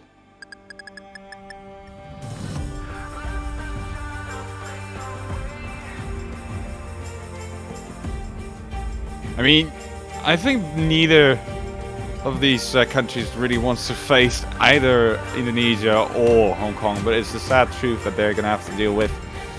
And Hong Kong has been so incredibly strong in this stage, from what I've seen, that it's almost weird to say that you'd rather want to play Indonesia, obviously, but it seems to be the case this time around. Yeah, definitely. It does seem Just to be goes the to case. show how strong the competition is these days. It's unbelievable. As we still don't see any misses, this is obviously a very calm part, so most of the time misses don't occur here. Unless people are really nervous. That spinner can be a little nasty. There's a spinner trap, but everybody caught that too. We're going to move into that first Ki in a little bit, so get ready, everybody. Yeah, though. Ooh. It's going to be the first drop there for Poland before we get into that first PI. So Russia will enjoy the advantage for now. Here we go. So if everybody holding on to that Ki, Yam is slowly building up back to 2 in a combo. Been some impressive FCs on the end of Russia in this match I've seen when I was watching the match as a spectator a little while ago. Some triple FCs.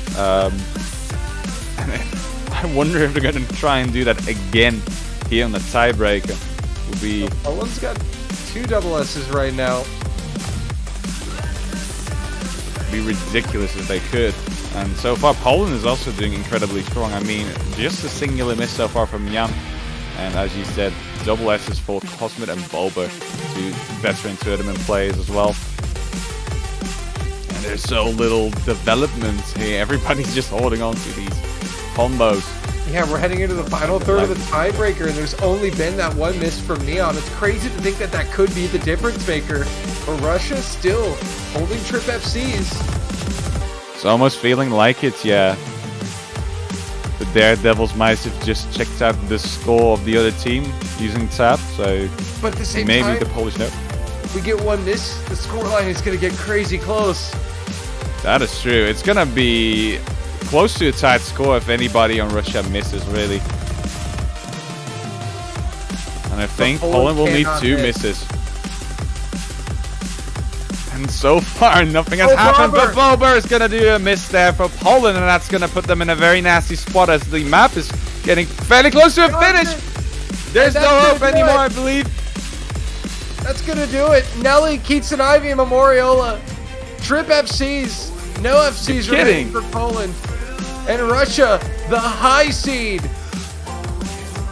Unbelievable to see that all of these 3 people on the end of Russia still have a full combo as well. What can Poland even do in this situation? Absolutely nothing. And that's just dominating. Russia with the clutchest of tiebreaker performances. It doesn't get much better than that. Poland Yeah. gave it their all. Neam recovered brilliantly, and Memorial is going to be the first miss for Russia. So it will not be Trip FC's, but it will be Unfortunate. enough for Russia to take the win and take the group. Exactly, more than enough, and then another miss at the end for Boba there, just before the map ended. Last spin, it doesn't really matter at this point. Looking at that score deficit of Poland, 80,000 points it is. What a beautiful play from all of the players from Russia. And honestly speaking, Poland did a really nice play on this map too. A lot of other teams would have definitely succumbed to loss. But Russia, man, these guys have improved so incredibly much these past few years. And these new players are so incredibly cool and good. They're going to be the first, they're going to be the top team to get out of their groups. They're going to be the #1 slot. And they're going to be playing against Indonesia the next week. Whereas Poland is going to have to face off Hong Kong. GG, well played. Indeed, indeed. That is going to wrap it up for that one. Big win, big upset for the Russian Federation. They take their group, and they will get Indonesia next week. From the dreamy skies. Suddenly the deepness can get you. Alright, so in here you can see the team on screen for a little while. Russian Federation. And you're looking into cold Very promising team again this year. I'm very happy to see that this time round they've really assembled like the best possible team that they could have assembled. They've even gotten Vagan back, somebody who's been playing this game for eons really, and now finally decided to make a comeback to CWC as well. Great team all around, and this is definitely a very nice win of theirs too against Poland, which is a top seed after all. So good job again, upsetting the competition like last year against us. Russia is really starting to build a reputation for itself. As we wait to get into the next match, actually, I think we are streaming Norway versus Canada, right? Yes. Yeah, it's going to be Norway versus Canada. Alright, so we're just waiting for that swap. There's going to be 3 matches at this hour. Those being Norway, Canada, like I just mentioned. You also have Germany facing off the United States. Feels like 2 top-seeded teams playing a match, but the United States has become a high seed this year in a strange turn of events. And Peru, Finland will be playing as well. Oh, it is actually going to be Germany-US. Oh, right. Not Norway, okay. Canada. We are going to be streaming Germany-US, which, by the way, the United States now leads 1-0 after taking Hard Rock 2 by 200,000 points. from the dreamy skies. Alright, so we're going to do a little bit of a change up here, it seems. But that's fine. But That's gonna be a cool match US, too. This is a very historic rivalry. Catch, these teams go back, way back. Yeah, both top class teams, both have been in the top 3 of CWC a couple of times. Germany used to be especially strong in the years of 2014 to 2017-18. That was definitely their prime time. United States got a bit better as the years progressed. Now, both teams are really strong. Germany getting into that top seed, and the United States, because of the loss of Russell, not being able to make it the top seed this year, but still probably 99% surely the strongest team in the high seed. So Germany is gonna face off against a very strong opponent, as you can see in the scoreline already. 0 points for Germany, 1 point for United States. And it appears that US did win the roll, and they got that first pick. So Germany have gone for Hidden 3. We do see Lexi and Zach coming in to fill here, and we should see Sekre filling out the 3rd role here for Hidden on the US. We'll see Ganoshi, Vinci, and Markmelo from Germany.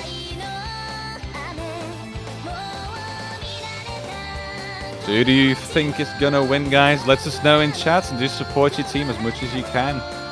They do appreciate it. They will see you. And the energy will help them out.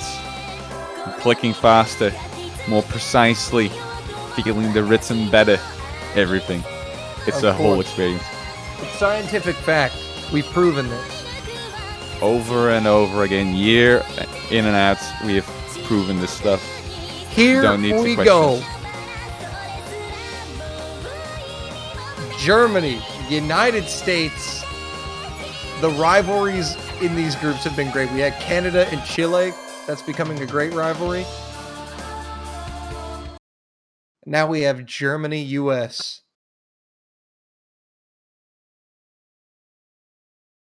And both these teams are well versed on hidden. But Germany, I think, if there is one area I definitely would give them the advantage here, is they are a very skilled and precise veteran team on hidden. Yeah, they've Provinces shown in the US have a hidden lineup. that too. Yeah, that's the entire thing. Germany did perform really well with hidden in their previous matches too. But then again, looking at the United States roster, you have Zac, who's I'm pretty sure everybody knows Zac by now, right? Lexi, a Godzilla hidden expert, and Sekiro, who's, well, a fill, sort of, for hidden, but he's really solid at it too.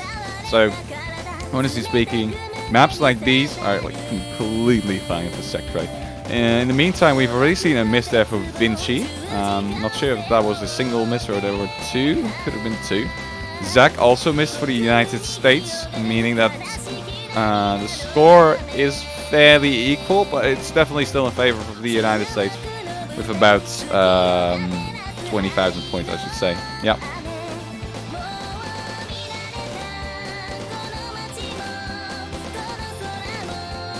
And very little to report here. Everybody catching these notes very handily. Yeah, aside from those early misses from Zac and Vinci. That pattern can be nasty, but everybody caught it very nicely too, so nothing to worry about except for Marvmello, who's going to miss now for Germany, and that's going to put them at an even bigger disadvantage than they were already at. Sekiro doing really well there with the double. I didn't expect him to do that well. Lexi obviously doing great too. You know, she the only one left with a full combo there for Germany though. Yeah, and that's really going to give the US some wiggle room here as we get to the final quarter of this map. Germany trailing on their own pick. Now you know she's gone too. So that's the United States with the higher combos, the higher score, the higher everything. And it's looking like they'll just cruise through the ending as there's only about 10% of the map left. Yeah, not really much Germany can do now. Only one miss coming out of Zac. Exactly. With another miss there for Vinci, it doesn't seem too convincing. Marvmello also quite consistently missing throughout the map there. And Vinci, sadly, not doing quite as well as he could have. 3 misses there. I mean, still very low miss counts, obviously. We're talking top seed versus a high seed, technically, but it's a top seed too. United States definitely a top seeded team in terms of skill. And you're not going to see a lot of misses, and any miss can be really painful for either of these two teams. As you can see, Germany only 6% Sekiro and Lexi, though, coming in with the double S's. Sekiro hidden double S. Sekiro told me that his goal in group stage is to get 15 FCs. And how's he been doing so far? I'll have to check the second match, but I know in his first match he went 5 for 5. Oh, that's great. Against Argentina, he went 5 for 5. He went from 6 missing platters on Hard Rock to FCing every single map. What a god. We're gonna wait for USA's pick now. Wonder what they are gonna opt for. I think double time and Hard Rock is quite sensible. Maybe double time more so than Hard Rock. Then again, hidden with Lexi included and Zac being there and seemingly wanting to play.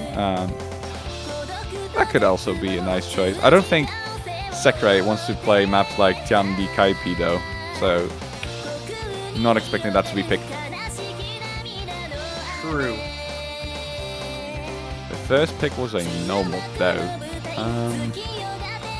Yeah, maybe they're just assuming that they're going to win the spinner battle. I'm not entirely sure because Germany can very well just triple FC some of these Hard normals Rock as well. 1. Raindrop Flower.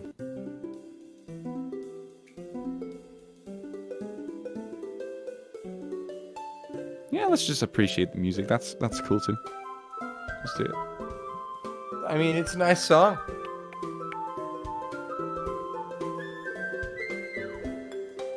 Yeah, let's all be friends. Let's all hug. Be friends. Be happy. AR7 for Hard Rock. And with Hard We've Rock seen- added. Yeah. We've seen everyone. I mean, someone always misses in the slow section.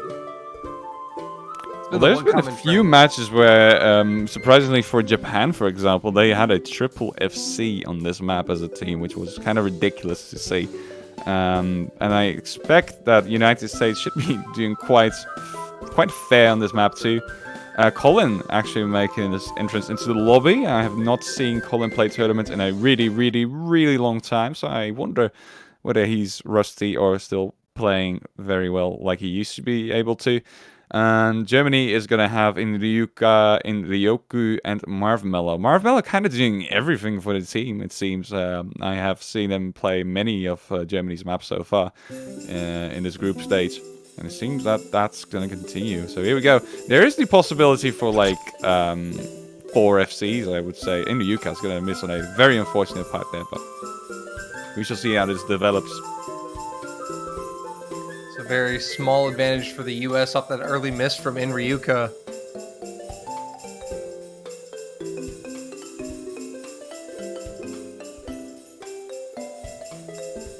You just can't be anxious with this song, though. It's impossible. All the players are also relaxed right now. I'm 100% sure of it.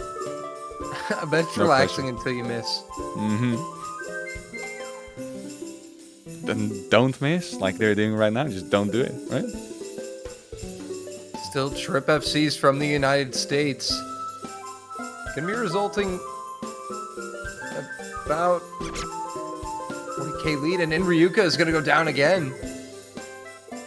Right at the Yeah, halfway mark.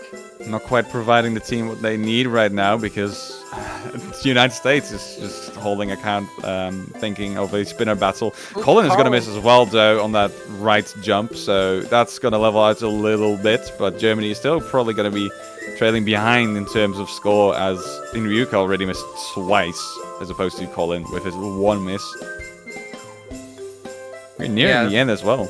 As long as he's able to recover back to 200 and hold combo, should still work out for the US, but the score difference is still pretty close here.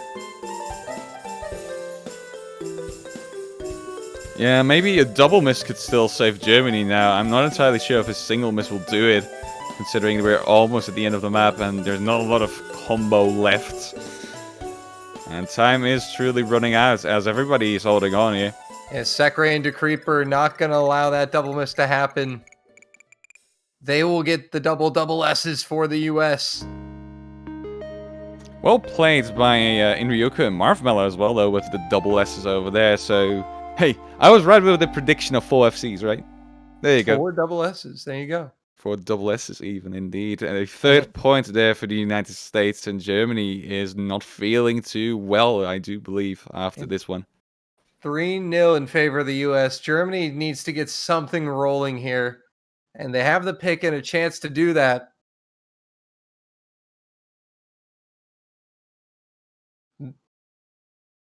Sarden, look, there's one, they got double S's, and then the other team also has double S's. So is that a Correct. double S? Yeah, I would like to order that, sure. Sounds nice. Can I have some fries with that? Yeah, and a drink. Or fruits, actually, now that I think of it. In the Can we just meantime, find a we have fruit some cup? other matches ongoing, so we're going to quickly update you on those. Canada is now leading by 3 points over Norway, who has 0 points so far. They're winning quite significantly on a lot of these picks as well. In the meantime, Finland has won a single map, and Peru has won a single map as well in that match, making it a tie score 1-1 currently, as they are already playing the next map, I do believe. That's it for the updates on those matches. As we're still waiting for Germany to pick it. They have 2 minutes to do that every single time. And after picking, you also have another 2 minutes to get your roster sorted, get everybody. And then booked in each the team lobby. has a timeout. Yeah. They also have timeouts, but I've barely seen it being used this week, and I've actually only seen like 2 teams do it. They might want to use it now, though. Yeah, because if the comeback is going to start, it needs to start now. Sorry, guys, already wanting to see that pick. By the way, it's your pick. Basically what he's saying. Yeah. No signal from Germany at the moment. Yeah, and if they don't respond to him soon, this could be random picks, so let's hope we see a response here from the Germans soon.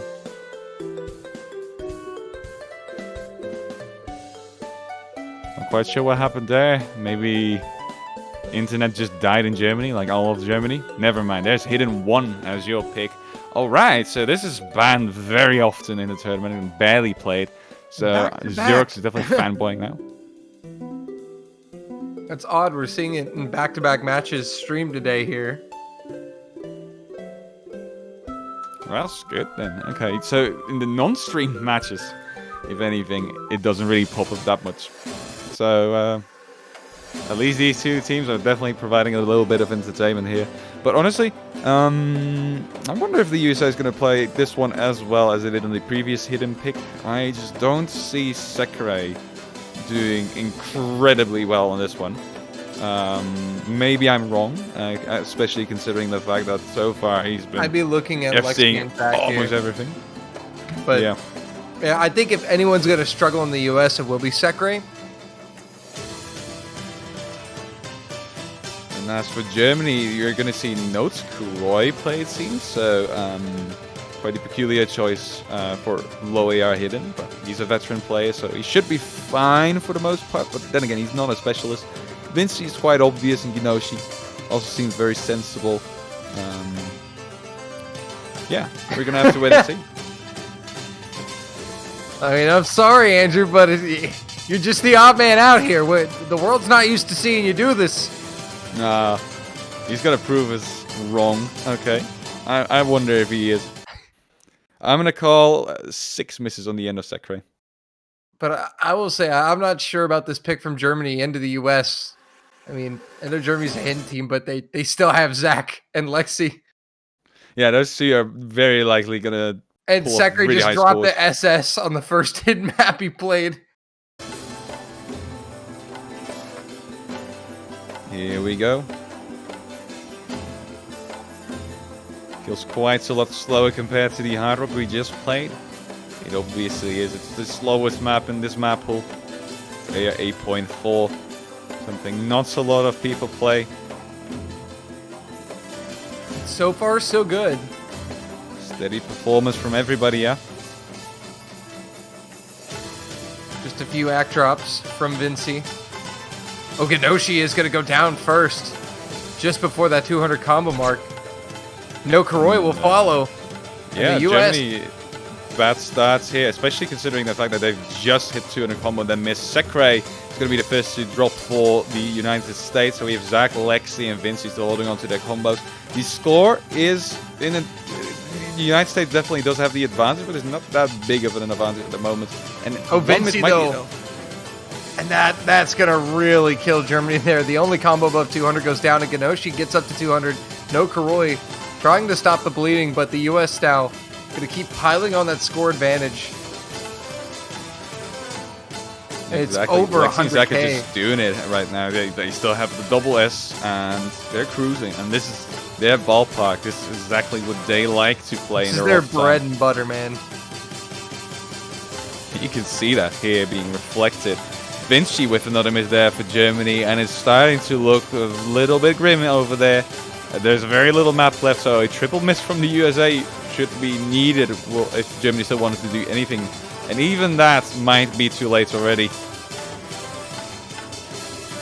Lexi and Zach. Ooh, Ginoshi there, painful misses, and Vinci missing towards the end again. And as you said, Zach and Lexi just... That I think the only other teams that performed equally as well on that would be Japan.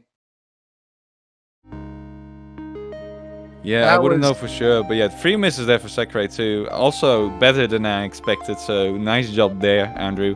Note Kuroi with this singular miss, very unfortunate. Fairly early on in the map, I'm pretty sure. And Vinci struggling a little bit. Well, there's only 3 misses on his hand, but they were very much spread out, meaning that his score didn't reach over 900,000 in the end. Ginoshi actually having a high score with his 9 misses. But yeah, another really good point there for the USA. And Germany is really running out of options. It's match point for the United States, and they can pick right now. I mean, I'm not gonna lie. I did not expect this to potentially be a sweep. I thought Germany would at least get some points on the board. But now, for the US, it's all about how do we finish it off here. And I don't know if they want to go with Hard Rock or Double Time here. Maybe they just want to go for Hidden again. I mean, those 2 other Hidden picks have worked for them. So why not just go for the third one? Ongaku Resolve. I think Sekiri would be even better on that map too. So I mean, I think it would make sense just because they've been playing Hidden. And I don't think it'd be a bad choice, but at the same time, that's probably a pick that Germany wants to play. And they're going to go Hard Rock 3, Rainbow Road. Okay, that's cool too. In the meantime, Norway was actually able to score a point against Canada, so that's 3-1 right now. Finland now leading 2-1, winning on Raindrop Flower. So those matches are still well on the way, still developing, and seemingly there's points from the other team on every one of those other matches. Norway actually scoring a point against Canada is something I did not truly expect. So let's go.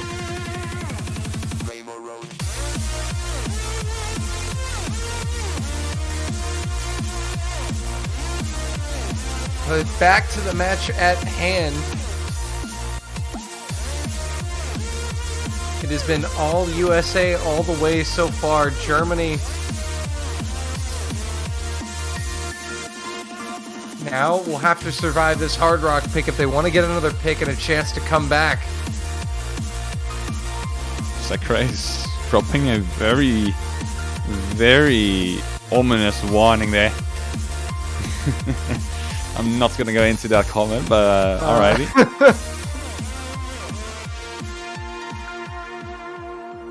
Oh, they're going to make this a debate, aren't they? Look at them.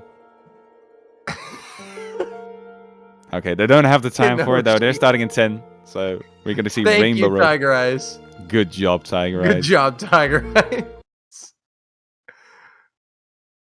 Thankfully, that conversation ended.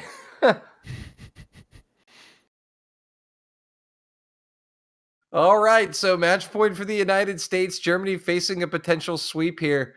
They will need 5 in a row,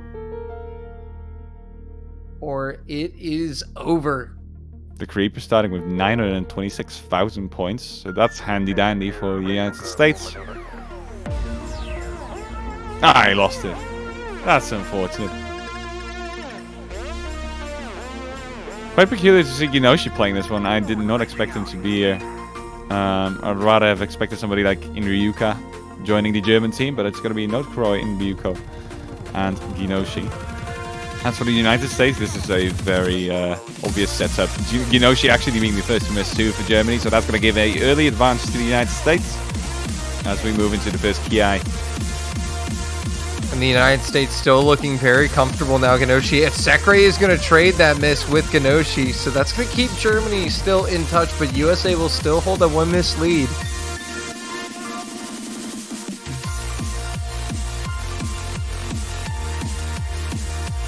Yeah, they're slowly working their way back up to 200 combo. It is fairly slow though. There's a lot of long sliders here that don't really add a lot to your combo, as you can see.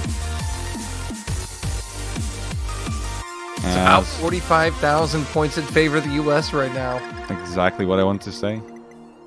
Bit of a spinner there, and the Daredevils probably would have looked at each other's scores now, realizing that it's still very close in this one.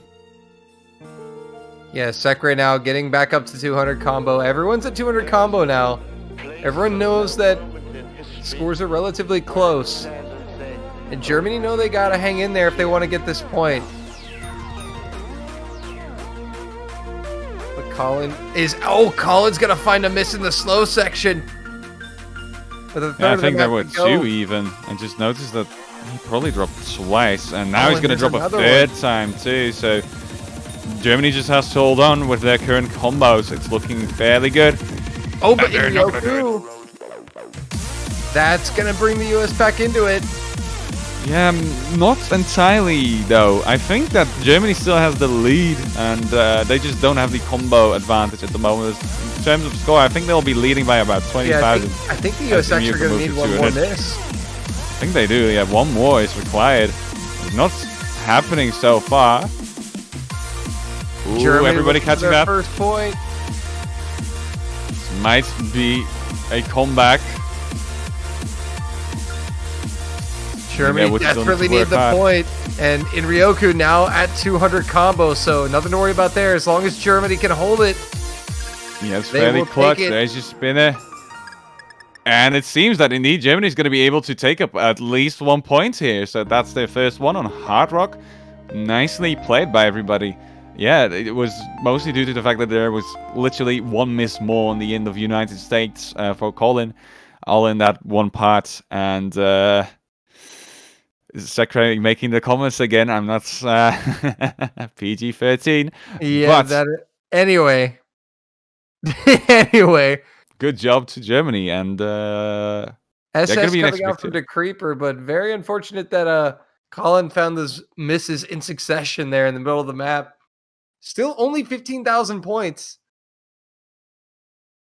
But Germany will get one more pick. Will they go for another Hard Rock map then? Oh, they were already all played, so you can't really do that anymore. It's no modern double time. Or hidden, or the one not exactly resolved. But then again, they lost the 2 hidden picks already thus far. I'm not entirely sure. I think they might want to go for no mod in this scenario. Because still, they'll have to win 4 points in a row if they want to win this match, and that's still incredibly unlikely to happen.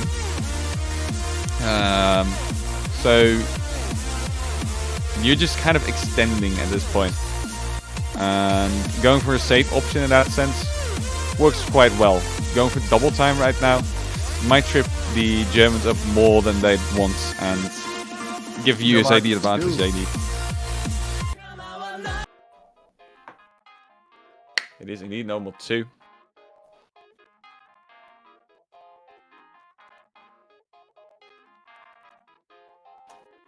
So this map actually, there's 2 ways this is being played. Either big mess ups or big things happen and many FCs get dropped. So I think both USA and Germany are teams that are going to be doing a good job at this, in the sense that they'll probably get close to triple FCs. And I think this is going to come down to the wire, and a single miss might make or break this one map. It's a safe pick, it's no mod, but it's for these players it's very easy for the most part. Especially considering that most of them have quite a lot more experience than some of the newer players we're seeing in this tournament. And this is not a map that is very suited towards newer players, but rather the older players, the old school guys like Zach, Note Kuroi will probably do a lot better. And that's the reason why Zach actually is seemingly playing this map, which doesn't happen too often, and Zach on no mod. But both of these teams don't really have super new players that are new to this entire experience of tournament playing. So this should be going quite well for both of these teams. And in before, I'm going to be completely wrong as we see over 20 misses in this lobby. I don't know. We shall see. Keeping you up to date on other matches, Canada now lead 4-1 over Norway. Finland leading 3-1 over Peru.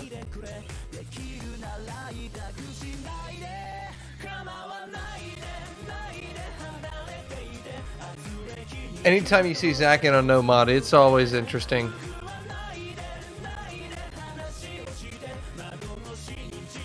It's always unexpected.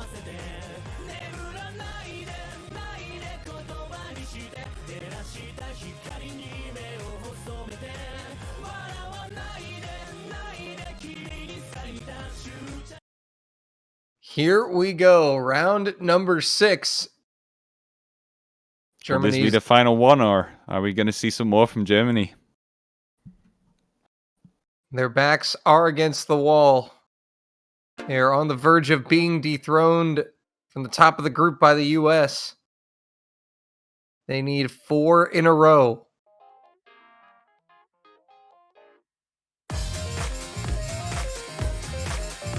Okay, and here we go. We are getting started. Everybody's on their way. 2 in the combo. The map is very consistent in the way it plays. The only difference between this and the Ki is that the Ki is just a little more intense. It's kind of the same sort of gameplay. That's where most misses happen, if any. So we're going to have to wait for that part. That's going to happen over 3 on the combo, I'm pretty sure.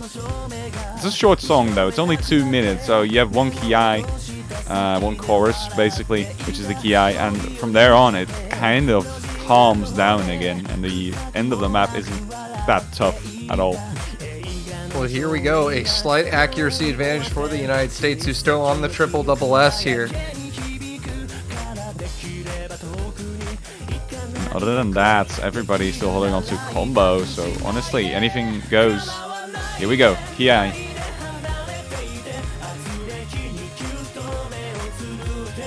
Very little to report so far. Everybody's doing great.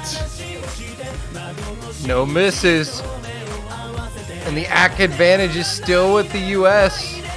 And this might come down to a spinner battle in the end, it seems. I told you guys that the likelihood of the triple FC on either of these 2 teams is fairly high, and it's seemingly going to be Here it proven is, right in front spinner of our battle. eyes. Good spinners there for the USA. It seems that they're going to take a fairly nice advantage on that. And that might just be all they need. And that is going to be all she wrote. The United States are going to close this one out. Well, we're not sure yet. Ooh, As Vinci with a Vinci nose. 007 with the Yeah. miss at the end. Germany just needed maybe a potential miss, but the US are going to close it out in style with 3 double S's. Marv Miller also missed, like, either at the very start, actually. So that's why they Yeah. have this lead all the time. 9,000 points is indeed quite a lot for just spinners. So good job to the United States, only conceding 1 point there to Germany. And as I already mentioned, they are not really a high seed team. They're rather a top seed team in terms of skill. And that's being proven here again. GG well played to both teams, though. Yeah, and they only dropped 1 point in their entire run in the group stage. There are your winners, the United States. They are going to be your winners in Group E. Germany will advance out of Group E in 2nd place. And we are waiting on who they will play based on the results of Canada-Norway. But we do know that Germany and Chile will be playing. So far, that match is still ongoing, and seemingly Norway just won another point there. Canada now leading with 4 points, and Canada having 2 in total. I mean, Norway having 2 in total. So that is still well on its way, and I'm actually quite surprised by the performance here of Norway, who I believe to be a weaker team than ever this year. But it's looking fairly alright in this match, at least. Peru just lost their Hard Rock pick by quite a significant margin. Not entirely sure what happened there. Finland taking a 4th point in that match. Peru only having 1 so far. Not entirely sure if we're going to be swapping over the stream to either of these 2 matches. It is likely that that will Interesting to happen. see Norway taking points because they got swept against Chile and Mexico. But we see them putting points on the board against Canada here.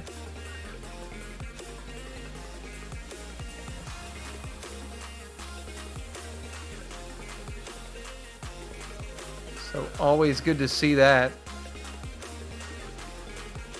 Correct. And there is Sysef.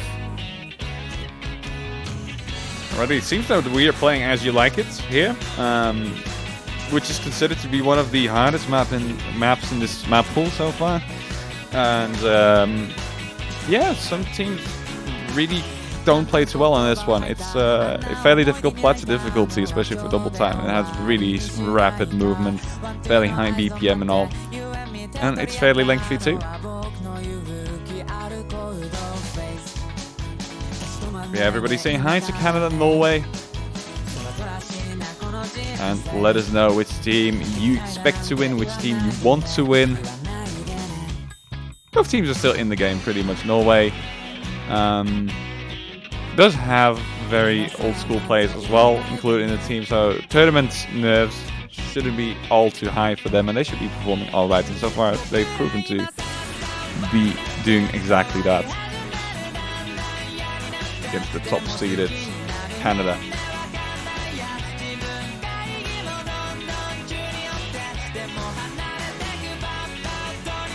So Norway now, they're in a tricky spot here. They need 3 points in a row to take the win. Canada match point here. Norway will send in Vanilla, Zazik, and Sisef against Canada's Zerkarian, Fast Yoshi, and Had.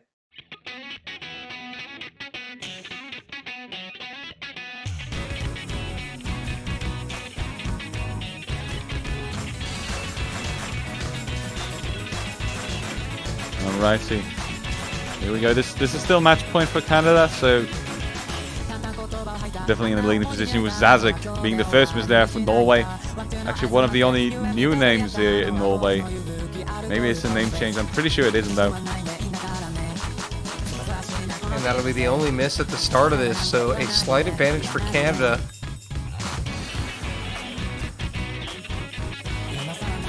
Still a triple double S from Canada.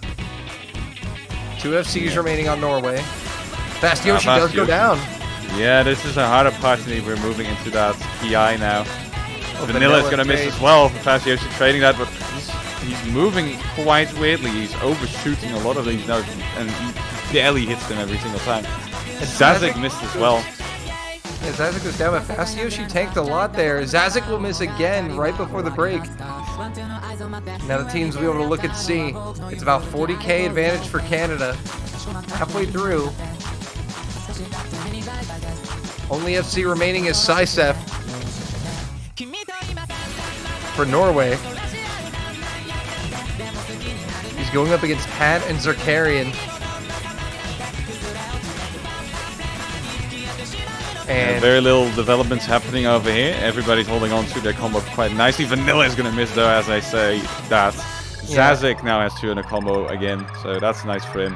It's not enough though. Canada is leading by about 80,000 points, and that lead doesn't seem to decrease at all with Zazik missing again. yeah, now at this point, Norway is going to need to see practically a double or triple miss. And Sisef, the last FC for Norway, does give it up. And Canada carrying on with their massive combos. Fast Yoshi going down yet again, but it doesn't matter because no one on Norway has combo. And Fast Yoshi, wait a minute. He just stops.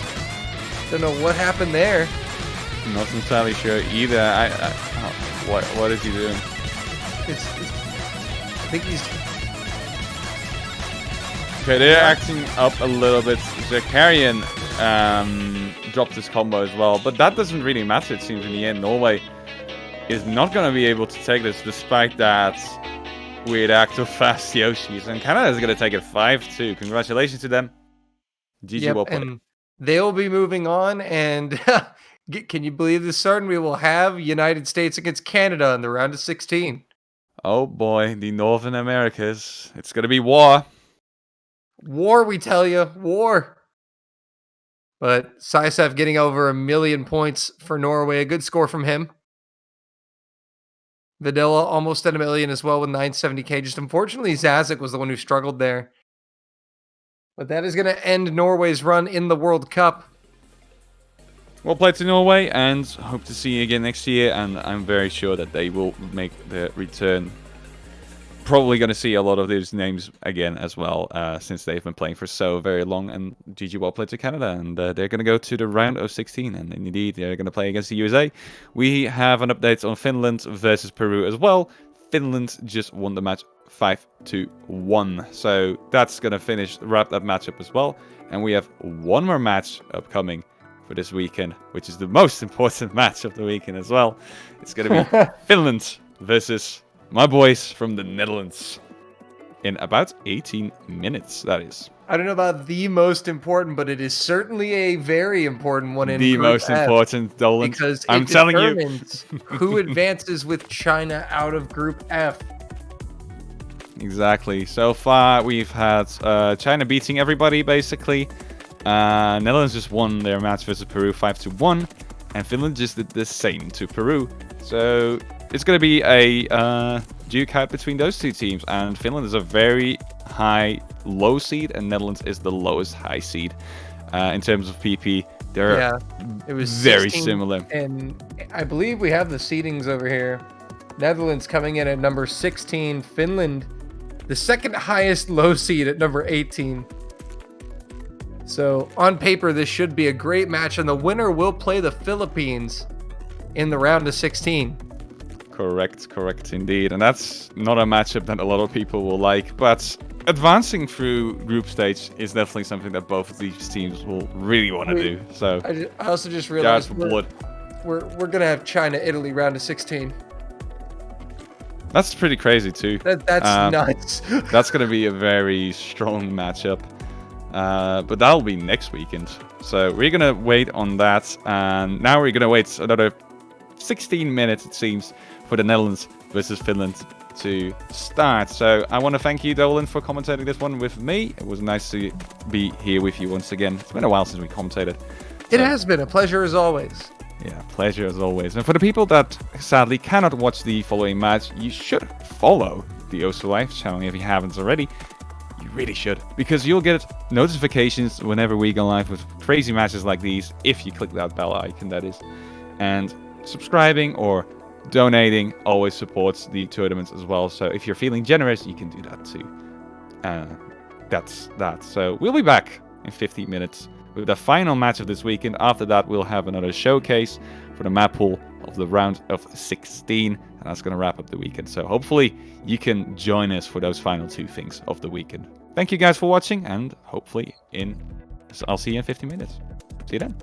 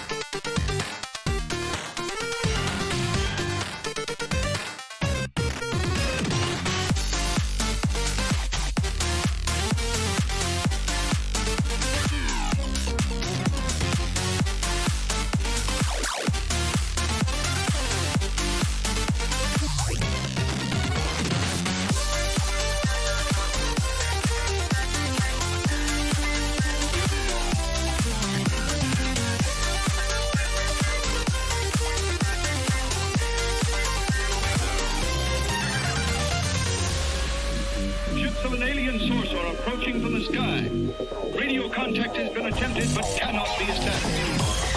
Instructions are to prepare for an attack by an unknown enemy.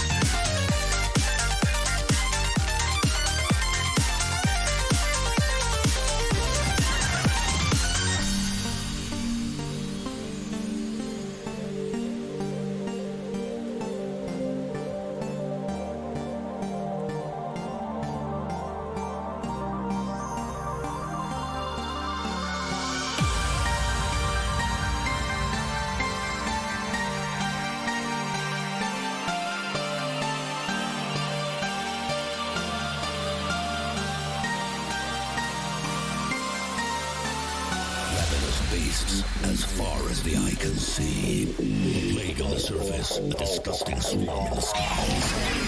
With a crash of thunder, a new demon appears. Unfurling its rotten wings, it lets out a petrifying scream.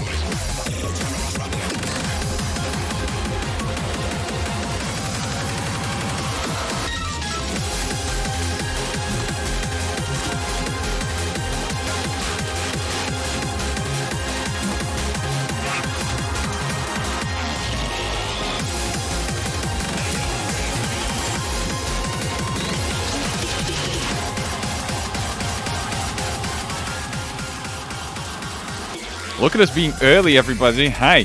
So, hopefully we didn't scare you away just yet, and you're still here to watch Netherlands versus Finland, because the match already is on its way. They've already rolled, so we're immediately going to jump into the match. As you can see, Team Netherlands, Team Finland on your screen. These are the names. We're going to do this at a rapid pace, and I believe that both of these teams will be pretty rapid in their picks and bans and whatnot too, so should be alright. I'm joined, by the way, by Elix for this match, the final match of the week. And how are you doing, Elix, after your nap? Oh, feeling mentally reset, feeling hype, feeling good. That's good to hear. And the more important question, who do you think is going to take this one? Elix. Honestly, I'm going to say Netherlands, and not just because you're in here. That's good. That's good. That's what I want to hear. Okay, I'm not entirely sure of myself. Okay, I lied. It's 10%. It's 10% because you're in here. 90% because I truly think they're gonna win. Okay, fair. I'm not entirely sure how this match will pan out. It's going to be a very close one, I do believe. Again, Netherlands being the lowest high seed this year, and definitely not the strongest team in the high seed, I should sadly admit as well. Whereas Finland is one of the stronger teams in the low seed, being the 18-seeded team versus a 16-seeded team. There's very little difference between these guys. And yeah, it's going to be a very good match, I do believe, if they both play at the very best of their capacities. Alrighty. We have already gotten our pick in. It's Strokus from... no, I'm not looking well. Sorry. But it's connected. So that's picked by Finland. That's no mod 3. To be expected, honestly. I expect Finland to mostly go for stuff in the no mod bracket because they've been doing that incredibly well. Whereas Netherlands might be going for more mod-ish stuff. So I'm expecting stuff like Hard Rock and Double Time. Without spoiling too much, obviously. Oh yeah, and that would make sense about why Finland banned Hard Rock 3 Rainbow Road. Yeah. I do believe that they know that the Netherlands is very steady on that pick, indeed. This map hasn't been played too often connected. I'm not entirely sure if either of these two teams has played it in previous matches. Finland maybe, because it's their pick, and it's the first pick too. But Netherlands, on the other hand, they have not done this so far, I'm fairly sure. Anyway, we are getting started with the first map of the match.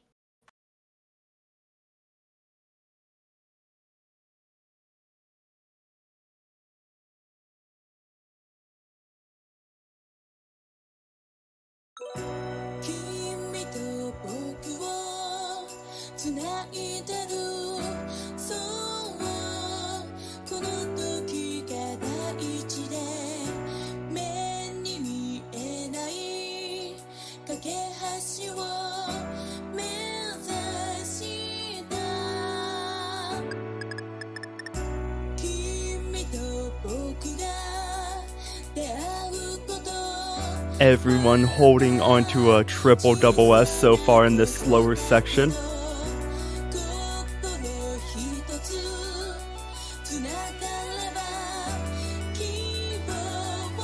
Slowly approaching that 200 combo mark, all players still maintaining that triple double S.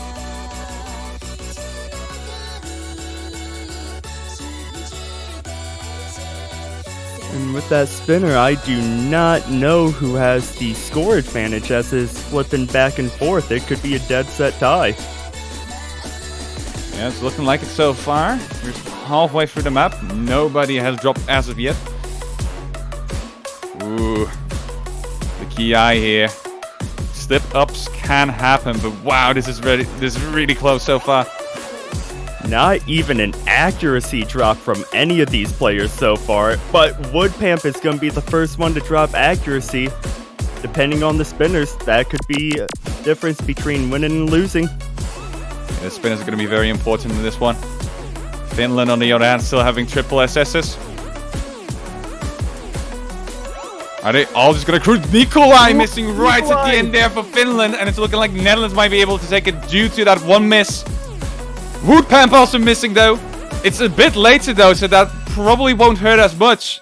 And they are still leading with about 10,000 points plus because of Nikolai. And it's looking like Netherlands is going to take a break point as their first point of the match. That was close. What a good performance for both teams though. Only one miss for either side. Very well played by both. And this is looking to be an insane match. Oh yeah, it is. Netherlands able to squeeze out a victory there as Nikolai missed about 43 combo before Woodpamp did, so that allowed Netherlands to get a little bit more score advantage as all of their players were still above 200 combo when that miss happened. Alright, the Netherlands gonna go for Hard Rock 1 as their pick, being Raindrop Flower. Seems very sensible indeed.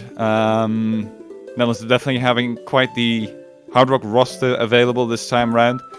Finland, on the other hand, maybe a tad bit less comfortable with it.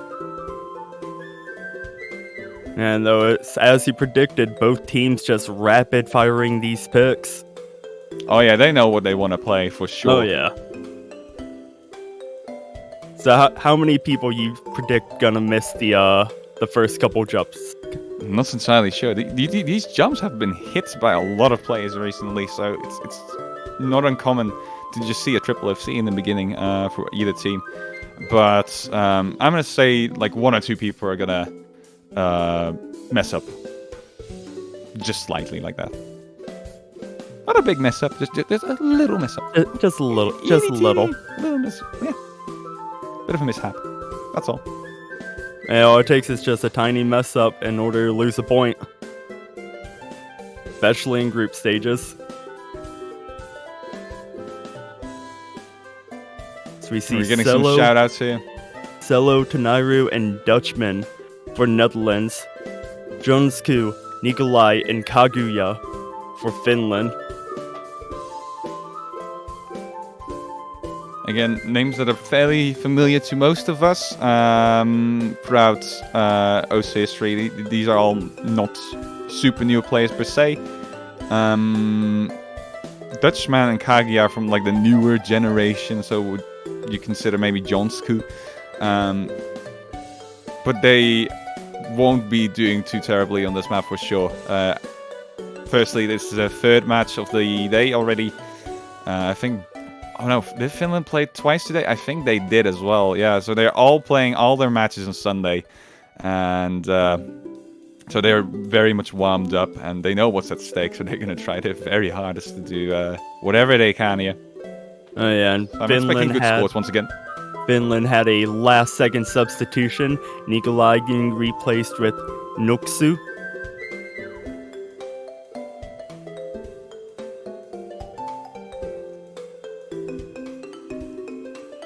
And that might be it. I think they're readying up. Jonsku seems to be AFK. Probably not having readied up yet.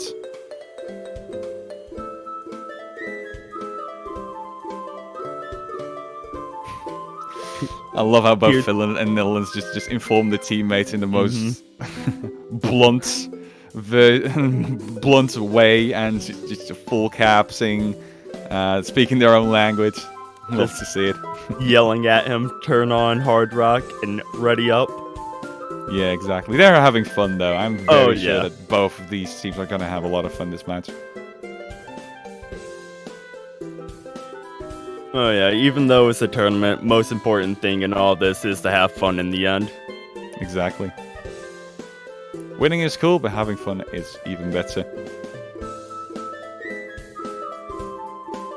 And our referee, Tiger Eyes, is asking Finland if they have another player at the ready.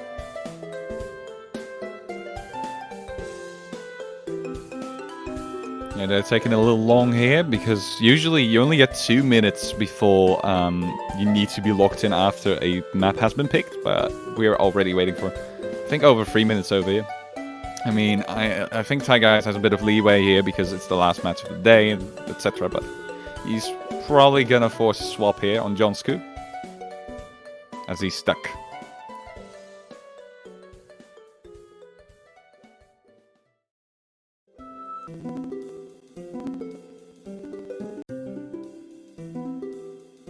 Ooh, yeah, he's stuck outside of the multi-lobby apparently. Okay. That's a bit interesting. See if kicking him out works.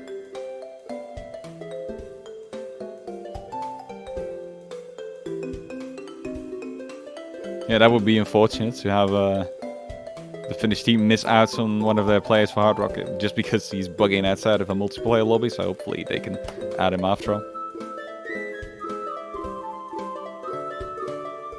He's not getting the invites. Oh, that's weird. He might have to do a hard reset on the game. That's peculiar. Not sure. That Maybe really it's is. like silence or something, but hopefully that's not the case. Hopefully not. So yeah, we're gonna wait a little bit before we go on our merry way once again.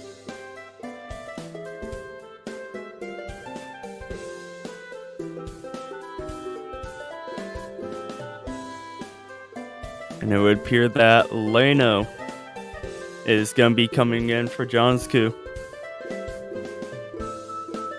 Good luck's on the chat. Start command is in the chat.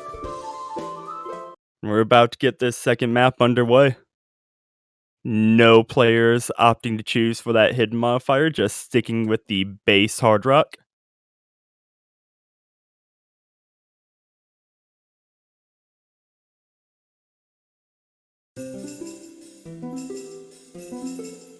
Early miss there for Lino. Actually, Kaguya as well. Turnaira also missing for the Netherlands, so it's looking like Finland actually has a very little bit of an advantage here. Yeah, this map is really weird. Oh yeah. Playstyle definitely not. It's definitely not something that most people are used to in their playstyles, and definitely not something that people often play. It's also not even AR10, I'm pretty sure, as it's AR7 without Hard Rock, meaning that would convert to 9.8. So a bit of a slow Hard Rock in that sense. Just really spacious, and the song supporting it is very calm and like deadly calm in a sense too. Deadly calm to go with some of these snappy jumps as Nuksu misses, and that's going to give Netherlands the score advantage. Ooh, and Nuksu dropping again at the halfway point, and that's just going to keep the score building in favor of the Netherlands as we're slowly approaching 100,000. Yeah, solid performance so far from Netherlands. Noksu trying to pick his game up. Judgment's going to drop. And And that's gonna even out a little bit. I think Netherlands will still have the advantage, especially looking at the fact that they are leading by about 50,000 points now. We are already 3/4 into the map as well, so that means any drop for either team here can be quite detrimental. I think Finland just needs one more drop from the Netherlands to come back here. It's gonna have to happen soon. Nothing happening so far. Incredible performance from almost all players here. Dutchman back up to 200 combo towards the end of the map, and it will not appear that Finland has enough map left. Nope. They're just gonna cruise to the finish line, all of them, and there you go. Netherlands taking his second point here on their own pick. Simply comes down to a single miss more on the end of Noxu, I think. Cello with that double S. Very nice performance there for Cello, indeed. Very consistent tournament player, indeed. And that's gonna give Finland the right to pick next.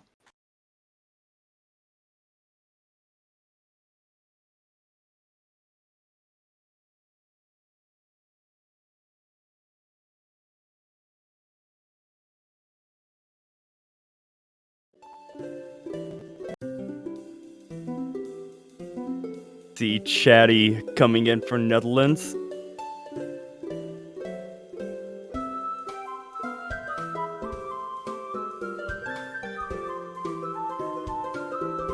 And if you're Finland, you gotta be wondering, you lost your Nomad pick.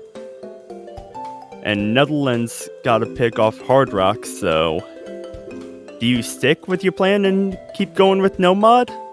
I think, honestly, if I were in the Finnish position here, I would.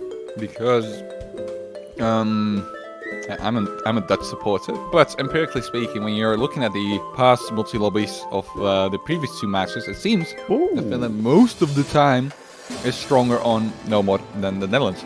They're not going to opt for that strategy though. They're going to go for Chandi Kaipi, something that only gets played on stream, it seems. Barely ever gets picked except for when it's on stream. And interestingly enough, neither of these teams are hidden powerhouses, honestly. So it's a peculiar pick for Finland to go against the grain like this. Arguably, they have a few better hidden players over there in Finland, but mostly they are acclimated to the newer maps, new meta, faster maps, and not 8.4 stuff like this. So, bit of a weird choice, but it could work out really well. Honestly, Netherlands is definitely not the strongest of hidden teams in this tournament. Oh yeah, and the key thing that most people tend to stay away from this map is that approach rate, AR 8.4. You need to really slow yourself down in order to play this and maintain a combo with hidden. You speed up too much, and you're gonna find yourself just barely finding a few misses. We see Cello, Chatty, and Kevriel. And for Netherlands, Botburger coming in. Noxu dropping out, Kaguya staying in for Finland, and Nikolai is going to be that last player to round out that Finland team for this hidden one pick. Yeah, two swaps here for both teams. Only Kaguya and Cello staying in the lobby. And it seems that we're getting started already.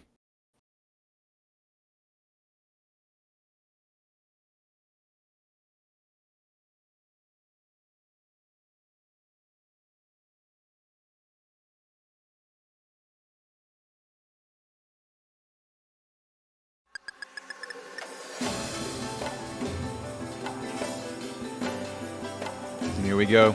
Kaguya there with the first miss. A lot of misses happened this initial part here, from what I've seen in past multi-lobbies. Oh yeah, especially if you're staying in after a higher approach rate map, it's hard to just kind of reset and slow yourself down in that beginning. But so far, Cello has been doing this quite handily-dandily, and Kaguya has been picking up with a combo as well. And honestly, everybody's performing really well. Cello there. And that is going to be huge as Kaguya just gets up to that 200 combo mark. Chatty, Botburger, Cello, all trading misses. Score advantage Finland right now.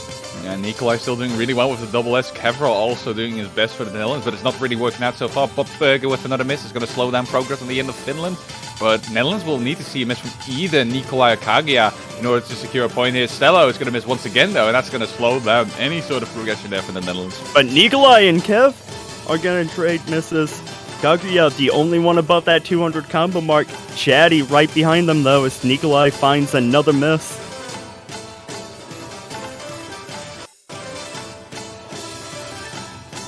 Kaguya's dropped. Kaguya with a miss, though.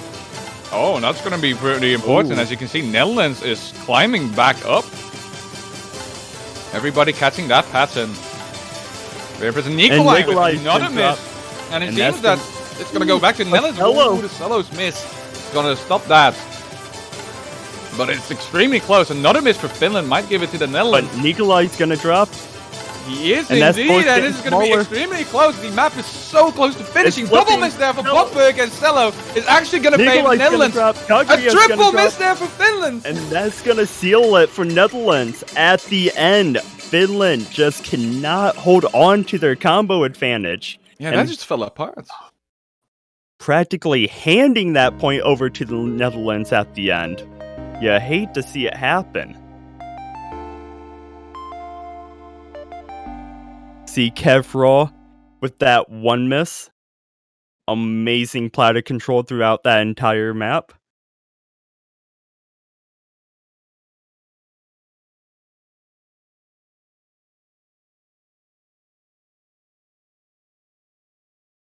So the curveball hidden pick by Finland does not pay off for them, as Netherlands is now up 3-0. It was very close, honestly, and it looked for the longest time that Finland would very handily take that pick, but it didn't work out in the end due to those weird misses from both Kaguya and Nikolai. Very unexpected. And that's going to secure Netherlands their third points. Finland being driven into a corner already. And Netherlands going with Hard Rock 2, Rampage, finishing off the Hard Rock pool.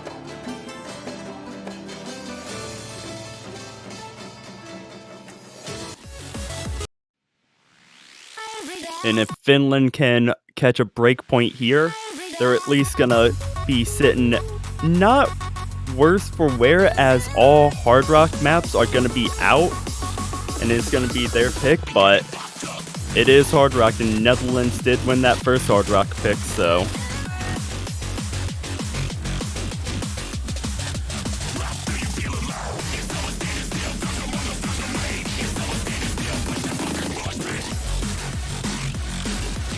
Celo to Nairu and Dutchman for Netherlands. Leno. Very underrated song as well, by the way. Oh yeah, Leno. Noxu and Kaguya for Finland, and very underrated indeed.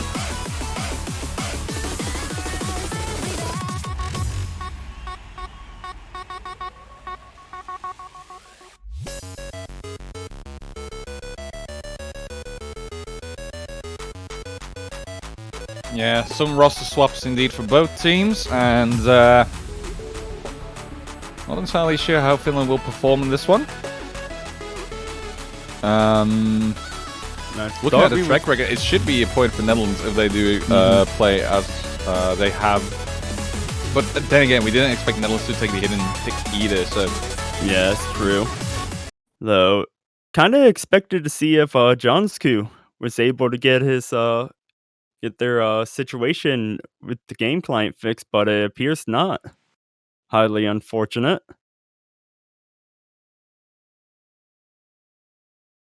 Just waiting for the client to sync everybody up here. And here we go. We have an early miss there for tonight. No, we don't. Okay, never mind me. That was me looking weirdly at the clients. Everybody holding on to combat.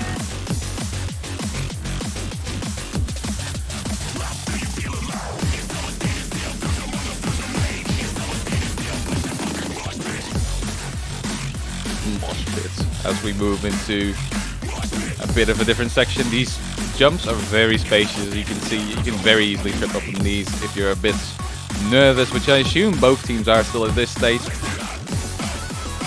Admittedly, Netherlands has a nice lead at the moment, but they cannot be lazy at any point. And we have a miss from Noxu actually, which I completely missed there. Completely flew under the radar. He's almost back at 200 combo even, but I just didn't notice that. My apologies. That's actually going to give the advantage to Netherlands for now, almost approaching the halfway point. And barring that one miss from Noxu, all players navigating through this slower portion of the map quite easily, getting back more to the fast pace, more into the flowy section as we're approaching the final fourth of the map. And Noxu's gonna drop. Really painful drop there indeed, as Netherlands is still holding on to triple FC so far. Absolutely performing And to their best Noxu's here. dropping again. Zello and Tenairu. Tenairu are both gonna miss though, so that's actually gonna shift the combo advantage in the And hands of Zello Finland, dropped but it's as dropped by a well. lot. Yeah, exactly. Double miss there. Doesn't seem to be making too much of a difference so far though. They're still leading, even though that lead is slowly decreasing. And Noxu missing Noxu's again gonna though. drop. It's looking like Netherlands will again take the points here. Zello with Zello another drop. miss towards the end. But there's not that much map left. It's gonna be Netherlands' point. 4-0 match point. Finland's choice, so not in the worst position that they can be in. Yeah, they're facing match point, but it is their pick. They can at least somewhat control the flow of how the rest of this match is gonna turn out. 3 double S's on the board, Dutchman, Lino, and Kaguya. Now we can see what Finland's final plan is here at match point. This is unexpected though. This is a very unexpected turn of events. I did expect Finland to at least have gotten a few points by now, but it's looking like Netherlands is, not by a lot, but they are beating them out on every single occasion they have here.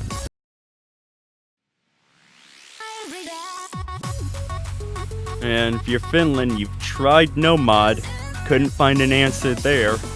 Tried Hidden, barely lost out on that Hidden pick, and Hard Rock's out of the question, so do you go back to Nomad, your original plan, or do you go double time? Try and mix things up a little bit like we've seen with that Hidden pick. Double time is more of a coin flip between these two, so definitely not something that either team is too comfortable on. Honestly speaking, if I were Finland once again, I would still go for either Hidden or No More, despite the fact that you've already lost 2 of them. When you're looking at this map carte blanche, it's still better for them to be trying these mods, because they're not going to be winning on Hard Rock for sure. And double time, again, is more of a coin flip, whereas Nobot and Hidden were just 2 kind of unfortunate occasions here in the match so far for Finland, but they do have a higher chance of winning either of those. I would say like 70% chance, right? So they are going to do that. They're going to go for Fragile here. Also a map that has seen quite a lot of full combos so far in the tournament. And maybe this track record will continue, considering that both of these 2 teams had incredible no mod play at the start of the match too. And maybe this is the change that they need, as Jonesku finally getting their game issues fixed and joining us in the multi-lobby. Better late than never, I suppose. Zello, Chatty, and Kevrel. And for Netherlands, Jonesku, we've been waiting for them for a minute. Nikolai and Kaguya for Finland. Will Jonesku be the deciding factor Finland needs to get back into this match?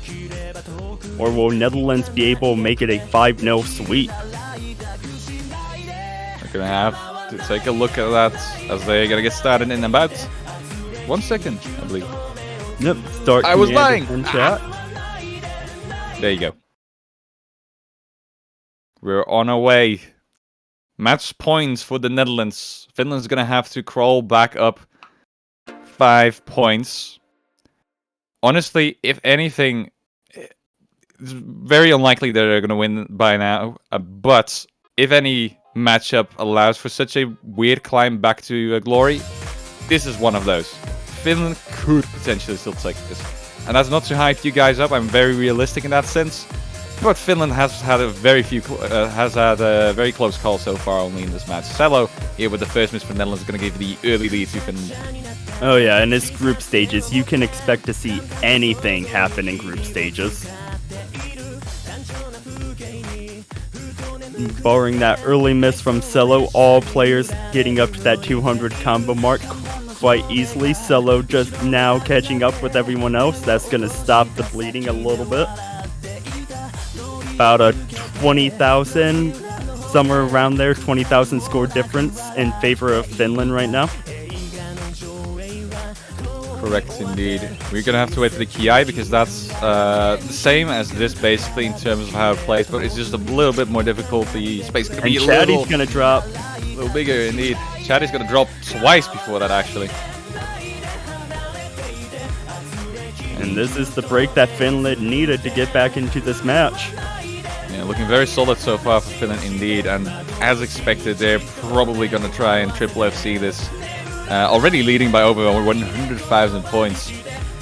Cello with another miss. Drop, and that's just going to have that score difference continue growing in Finland's favor. That's very likely going to cement the win here. Cello keeps on missing. Sadly can't find his footing.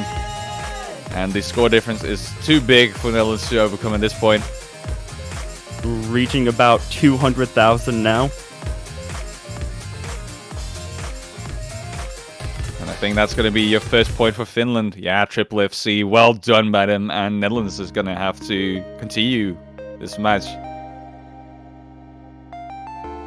6 misses there for Chatty, 3 for Cello, and we only have FCs for Finland. 2 double S's and a S rank there for Jonsku.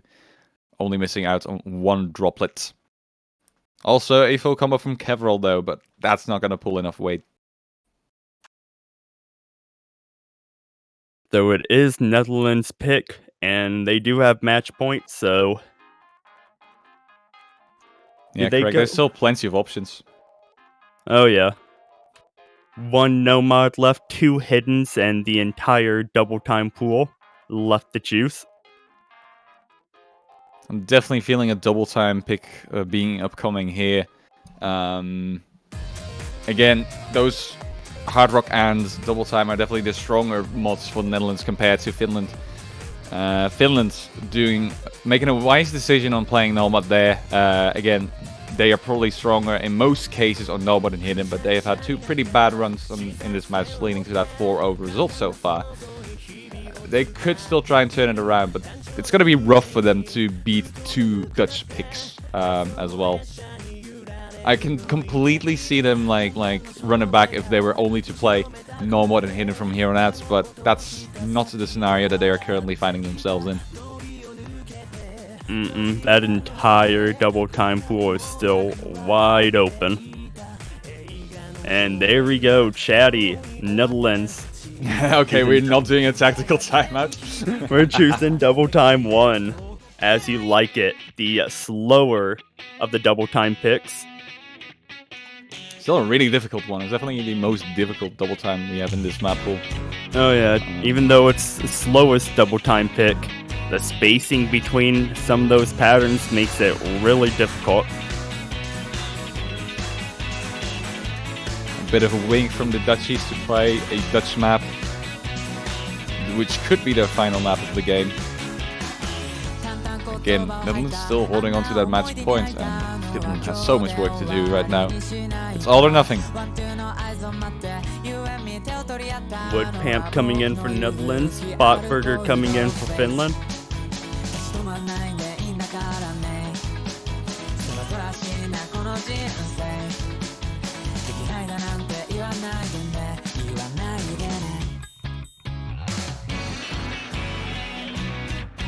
We see Chatty and Woodpamp just reminding all players that they are having to manually put on no fail for this. Exactly. Sometimes I went wrong this weekend. It's unfortunate when it happens. But indeed, we have the forced no fail rule.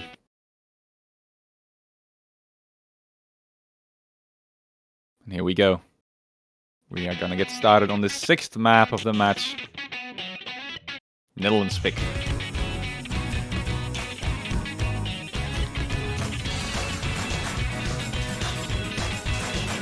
And Woodpamp with an early miss.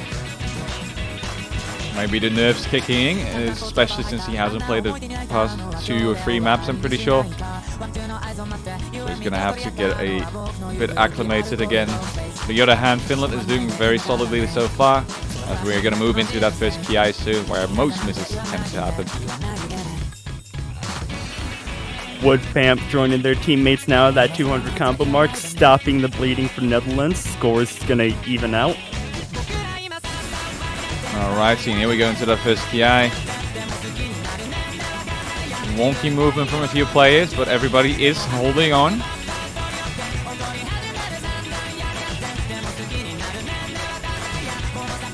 Oh, this is impressive to see. There's very little to comment about, but yeah, everybody's actually holding on. And now they can see each other's scores too. Oh yeah, and Finland knowing that they just gotta continue holding on throughout the rest of this map, and they're going to take the point. The Netherlands looking to steal the deal, so as we see Woodpamp, despite that early miss, holding strong. Exactly, he's definitely gotten back at it nicely. But he's gonna miss now though. And that is huge for Finland to get back into this as Chatty drops as well. Too. Woodpamp. Impressively, Finland is holding on to triple FC still. Triple double S at that. Even trying the best in these spinners, not giving any inch to the Netherlands here on their own pick. Yeah, Woodpamp's movement is a little bit wonky indeed. Jonsku's going to be the first to miss Finland. So is Botberger. Okay, so there's developments here, right at the end still. You see Delo's going to drop though, that's huge for Finland. Yeah, that's going to slow down progress or stop it really. Trading. Instead of Kagyo with the double S though.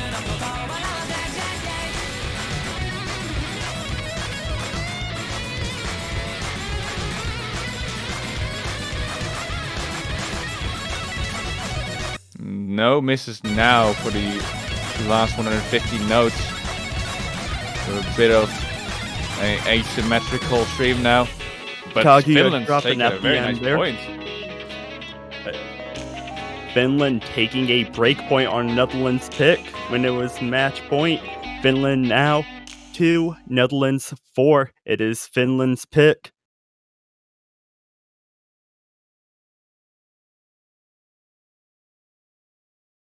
Again, like I said, Finland, if there's any sort of potential for a run back from 4-0, this is one of those matches where it could actually manifest. And so far, progress has been good. 2 wins there for Finland, both with a score difference of over 100,000 points, I'm pretty sure. They're playing really well still, and they are not giving up quite yet, and they shouldn't. Next pick is for them as well, so again, I expect either No More 4 to be picked, which is a convert, or Hidden, which is more likely. Oh, they're gonna go for double DT. Time 3, the double time convert.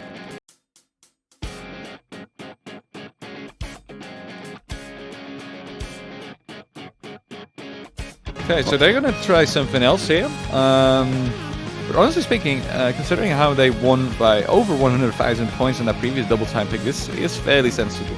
So, no complaints from me anyway. Why fix something that appears not be broken? And that's true. So this is the convert double time pick. I think this is the easiest double time pick in the map pool we have.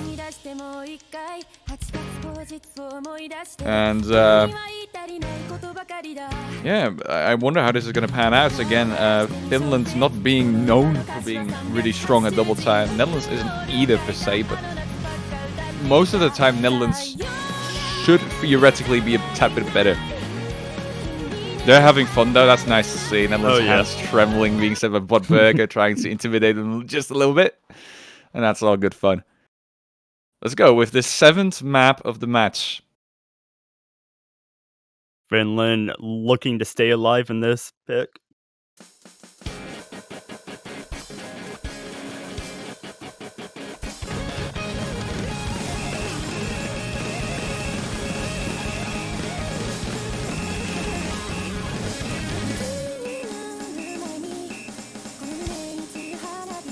So far, so good, everybody. Catching their first pattern. Kaguya. Kaguya's got to miss out there. Cello's Cello's gonna going to trade it.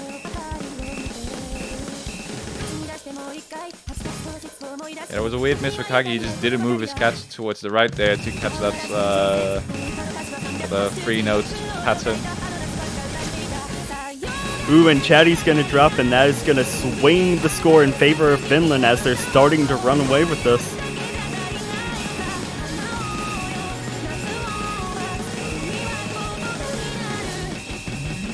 Yeah, solid performance from everybody else. though. John Scoop, Bobberberger, Whoopam doing really well here so far.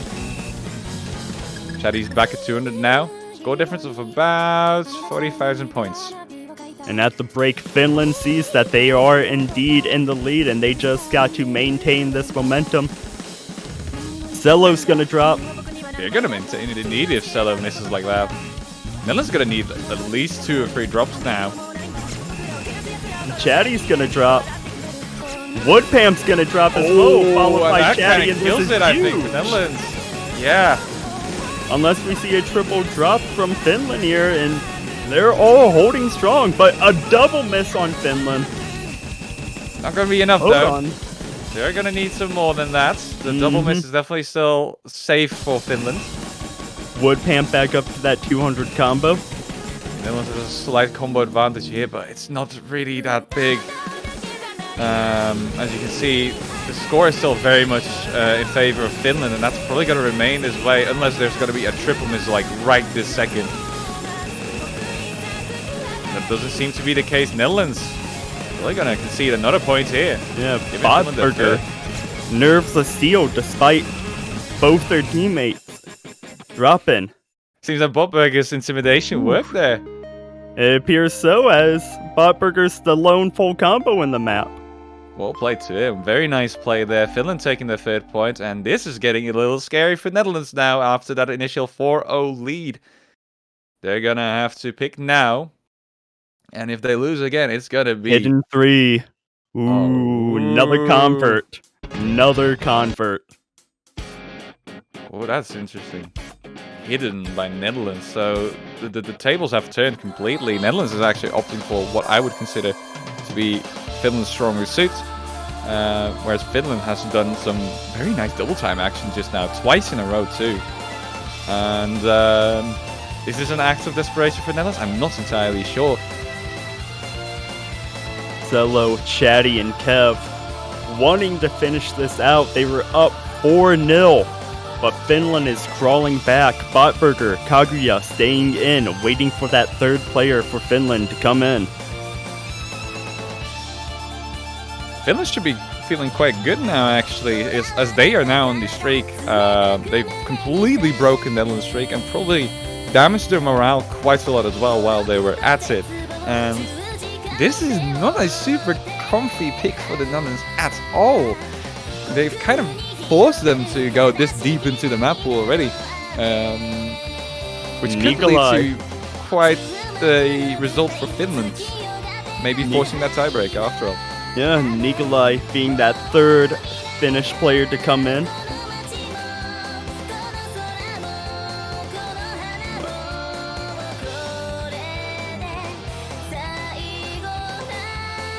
But man, Sartin, just as soon as we thought it was going to be a 5-0 sweep, Finland answers back with 3 points, and suddenly we have a match.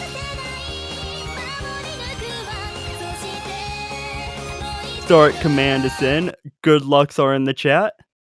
Here we go. Kagara Nakibara Juji. Excuse my perfect Japanese. And here is our 8th map of the match. Best of 9, so you can tell what's going to happen if Finland takes this one. We're going to be playing some Muzzy. But first they are going to have to pull through. This is Netherlands' pick after all.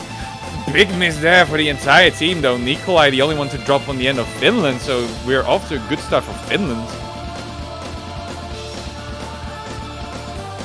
It was early in the map, but Cello and Kev dropping again. Nikolai dropping, and Kaguya's gonna drop. Cello missing again though, not finding any sort of footing here. Bodberger the only one left with a full combo. Again, Bodberger pulling a lot of weight here. Teddy back at 200. And perhaps this is where nerves start coming into play. I am very sure that the Dutch team is very nervous at the moment. I feel like Finland is not quite on the same level of nerve. All players up to 200 combo. Halfway point reached. Finland with the slight score advantage. I think that everybody on the end of the Netherlands is now kind of acclimated to the hidden map. Seemingly everybody holding on to fair combos.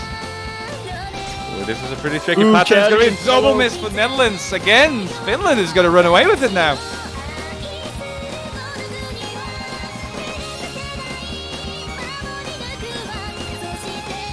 And I have a feeling that's your tiebreaker coming is going soon. to drop. But Cello is going to trade that drop. And as we're approaching the last fourth of the map, Eva's going to drop, and this tiebreaker is looking more and more likely. There's very little chance for Netherlands to come back here. I don't even think it's possible, considering that Bobberg is doing really good here. nerve Nikolai of 600. steel. Sella just doesn't quite perform on the same level at the moment. Kept Kevrel with dropping. another miss. That's going to be so muzzy, it seems. And chat, we have tiebreaker hype. Finland facing down the barrel, 4-0, have came back and scored 4 unanswered points to force a tiebreaker. Wow. What a nice comeback there for Finland. And that's what I'm telling you guys. Finland, they could do something like this. I Wow. warned you guys that it's very unlikely for comebacks like this to happen, but when they happen, I can sort of smell them, and this was one of those cases. And look at the point we've landed at. 4-4 scoreboard. We're going to play a tiebreaker for our final match of today, and the final match of the entire group stage. And what other way to close out groups than with a tiebreaker?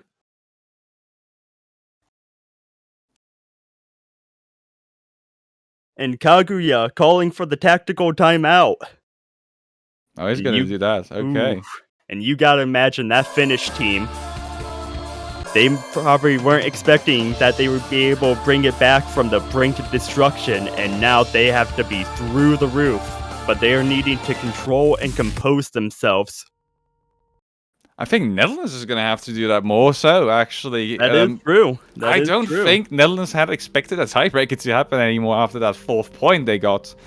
Though, to be honest, I don't think no one was. Perhaps nobody, yeah, but... Ooh, if I were in this situation, I would be feeling absolutely terrible right now for the Netherlands, but yeah. That's what we're at. Finland is probably feeling quite good in this, considering that they are now on a 4-win streak. So they're moving into this last map better than the Netherlands. A very scary match in that sense. So get all of your friends in, get everybody who you know who plays OSU, doesn't play OSU, to check out this wonderful final map of the day of this group stage. One of the hypest matches of the weekend, it seems, and we're gonna go out with a bang.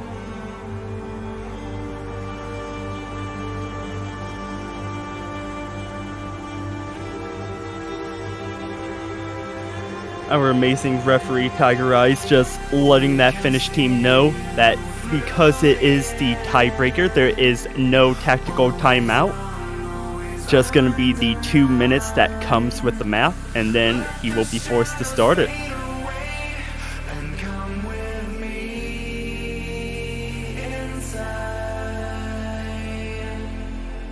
Those are indeed the lyrics, Cello. Well typed. Okay. Suomi versus Nederland. Final points here. The GLs are being dropped, and wow. What do you think is going to take it, Elix? I don't know. I don't know. Botberger. So far with the Nerves of Steel being MVP in back-to-back picks, leading the way for Finland. Correct, indeed. Botberg definitely having quite the dominant presence here in this lobby. And he's gonna try that again for the tiebreaker. On the end of Netherlands, we have Chatty, Cello, Dutchman playing with Nikolai Botberger Kaguya for Finland. And the start command is in. Final good lucks being dropped. And chat, it's Who's gonna tiebreaker make time. it to the next round? Who's gonna do it? It's either Netherlands or Finland. They can't both go. One of them will have to leave after this one map. We have 5 more minutes of either Netherlands or Finland. 5 Good minutes luck. of glory.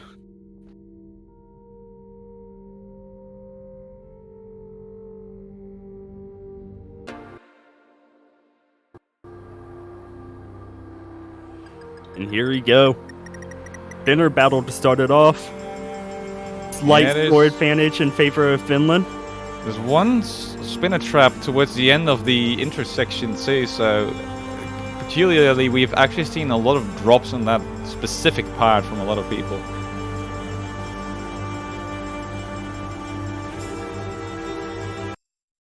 It's gotta be nerve-wracking for all players, this. Oh yeah, especially with the slow slider start. Here we go. Second spinner. Seems that Finland is a little bit stronger on those spinners. Wow, I'm on the edge of my seat.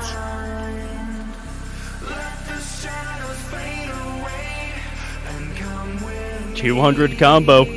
Third spinner.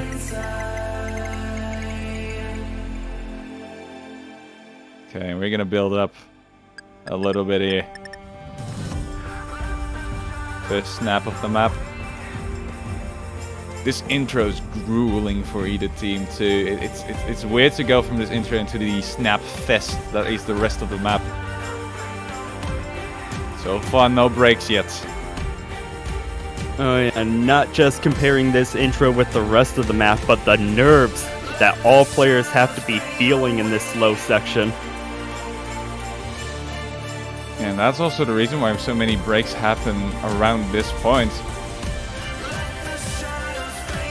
Still, nobody in either of these two teams is gonna conform to that rule. Bob Berg and Nikolai Kagi are still all doing really well with the double S's, and so does the Netherlands. Dutchman, Chatty, Salo. And it is Now a we're building up. 6-way double S as we lead into this build-up.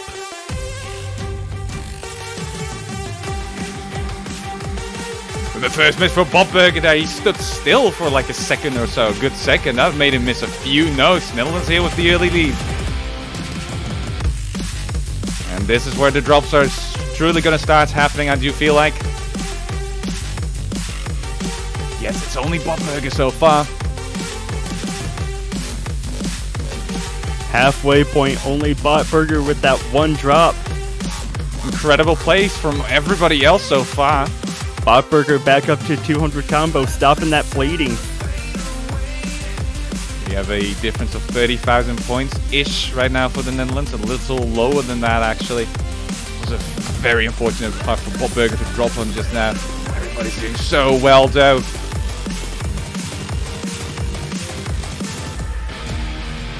Yeah, we still have 4 combos for everybody else.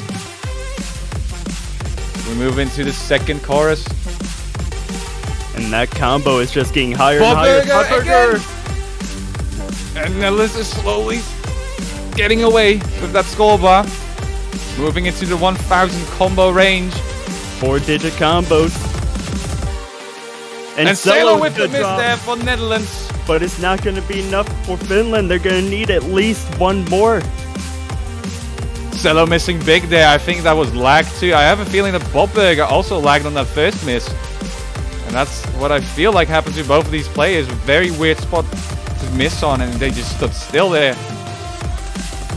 Oh, this is nerve-wracking. Oh, Salo coming in with dropping, Nikolai dropping. failing though. Almost failing. We have no fail on Dutchman though, so that dropping. won't matter. Dutchman dropping again. The score's Salo not holding on Dutchman though. dropping again. Dutchman collapsing there in that section. And Finland still took over the lead right at the end of the map. Salo and Dutchman again with the misses, and it seems that Finland is going to run away with it right at the end of the game. Just when you thought none of the Netherlands players were gonna drop, Salo Dutchman with the unfortunate series of misses at the end.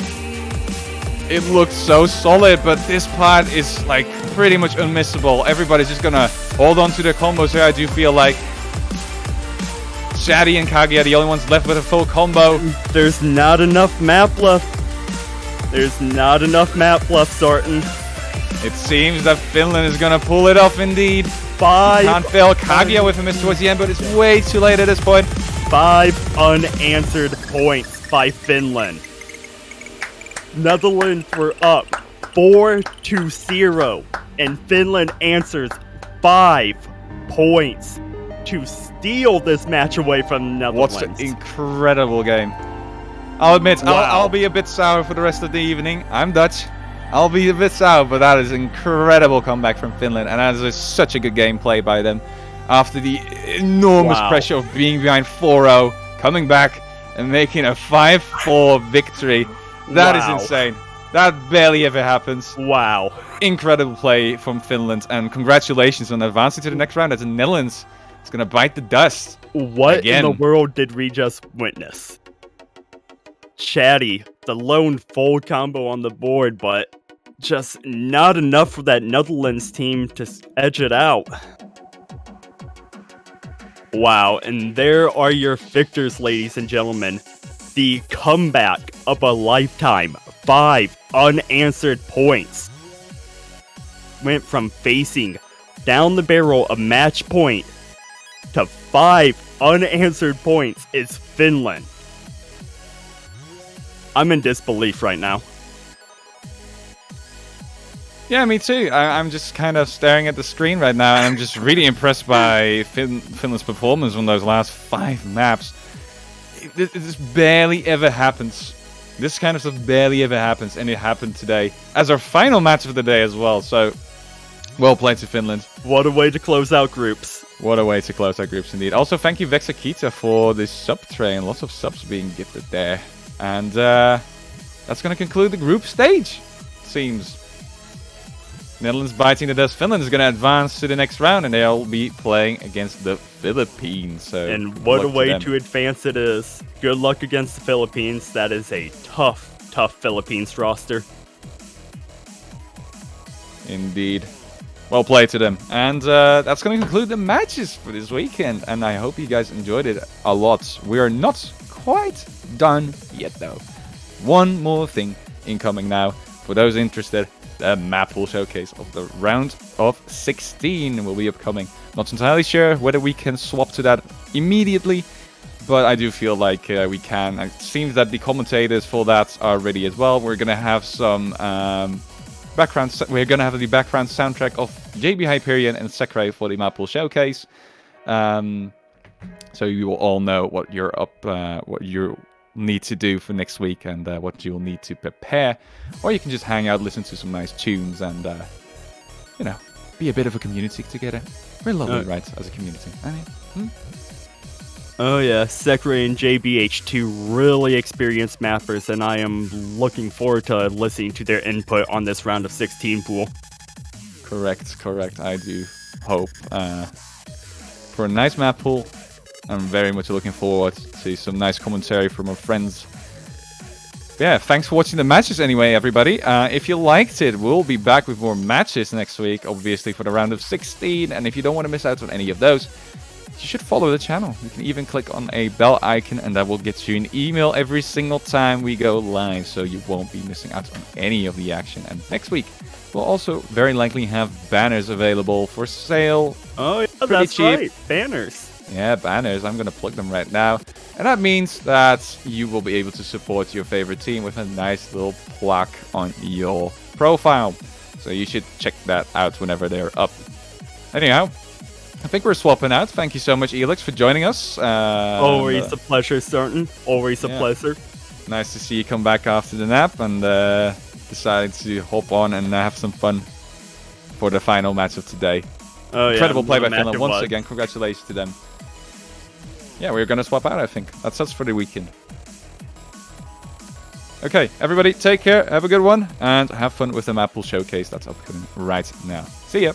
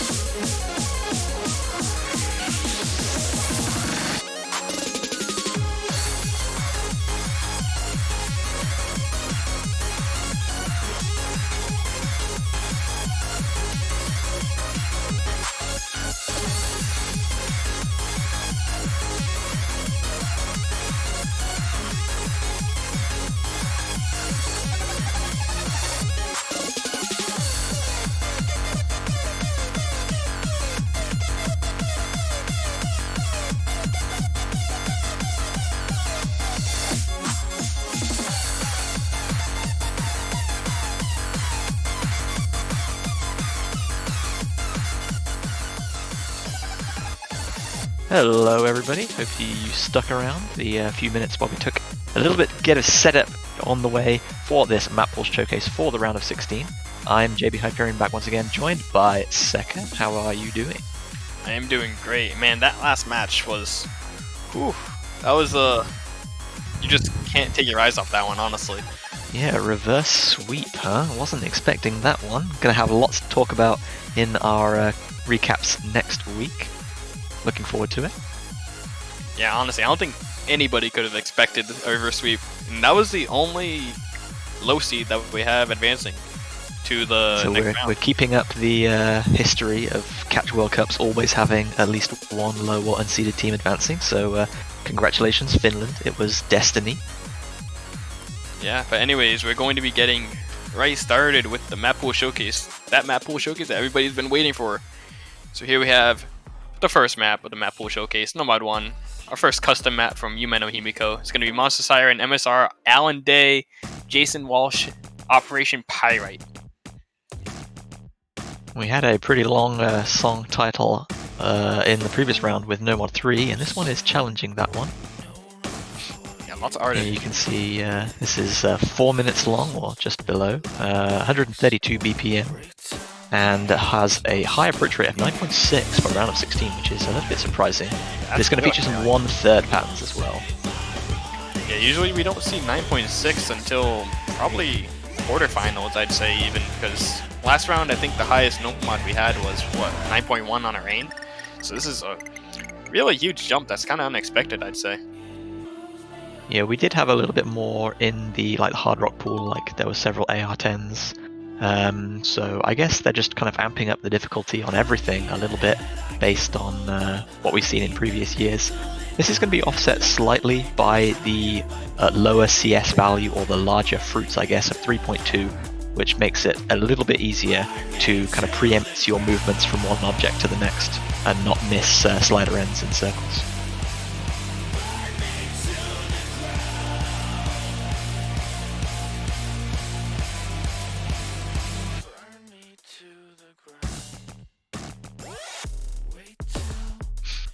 Do see some of these bigger stack streams coming in. That was quite a long little break there. I think this part with the AR 9.6 can be pretty challenging for this round. Yeah, it has a lot of the feel that a lot of kind of lower BPM or lower density hard rock maps have, where you kind of need to do a little bit of memorization in these slower sections as to where the next note is, because if you're trying to read it by reacting, it's often going to become too fast and you're going to be too late, which is a bit of a problem. Not, I guess, too much in a longer song like this. As I said, it's close to 4 minutes, so a single combo break is not hugely punishing, but still, the more misses you can avoid and the longer you can keep that combo going, obviously, the better.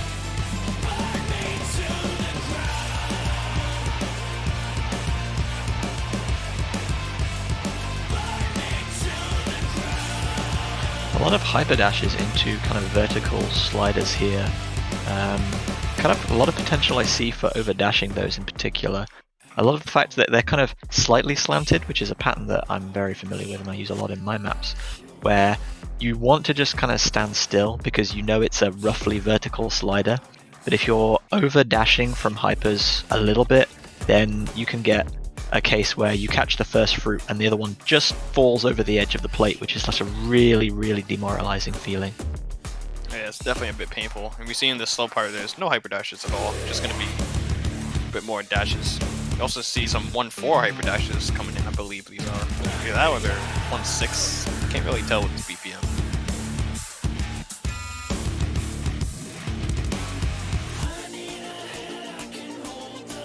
There's some really high density coming in here as well. I mean, failing is not going to be too much of an issue because no fail is forced in this year's tournament, but still a large capacity and a large potential to drop lots of score with density like that. Like one miss can often lead into many misses if you miss one of those stacks.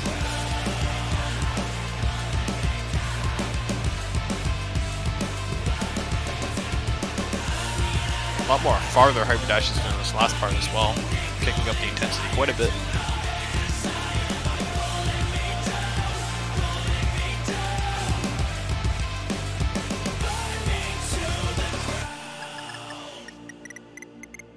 And a nice little spinner to finish things off, which could decide very close matches either way. But yeah, that is going to be No Mod 1 for our round of 16 map pool. No Mod 2 is going to be Paranoia Revolution. This is another custom map from Ascendance, coming in at a much shorter 1 minute and 46 seconds. This is approach rate 9.4, so slightly slower than the previous pick, but circle size 4.2 is much more reminiscent of a kind of meta overdose style. Oh yeah, those little patterns right there, I don't know if you catch those, but it seemed a bit harsh as well. Seeing these 1-4 hyper dashes into the 1/2 anti-float dashes, those can be very tricky if you're not fast enough to be able to snap back in time. And also those little walk 1-4 strings. Ooh, I do like little stacked stairs and things like that. Some of these 1/4 hyper dashes into like half regular dash direction changes look like they could be quite punishing if you're not paying very close attention. There's a little wiggle there too that you can walk. Wonder how many people are going to be wiggling that instead of walking it.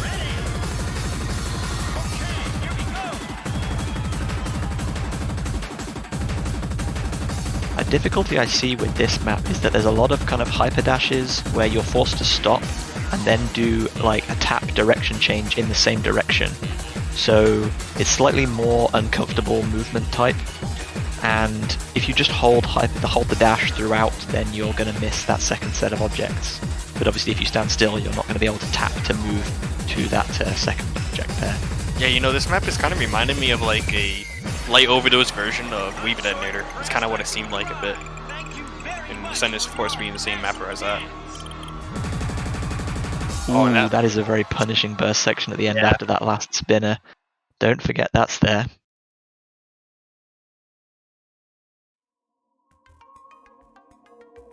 Anyways, on to our third map. It is going to be Sakuzio Fracture Ray, mapped by Gigas, but it's going to be the Kukai difficulty.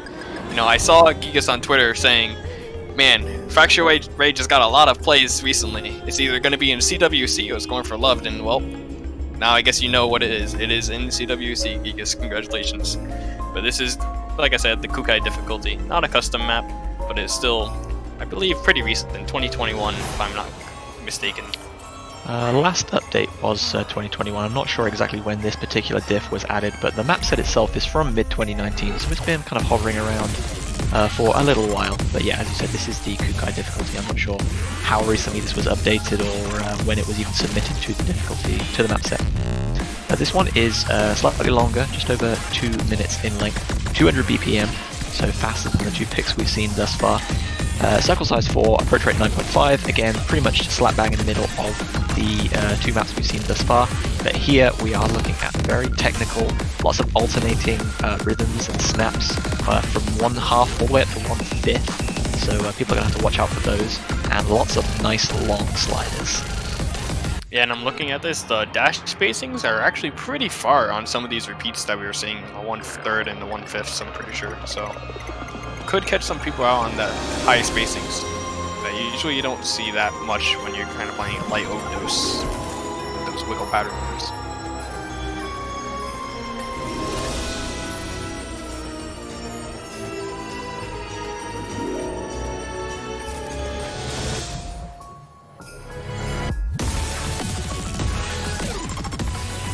And these are the long sliders that I was talking about. Hyper dashes within the sliders, at the end of sliders, the beginning of sliders, and at pretty much every point on a slider.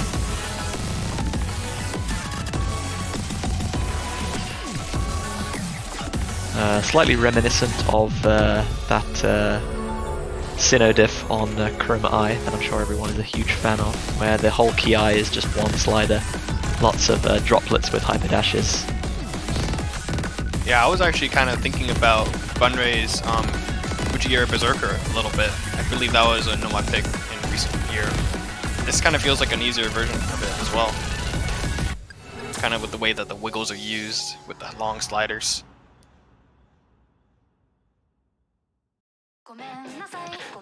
No Mod 4 coming in now, and I'm going to take a big breath and hope not to mess this up, is Doro no Bunzai de Watashi Dake no Taisetsu o Ubon da Nante. And if I did that in any way wrong, feel free to roast me, but I'm not going to care, because I tried my best.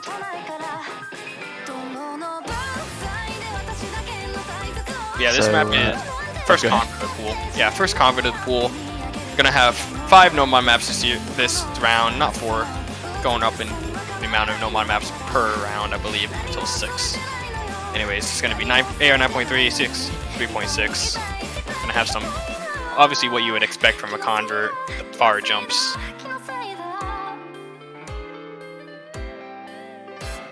Yeah, this is the fastest difficulty in the no mod pool for this round, 225 BPM. Circle size 3.6 is slightly more lenient than, I guess, some converted difficulties that you may expect to see at this difficulty, which does in some ways make up for a bit of the randomness in strong dash distances. You can see there was a nice slightly slanted slider that turned into a sharp direction change that people are going to have to make particular care of.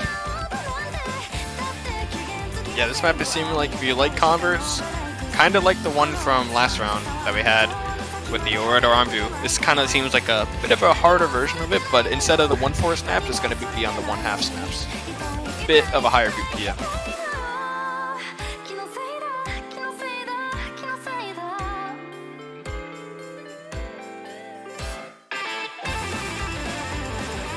You have a little 1/3 stream section here too. Could I see do love a good guitar solo. Yeah, could see possibly some misses on the little wiggles out there.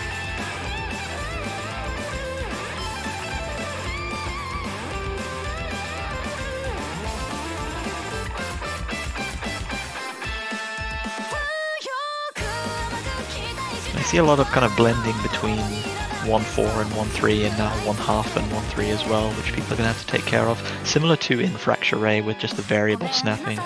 Very easy to just look at something, assume, oh, that's 1/2, and then dash too late because it's actually 1/3.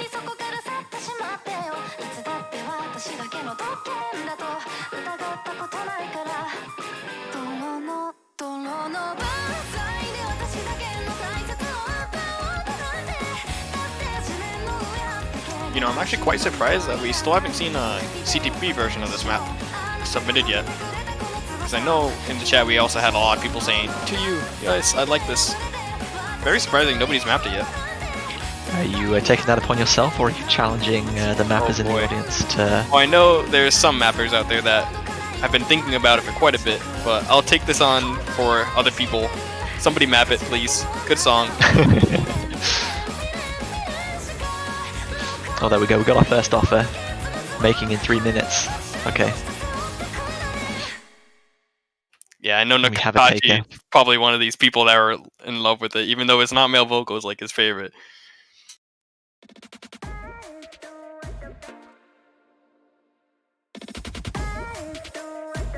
Speaking of another song that catch mappers were, I'm pretty sure, lining up to map, we have a song from KDA, The Baddest, featuring G Idol, Bay Miller, and Wolf Tyler.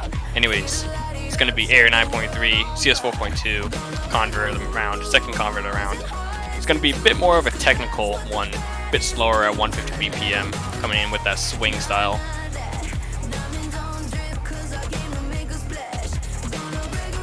Yeah, interesting to note that both of the converted OS difficulties that they've chosen to use for this No Mod pool, No Mod 4 and 5, both are very recent maps. This one coming in from, I think, August of 2020, and Dorona Bunzai coming ranked at December 2020, so both within the last kind of 6 to 12 months. Interesting, because sometimes they'll pick something that's kind of older and presenting a little bit of a different challenge, but this year they've gone for 2 new maps that both do reflect very different styles, as you mentioned.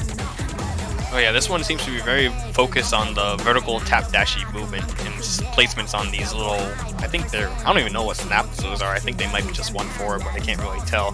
These bursts that are looking pretty tricky, like that one right there and that. You can definitely see This some. is 150 BPM, so I think there's some 1/8 thrown in here as well on those little kick sliders. I'm pretty confident at that BPM they're going to have to be stacked. Yeah. But you never know, some people might impress me. There are some slightly good people at this game, though. Just a little good. Yeah, we are seeing some, I believe they were double hyper dashes that were pretty far coming into the start of the Ki. And that one right there was a bit harsh.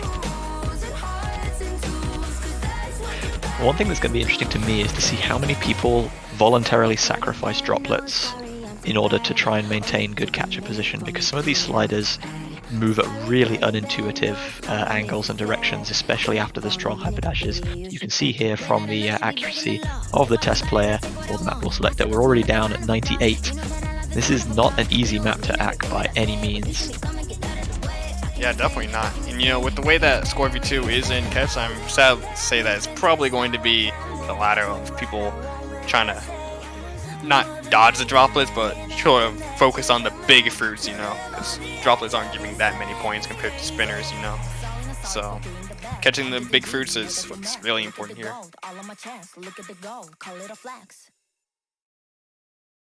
So that is going to conclude our no mod pool. As we said earlier, 5 maps for this round of 16. We're increasing the size of the bracket just slightly. And we're going on to Hidden 1 now, False Infinite Parallel. This is a map from Ajir Yagtama, who has been well known for producing hidden maps in early stages of previous Catch World Cups, and this year is no exception. This is a custom difficulty again, 150 BPM, 3.5 minutes in length, and a circle size of 4.7 being the selling point here. Yeah, it's kind of interesting that we have 2 4.7 maps. Last round we had the rain from Mike and Bina, and this time we have a difficulty from Jir. It's going to be a bit longer than the last one though. It's coming in at 3:33. Probably a bit harder too with these little, I think they're probably 1-4 hyper dashes. Yeah, they're 1-4. Also some micro movement with these sliders that are just about walk velocity.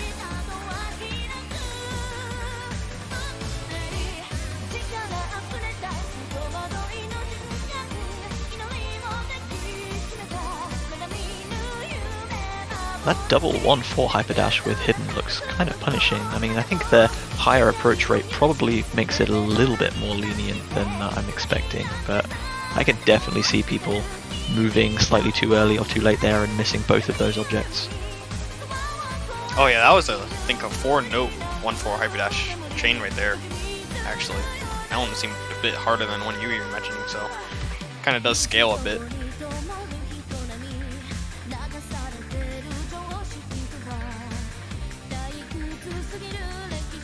So it looks like there's some 1-4 regular dashes being thrown in here as well to produce some little wiggling.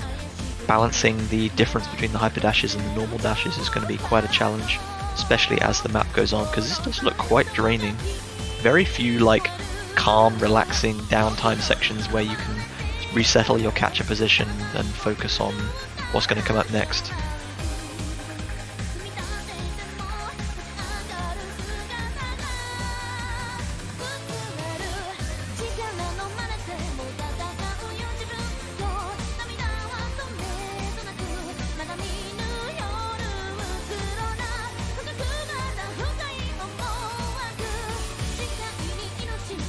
Seen a bit more of harsher movement in this key, I believe. Some more anti-flow wiggles that we're getting thrown in here on the repeats.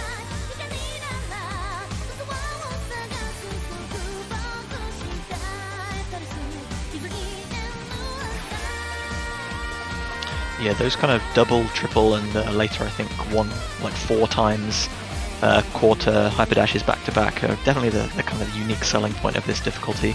We've got a little guitar solo coming in here with some really kind of quite tight inverted repeat sliders as part of the slider streams.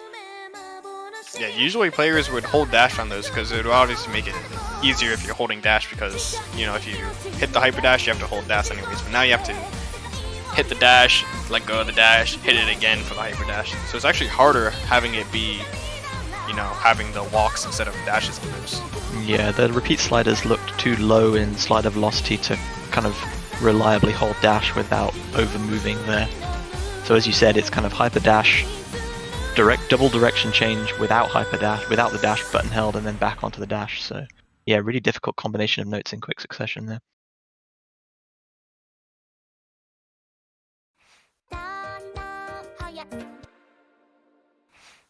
Here we have the second pick of the hidden round. We have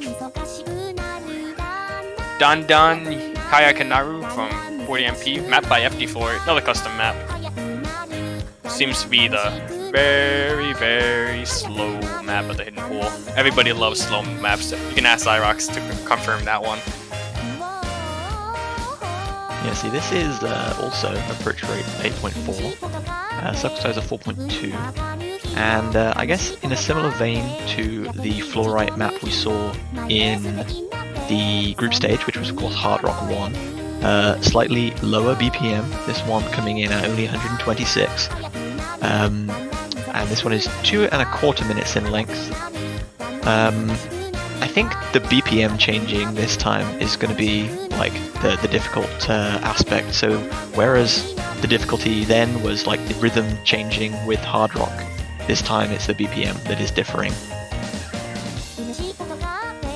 Yeah, these hyper dashes are also very far, it seems. A lot of them are almost cross screen. Oh, we got some nice regular quarter dashing wiggles there as well.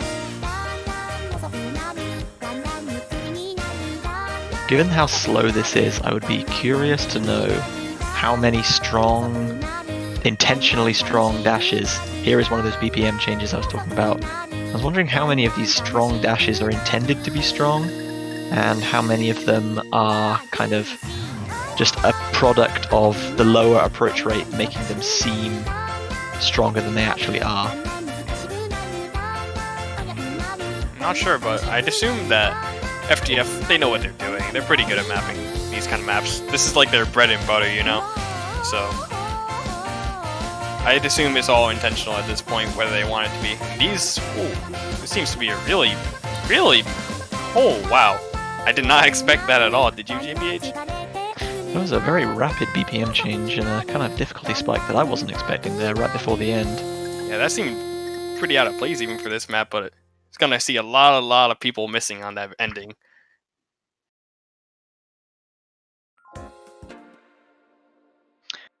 So finally, Hidden 3, our mod pools are still sticking with 3 maps, 2 specifics and 1 convert. This is going to be Okioi Yokocho by Chaos City Niigata. And as I said, this is a converted boss difficulty. Let me get a link to that beatmap page if I can tell you a little bit more about it. This is from June 2019, so this is a little bit older than some of the convert maps that we've seen previously. 2 minutes in length, 192 BPM, so the fastest of the 3 hidden picks that we have on offer right now. Again, approach rate of 9.2, similar to HD1, and a sample size of 4.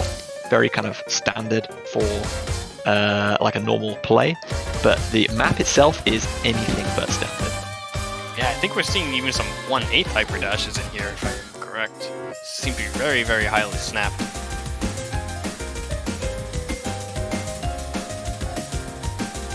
The 1/8 at 192 seems kind of fast. You might be right, but I think 1/6 is also very good. 1/6 is also possible, yeah.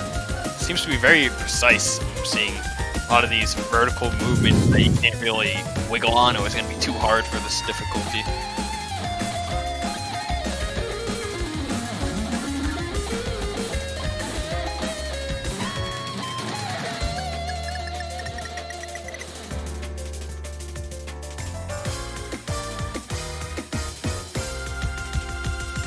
Given how the intensity of that section spiked, the actual movement did not really reflect that at all, and I'm guessing that's a consequence of just being a standard convert. They don't have to conform to our rules. Yeah, but it caught me out a little bit, and then all of a sudden when the music got a little calmer, the spacing got more, so typical standard things. You know, but people enjoy that about converts. Sometimes, somehow, don't ask me how. But yeah, we are seeing those snaps come in. Gonna be not that long, only 2 minutes.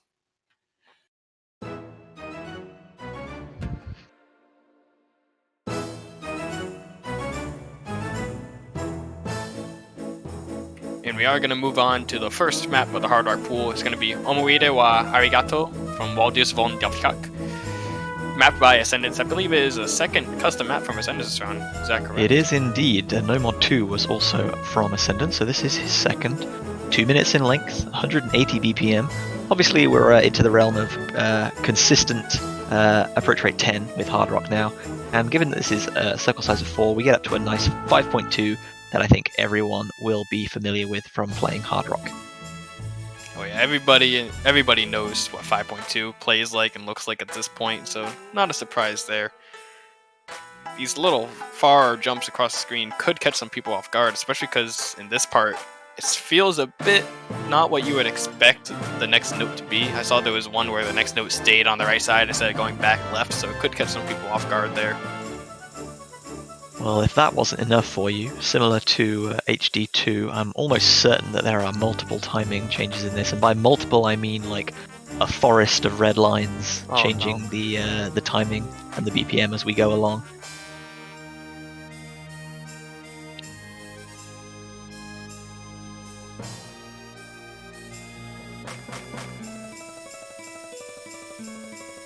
And now we've got a player piano section.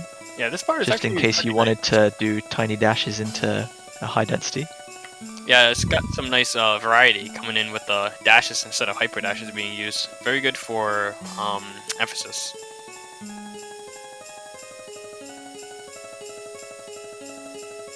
It's very robotic and mesmerizing seeing the stacking. Yeah, there was actually one stream right there that actually did get changed with Hard Rock. I don't know if you noticed it, but there was a curved stream, right? And the second note of the curved stream got moved slightly to the right. So you have to kind of hit the hyper dash and then move back right very fast to be able to catch that and do a slight wiggle back to the left. Oh, So Hard good. Rock, we do love you. Yeah, could see some missed at the very end of that from Hard Rock, but it's expected at this point. So, Hard Rock 2 is going to be Squulp. I believe that's how it's pronounced, from Owl Tree feat Yaki Tree. Multiple trees coming on in this one. This is 2 minutes 22 seconds in length, 183 BPM, and has a slightly lower circle size in this of 4.5.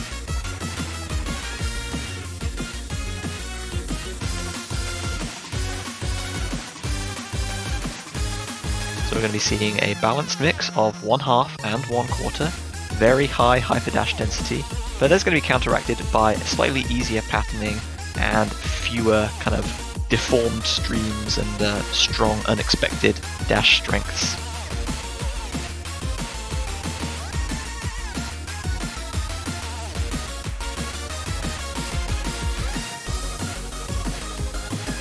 Yeah, this map is seeming to be quite a bit of a more standard Hard Rock map, even than Hard Rock 1.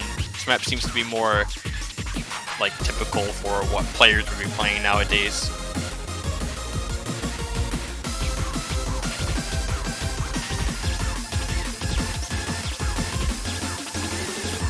Certainly a little bit more anti-flow being used here to kind of compensate for, I guess, how more standard the map feels compared to something that has BPM changing and rhythm switching. Really funky saxophone going on here. I do dig this a lot though. Oh yeah. You know, our custom map is this year. I've been actually picking pretty good songs. I do commend them for that. Yeah, so this is obviously also custom. I think other than Fracture Ray, which was in No Mod 3, every specific you have seen is a custom difficulty so far. So we are currently at 6 custom difficulties, including this one.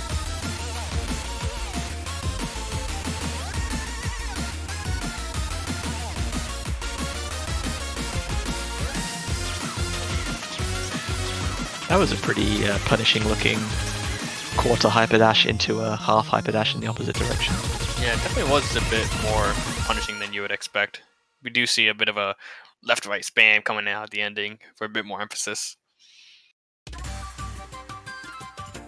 And the last map is going to be Chloe from DJ Tartaria.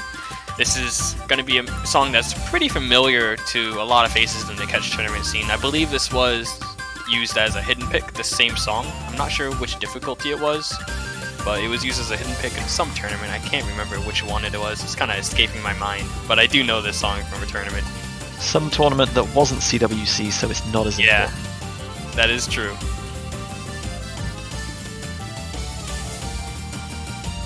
Yeah, it is the convert of the round. It's coming in at just under 2 minutes.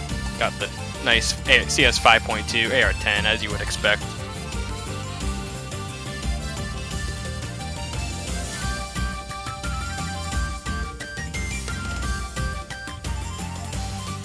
seems to be kind of reminiscent of Hard Rock 3 from last round with these kind of placement streams that you have throughout the whole map. So doing a little bit of research whilst you watch the map, again, ranked in mid-2019, this map, the Insane Difficulty, currently has 2 Hard Rock FCs from Latifasama and Nagi, both players who have performed very well in the tournament so far. Hopefully we'll be adding to that in the coming week.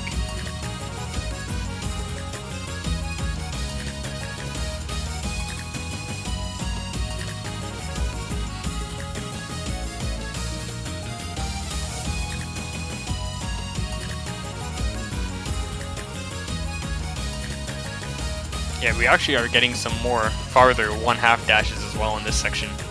You can see the 1/2 dash followed by a 1-1 or 1/2 hyper dash right after it. That one especially looked a bit far. Yeah, some of these look very punishing. I think the kind of premise of the map is that it's a stream map, but the streams really don't look like the difficult aspect of this. There aren't that many kind of deformed patterns, but there are lots of strong dashes after those patterns that can result in very easy drops.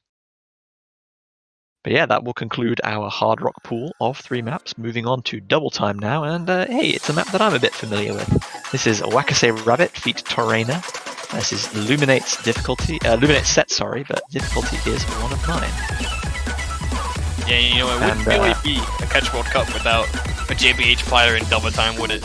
Yeah, we've seen a few of them. Usually it's hidden ban sacrifices, but it's been Double Time a few times in recent years. And to give you a little bit of a tidbit of trivia on this map, when I first created it, I was almost certain that it was going to get hammered into the ground with how high the density was. But people seem to like it, so it kind of stuck. So yeah, I'm sorry for making an incredibly dense map, but map selectors decided that it's fitting for the tournament, so we're going to go with it. When Double Time is added, we have 2¼ minutes in length, 261 BPM, and a fairly standard approach rate of 8, which goes up to 9.7 with Double Time. Cycle size of 3.5 is reasonably comfy, but the difficulty here is going to be that it's just very speedy, very dense, and a couple of strong half dashes because it's my style. It's my style, can't tell me what to do. But yeah, you do seem to have some kind of funky stream patterns I've noticed a little bit with the 1/4s as well.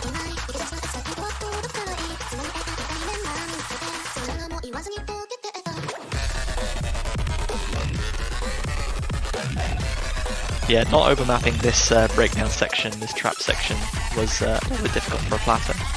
And there's a couple of little small 1/4 dashes that I think people would probably not be too happy with nowadays, but it is what it is.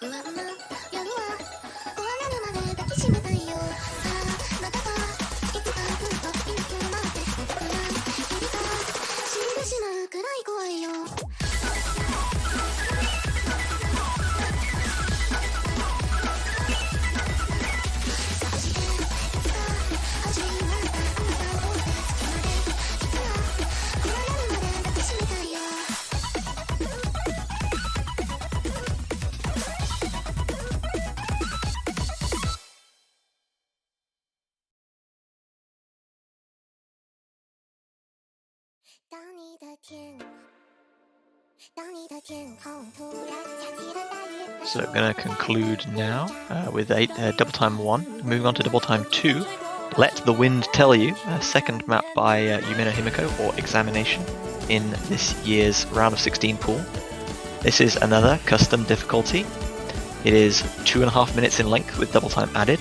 It's much slower with a BPM of 180, but a slightly higher approach rate, leaning to 9.9 when Double Time is added, and a circle size of 4.4.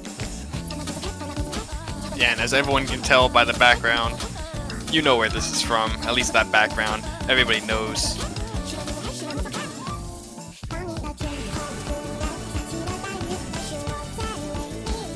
Yeah, it does seem to be a bit high AR and a bit high difficulty. This kind of reminds me of, I think it was Shuema Jiao, I think it was, from Dapulus last year. Kind of similar difficulty settings, but I believe that was used later on in the tournament. I'm pretty sure that was quarterfinals. Yeah. So it does show the intent of the map pickers to scale the difficulty a little bit year on year. Although I think the approach rate and the circle size are slightly higher, The patterns themselves look relatively comfortable, at least compared to the previous map, which had very high density, lots of kind of odd shapes and some strong half dashes as well. They might be different when actually playing, but I think the patterns themselves do look a little bit more lenient on the kind of the whole, and it is just the increased speed and slightly increased precision of the smaller circles that adds the difficulty here. Got a nice little break here if anyone is feeling a little exhausted after that. I think it was about, what, maybe a minute and a half, 2 minutes of double time play. It's always nice to get a little break from all these maps because, man, nerves get to be building quite hard, especially in double time, I feel. Yeah, with the increased catcher speed of double time, I often find that when you get nervous and you get tense, then you start kind of overthinking things and overreacting to things.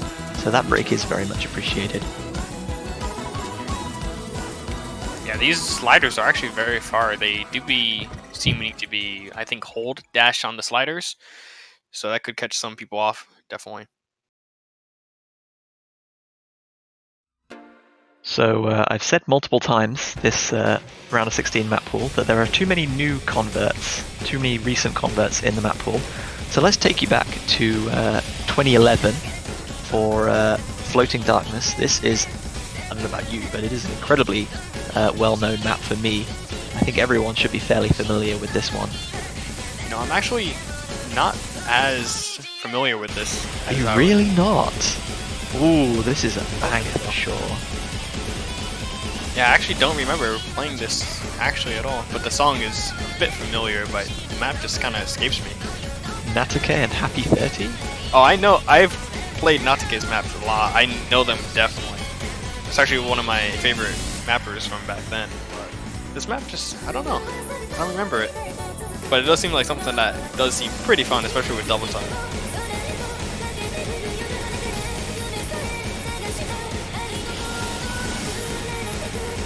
So, as you'd expect from a converted difficulty, we're going to see a little bit edge dashes thrown in here, which with double time get very, very precise.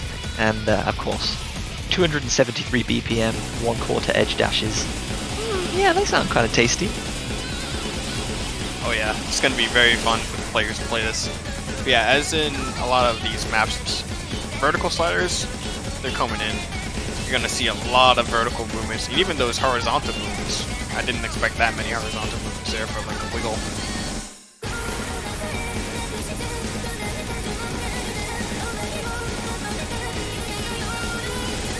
Those little slightly tilted stairs right there are going to be kind of painful to catch. Some players are going to want to wiggle them, but if you wiggle them, you're going to go too fast and you miss the next no. Some really big half dashes there as well. Yeah.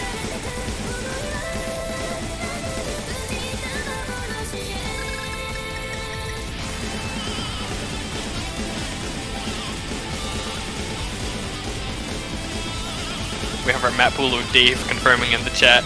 Those stairs, not the best to play. So that's going to conclude our double time pool. Again, 3 more picks for our players in the round of 16, and it's on to our tiebreaker, ladies and gentlemen. Yeah, we actually have another custom tiebreaker, this time mapped by Benita. It is going to be Shange Long, the Kamame Sano remix from You vs. Etia. Difficulty, Meowning. Hello Conrad, hello Sartin. I know you like Meowning. When are we going to bring the Meowning back? Seems like Benita wants to bring the Meowning back. Yeah, so in typical tiebreaker fashion, there's a little bit of a longer pick, currently sitting at a little under 6 minutes, so it's really significantly longer than almost anything else that will be shown in the round of 16 pool. It's going to be 175 BPM, which I think is actually exactly the same as the BPM of the tiebreaker from the group stages. A circle size of 4.5 and an approach rate of 9.3. Very standard kind of overdose marathon difficulty settings that anyone who plays long maps will be very familiar with. Yeah, but anyone who's played Benita's maps know they're like slightly about standard, but not real. They always have like a little bit of a touch to them that make them feel a little bit different, but also really fun to play at the same time. Yeah, she's a very kind of avid user of slightly strong dashes, but also kind of movements that are slightly in between walks and dashes that you typically want to tap dash. But on a map that's 6 minutes long, trying to kind of tap dash everything can get really tiring. So it'll be interesting to see how people kind of balance their stamina throughout this one if they end up having to play it.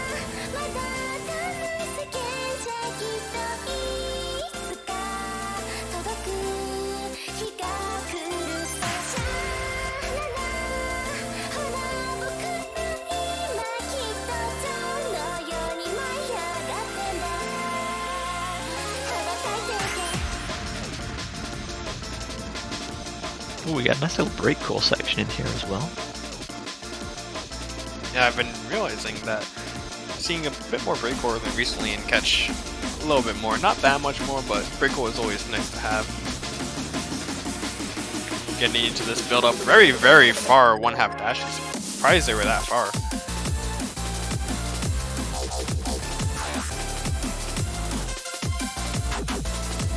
Gonna be seeing some of these, I believe they're 1/8 doubles, some 1/4 as well doubles that we're seeing. Might be 1/6, I'm not really that sure.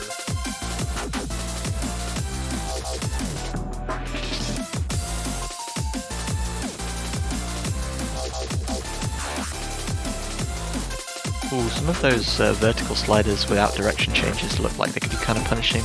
I can see people definitely dashing too early before catching the tails of those.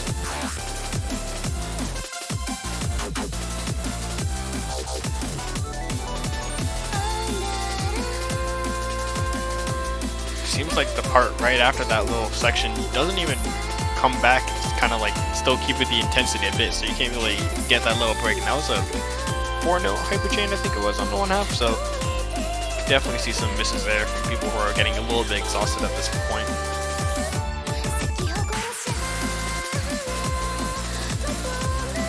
Yeah, wow, the intensity just kind of keeps staying about similar level throughout the song, which is pretty nice. It's also going to be a bit punishing for Tiebreaker as well. Yeah, we had a nice calm section that was about like 1 to 1.5 minutes in, but apart from that there really hasn't been much give in the difficulty, at least thus far.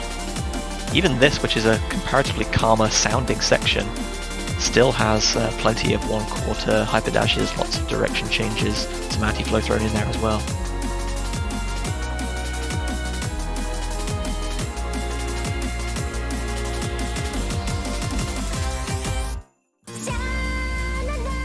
Here we go, is a calm section, about 2/3 of the way into the map. Yeah, it is still pretty long without a calm section, but it's going to make for some great moments seeing how many people can kind of hold that FC. And that really isn't that long of a calm section. We're immediately back into a kind of slow, and I put slow in air quotes, compared to the rest of the map streaming section here.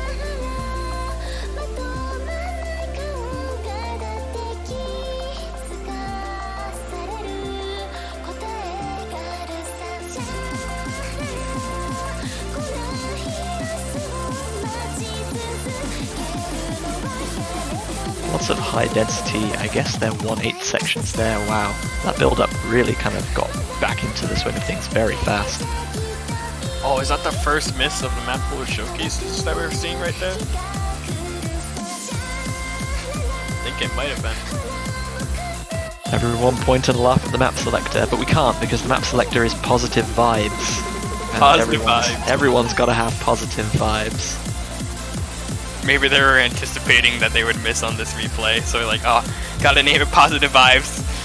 Can't have people pointing and laughing at them.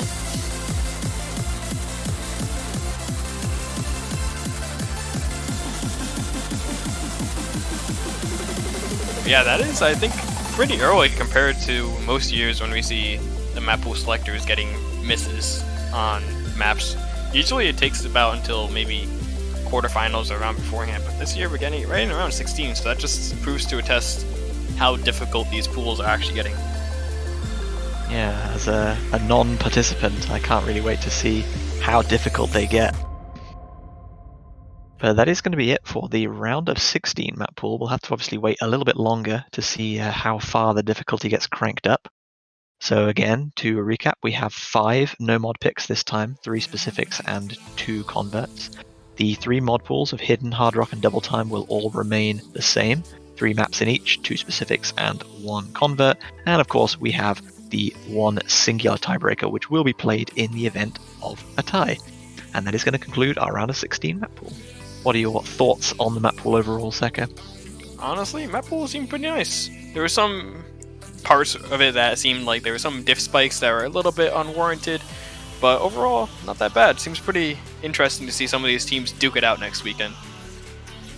Yeah, so we are going to wait patiently, but also eagerly, for those teams to be playing next weekend. There's going to be obviously 8 matches, pairing up the winner of a group with the runner-up of another group, and that's going to be the round of 16.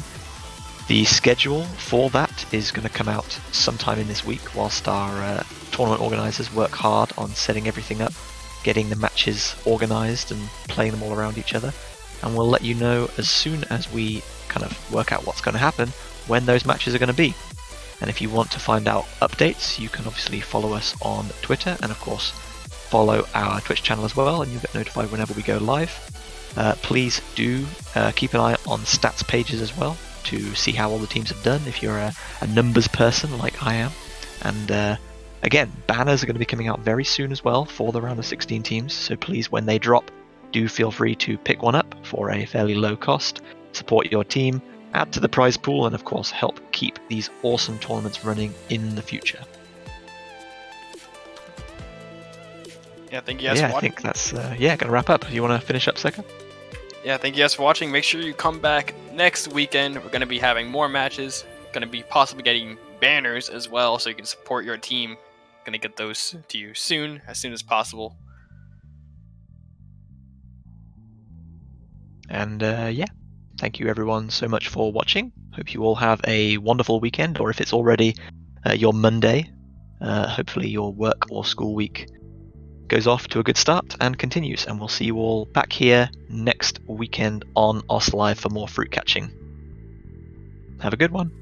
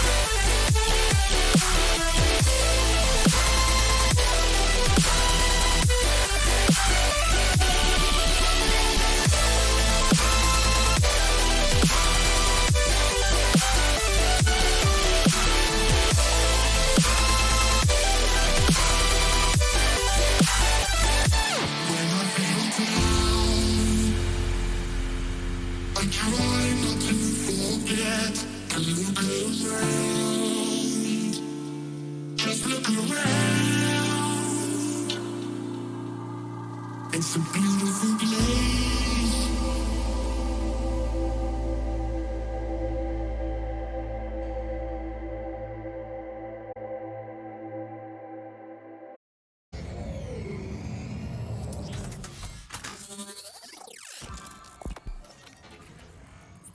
Greetings, user. Neural link established. Ready for takeoff.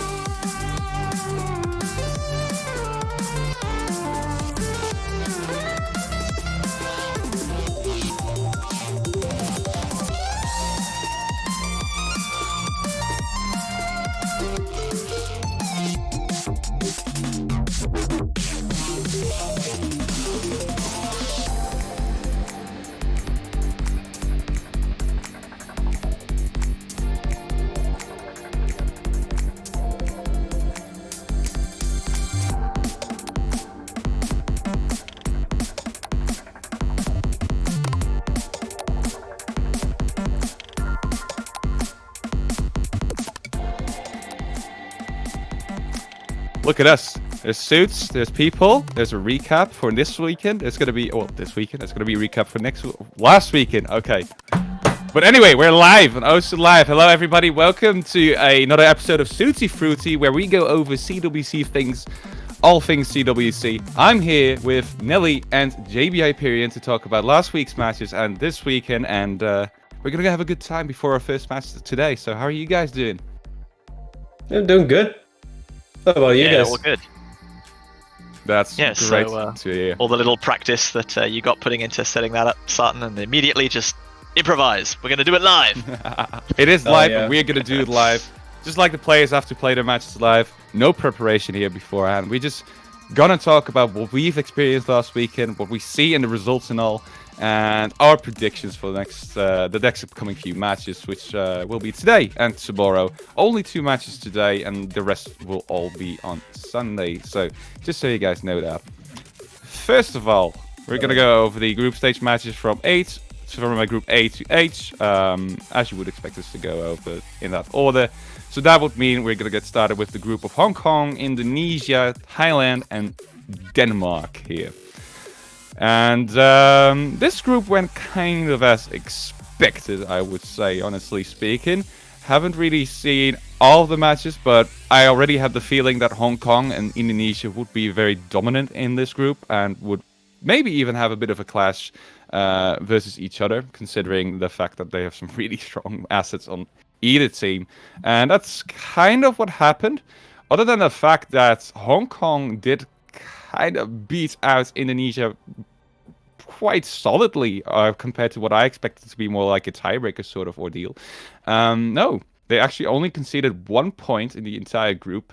Indonesia losing all 5 to Hong Kong, obviously, losing that match 5-1. And other than that, both teams won the rest of their games against all the other countries without conceding a single point. So Thailand and Denmark definitely being the 2 inferior teams in that group. And yeah, there was a bit of a clash between Thailand and Denmark as well. But honestly, didn't really quite matter for the remainder of the tournament, as they wouldn't make it out of groups anyway, considering Indonesia and Hong Kong were there. So kind of what we expected, I do believe, right? Yeah, I think very much what we expected. Hong Kong looked really strong.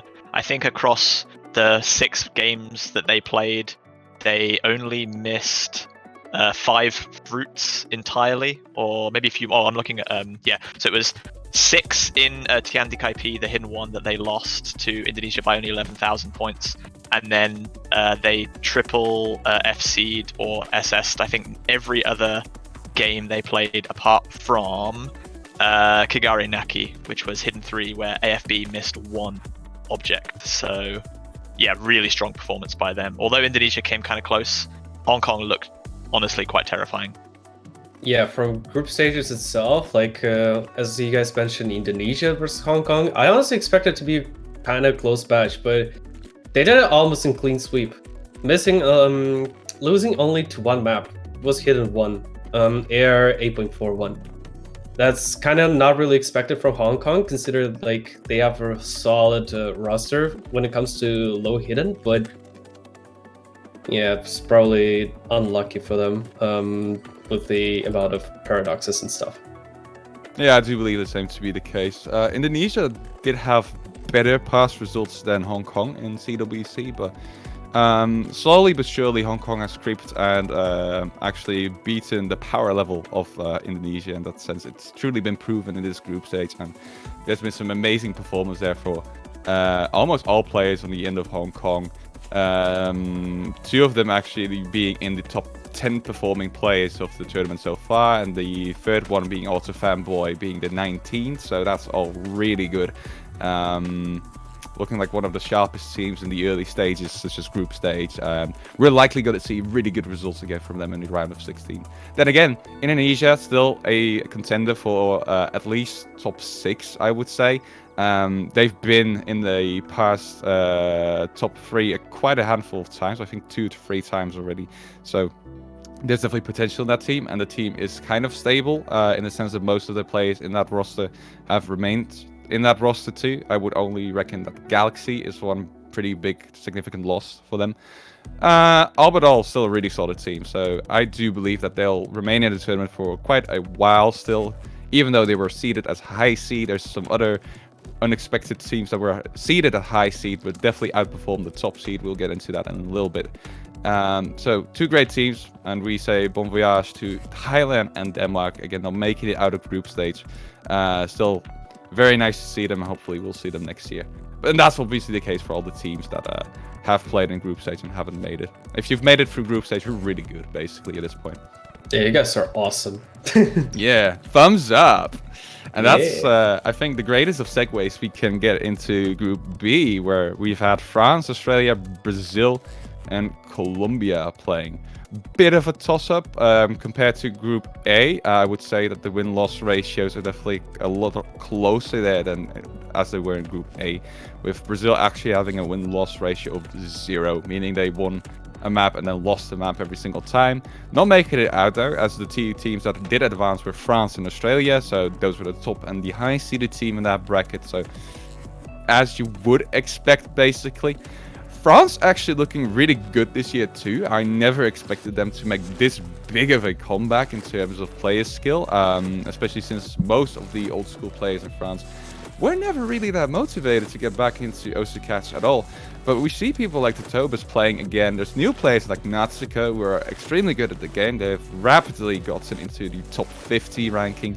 And in that sense, very nice to see France making such a strong comeback again this year as one of the stronger European teams of the entire tournament. Australia actually having a bit of a different roster from what I expected them to have, but still making it to high seed, even though they were one of the lowest in the high seed. I think they were either 14th or 15th seeded, so definitely not like convincingly high seed, but high seed enough to advance to the next round, it seems. Brazil having a bit of a nice game against Australia too.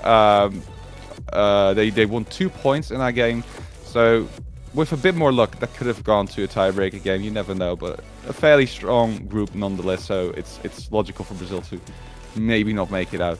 And Colombia, on the other hand, definitely not like the most significant of players in this tournament, which made them lose all maps, I'm pretty sure. Yeah, having a win-loss ratio of -15. So not really their year, but hopefully they'll get some new players. That will be great. There's been some nice Colombian players in the past, so we're going to have to wait and see how that goes. It's a little bit finalist for Group B. I know. You literally carried us this time. Wow. Oh, but, no, you can talk. You can talk whenever. Nelly, we love you. Yeah. Oh, thanks. But yeah, like according to Pick'ems, which is, by the way, you can vote your favorite team on Pick'ems. Just do it now, even though you guys probably missed group stage. They actually voted for 34.2%. In comparison with Australia, it's literally 30%. I would darely say that Brazil and Australia has a really solid rosters with fairly known players. Well, outside France, well, because everyone was voting in Group B. But I would dare to say that Australia this time like remained really consistent and more performed than Brazil. It's probably an unlucky guess for Brazil. I might say that, but yeah. Yeah, Brazil played really well in that final match against France. There was quite a lot of close games where they held their nerve, and I think it was 3-3 at one point before France rallied back at the end to win that 1-5-3. I think Brazil can feel a little bit unlucky with their performance this year. They performed really well when, I want to say it didn't count, but they performed really well against the strong teams but still lost.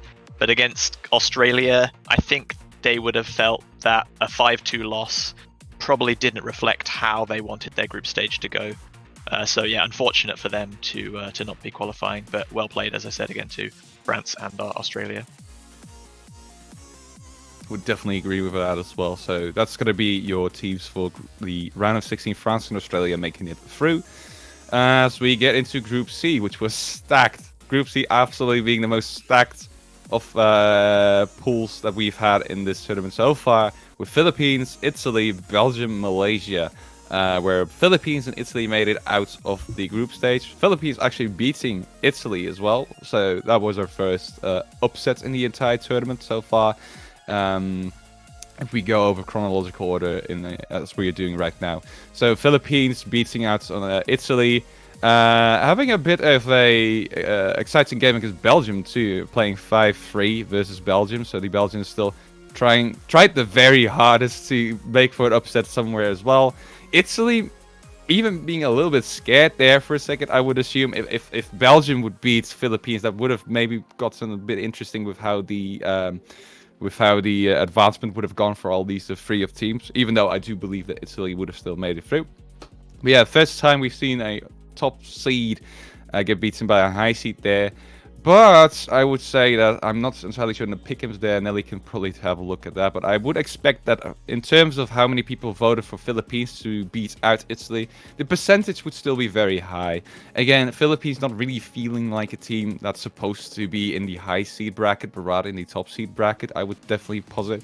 And Italy also being a good top seeded team, but not the strongest of teams in terms of group stage play and perhaps even round of 16 play. We all know Italy to be this powerhouse where we have two behemoths, dormant and always ready to smash other people's faces in terms of Cat's skill. And then there's the other four Phils. Even though they don't really feel like Phils anymore this year, there's definitely some improvement in those players compared to what they performed like last year, such as Waffle and Trollengor, for example, doing really well. So kind of what we expected would happen in this group. Every team winning at least a few maps here, with Malaysia, Belgium having a -4 and actually -30 and -4 win-loss ratio respectively, not making it out of that group, but quite exciting nonetheless. But definitely the group of death, because wow. I would, as I posited earlier, definitely the one group where the most dangerous players were definitely dormant, and that definitely showed that weekend as well, I would say. Yeah, I want to tag on to what you said about Italy missing that kind of crucial third player. Not to say that the rest of the Italian roster is bad by any means, but it really is like the Armour and Karim show, and it has been for a couple of years now, and everyone else is struggling to keep up, and I really hope that they do. But it did show in their match against Philippines that the depth of the roster and the way that Philippines are able to rotate their players in order to put the best people in and not have like a weak link definitely will do them more favors going forward into the later stages of the tournament, where maps become harder, map pools become more technical, and so on. So I think Philippines should be very happy. Even though they lost quite a few games, they were against very tough opponents, and they should feel happy for their performance.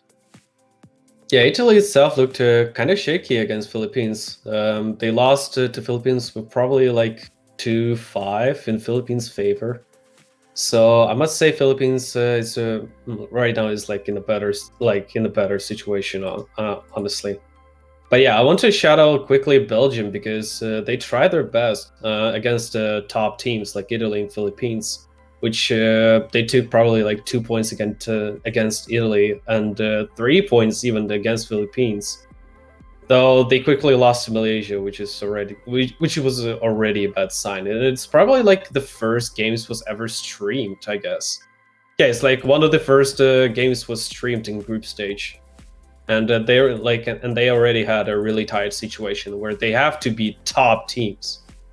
So yeah, that's really Belgium would always have had a difficult time getting out of that group, but they certainly looked one of the strongest low-seeded teams in the tournament. And again, even though they're not going through to the knockouts for the second time, I think they've done very well, and they should be happy with the performance. The hand that they got dealt wasn't great, but they played damn well with that hand. Yeah, exactly. It's very unfortunate when you get seeded as the 17th team like Belgium has been. That means you're literally the highest seeded team from the low seed. So you're still going to be playing against a high seed and a top seed in that scenario, which is quite unfortunate. And they were fairly close, honestly. They pulled a really nice game against the Philippines. 5-3 is something to write home about. I mean, they even had a better performance against Philippines than Italy, you could literally say. So, well played to them. They made it last year. They sadly didn't make it this year.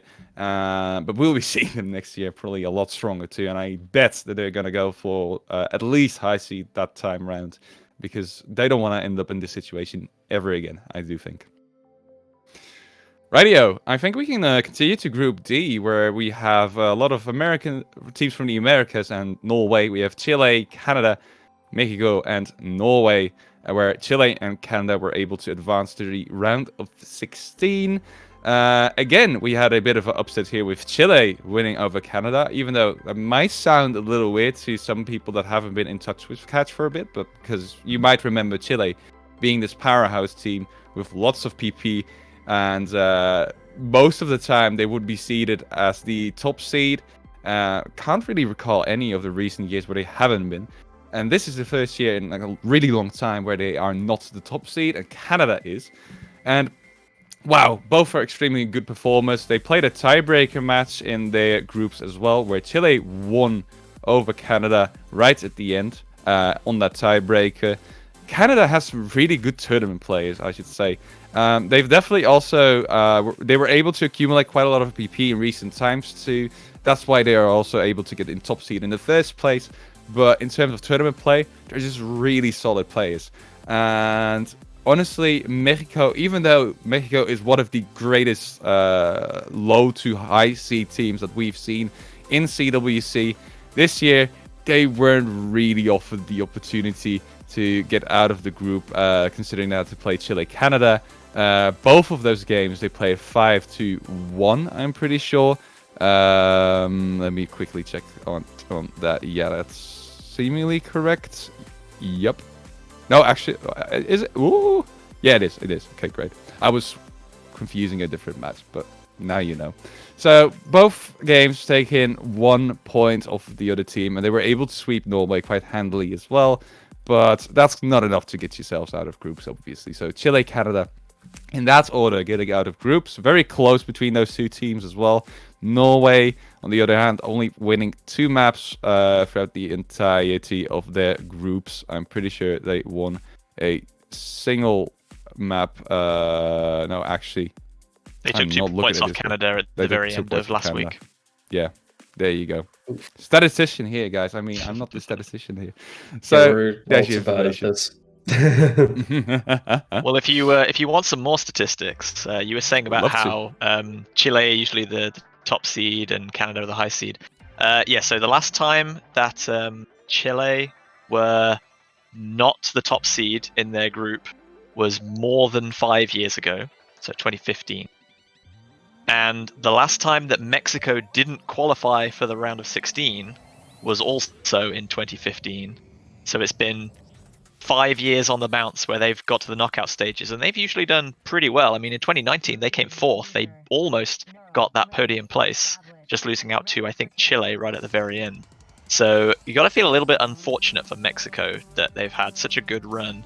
And whilst you said Group C was a group of death, I think Norway were always going to struggle here, but Chile, Canada, and Mexico, it was always hard to choose one team to say goodbye to from those 3, and unfortunately this year it is Mexico. Yeah, it's rather unfortunate. Mexico was being one of the pure underdogs for a few years. As you mentioned, like two years ago, they had a solid roster that's no one really cared about. 2 years ago, they claimed 4th. Back then, I don't think they ever reached that high pedestal. Like, they were obviously so close, top 3.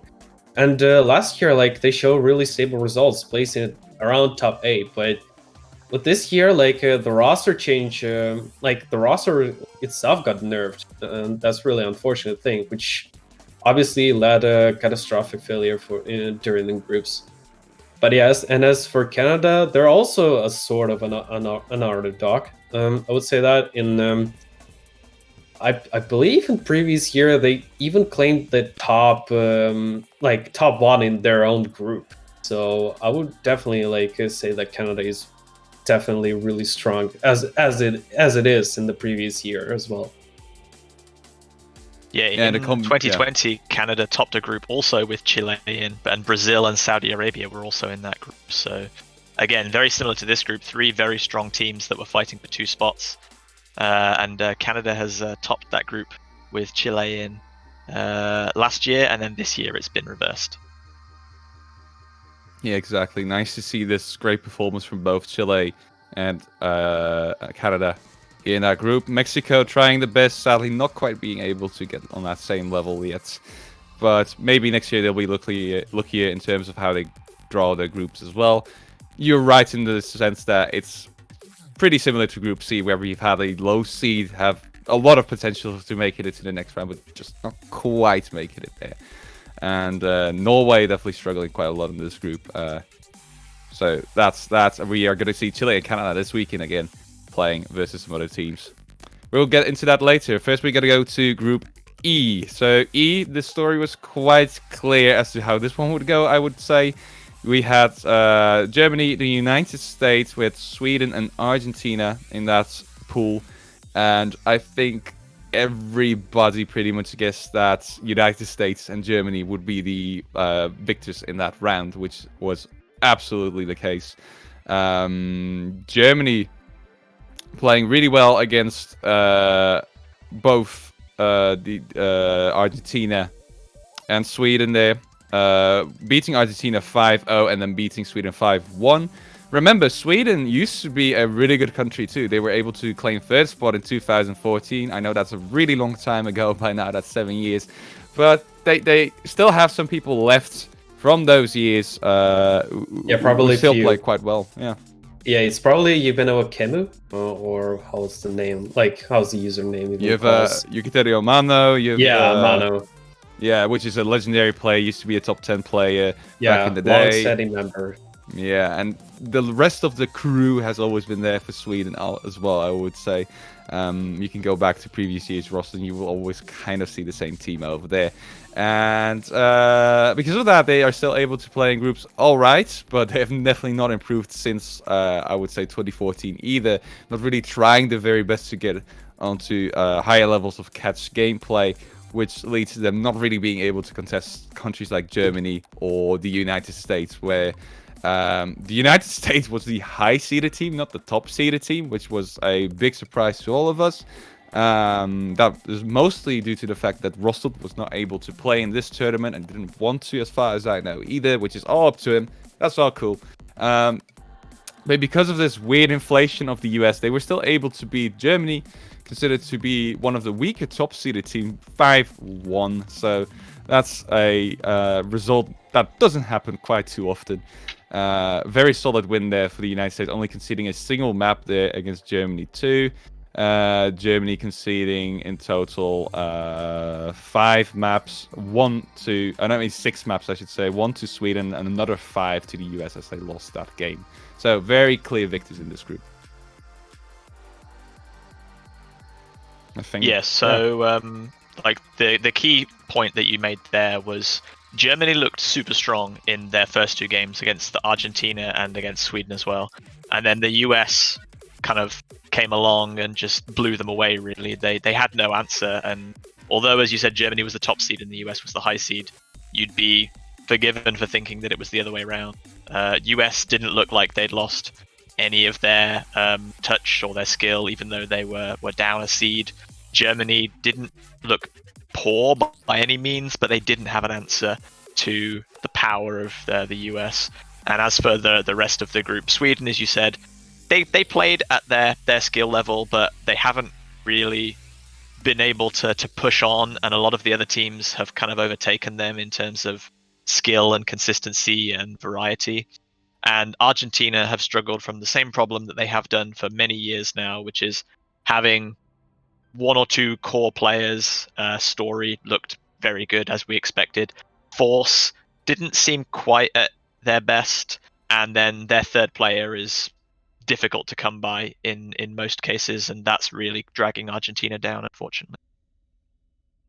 Yeah, Sweden itself managed to beat Argentina like with sort of a sweat, probably like placing like 3-5 in favor of Sweden. And yeah, as for US, you guys mentioned the roster changes, like Russell not participating anymore, or probably like this year, who knows.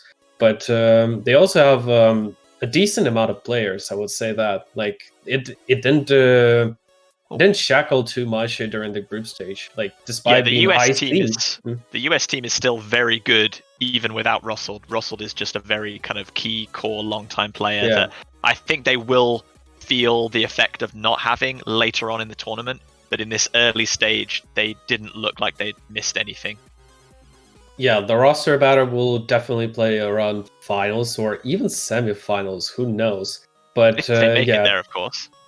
but yeah, if they'll make it in the first place. But yeah, like high seed beating top seed in Germany. Like probably Germany has practically the same roster as previous years. I'm not even entirely sure about that. I know they're missing Yumara, and I think they've got Inryoku in instead. That might be one of the early changes. I But do yeah. know that Yeah, very the few majority changes, of their yeah. roster is the same. Yeah, and it's Yeah. always been the same, but they're really good at farming a lot of PP, and in that sense they're amazing players. But tournament play you don't see too often from our German friends, so that may Yeah. be one of the causes as to why they're not quite on the same level as something like USA, even though that's a really high bar as well. So that might be one of the reasons. And other than that, they might have not practiced enough. There's plenty you can speculate about, but honestly, still a solid team. They made it to the next round anyway. It's not like they are out of the tournament. So we're gonna see more from them, and hopefully they'll have a nicer shot at some of the other teams in this tournament. It's just really tough to get yourself USA as a high seed in your group. That's just something, firstly, very unexpected, and secondly, just excruciatingly painful if you're at the top seed, because you're practically playing against one of the other top seeds.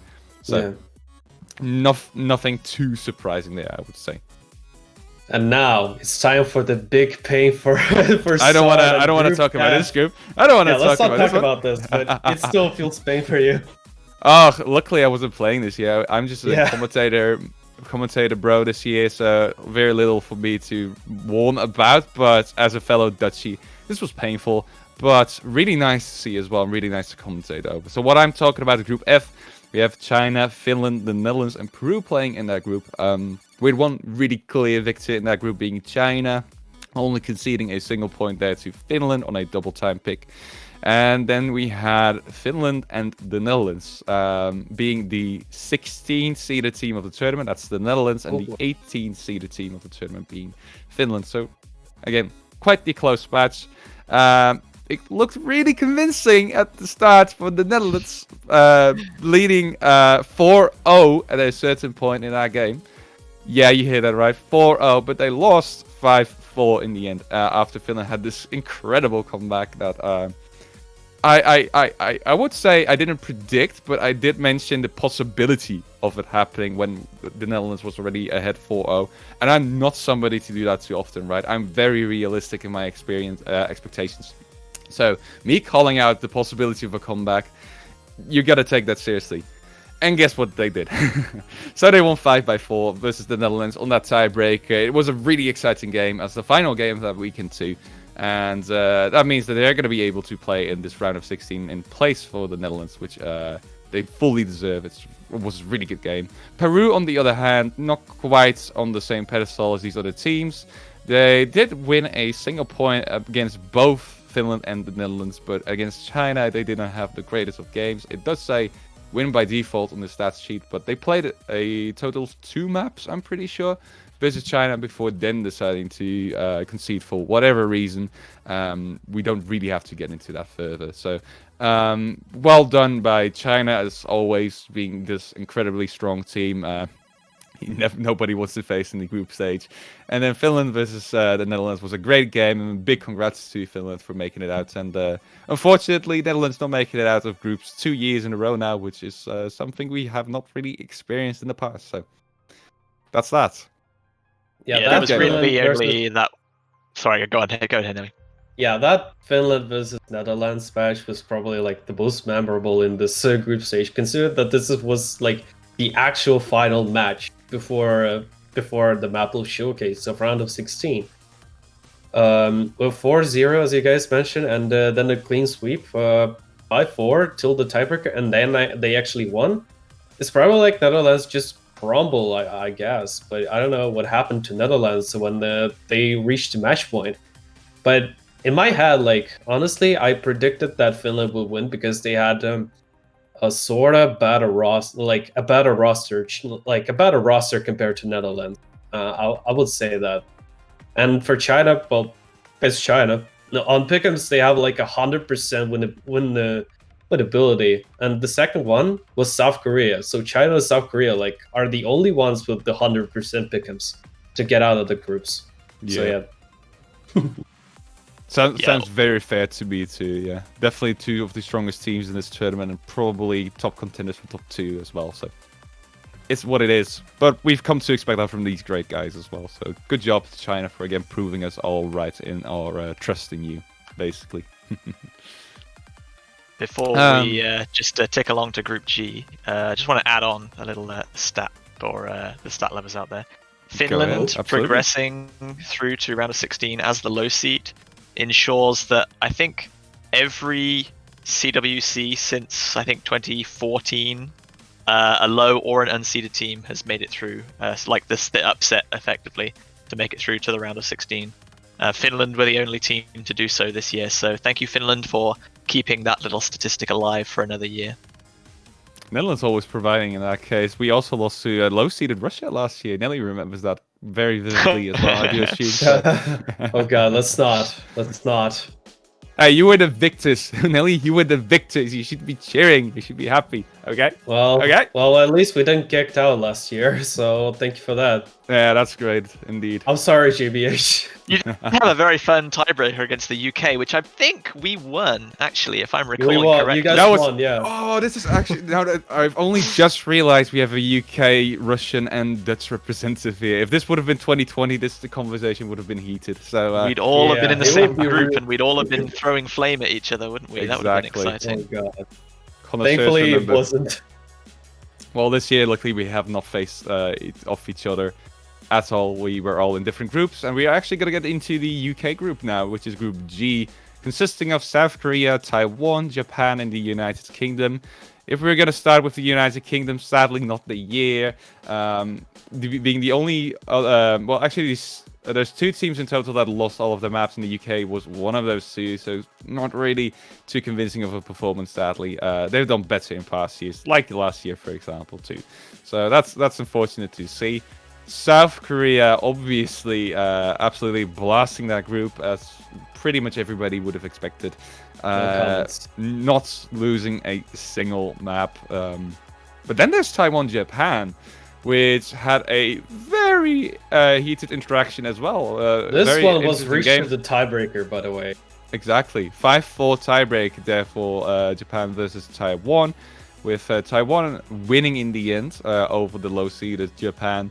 I was able to commentate that game, and I remember it being so extremely close all throughout the game. So it's very unfortunate to see if Japan go down like this, especially considering that this year's roster for Japan was a little peculiar. Definitely not like a lot of... well, the main reason why I would say it's peculiar is because they didn't have Nora Cat, which we've all come to know to be this hyper carry for Japan. Just being there for every tournament, just being a really consistent player, not per se like the best player in the world, even though they're ranked, they used to be ranked top 20, which, well, you're incredibly good if you're top 20, we all know that. Not having them nor EKR in the roster was a little rough, meaning that they were dropped to the low-seeded bracket, but they almost made it out against Taiwan, a team which I would actually consider to be one of the stronger high-seeded teams too. So that's a really impressive performance for Japan, I would like to say. So very well played by them in that game, making it extremely rough for Taiwan to get out of that group after all. Even though I would expect, most people would have expected that Taiwan would be able to quite handily beat Japan, but quite a rough time, but quite the entertaining match for us viewers as well. Yeah, Japan made a really good fight against Taiwan. Oddly would say, like, that match was pretty much a conclusion who get out of groups first, and the other one who will be out immediately. So Taiwan, like, they were really close, and Japan, like, good job there for taking that fight. But I would say that Group G itself is actually the real group of death. We said this is the third group that's the group of death. So yeah, Maybe, everyone you can see has gotten so much better this year. So yeah, unfortunate for Japan. I think 6 of the 9 games they played against Taiwan, the score difference was less than about 50,000 points. So a very close match between those two. And Taiwan also got a little streak of their own to keep alive. I think for the last 3, potentially 4 years, they've had a tiebreaker, at least one in every group stage. And last year they had 2 tiebreakers, I believe. So they like to keep things a little bit spicy. Yeah. Yeah, I remember like casting like one of those other tiebreakers of Taiwan 2 versus France that year, and that was so incredibly close. That was on your map, JBH. Not entirely sure what the name was, but you had a tiebreak in CWC in like 2019, I think, or 20. I think 2018 had the CS5 next to you. Yeah. I know. Yeah, next to you. Also By 2017. Yeah, and if It was any one of of those 2018.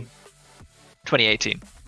Well, okay, so the streak has been going on for really long with Yeah, these tiebreakers. yeah. I remember that still because that was one of the most exciting games I've actually casted in my entire OSU career. So, yeah, Taiwan always bringing the heat and always coming up with some very unexpected results. They did make it out of groups again this year, though. So, staying true to the high-seeded term that they were able to assign themselves to. They have really strong players after all, and in tournaments they are definitely not new to being in stressful situations at all. So making Japan lose right at the end. Well played by both of those teams, though. That was a very exciting game to cast. So good job. And that brings us to the final of groups as well. Being Group this H. is me.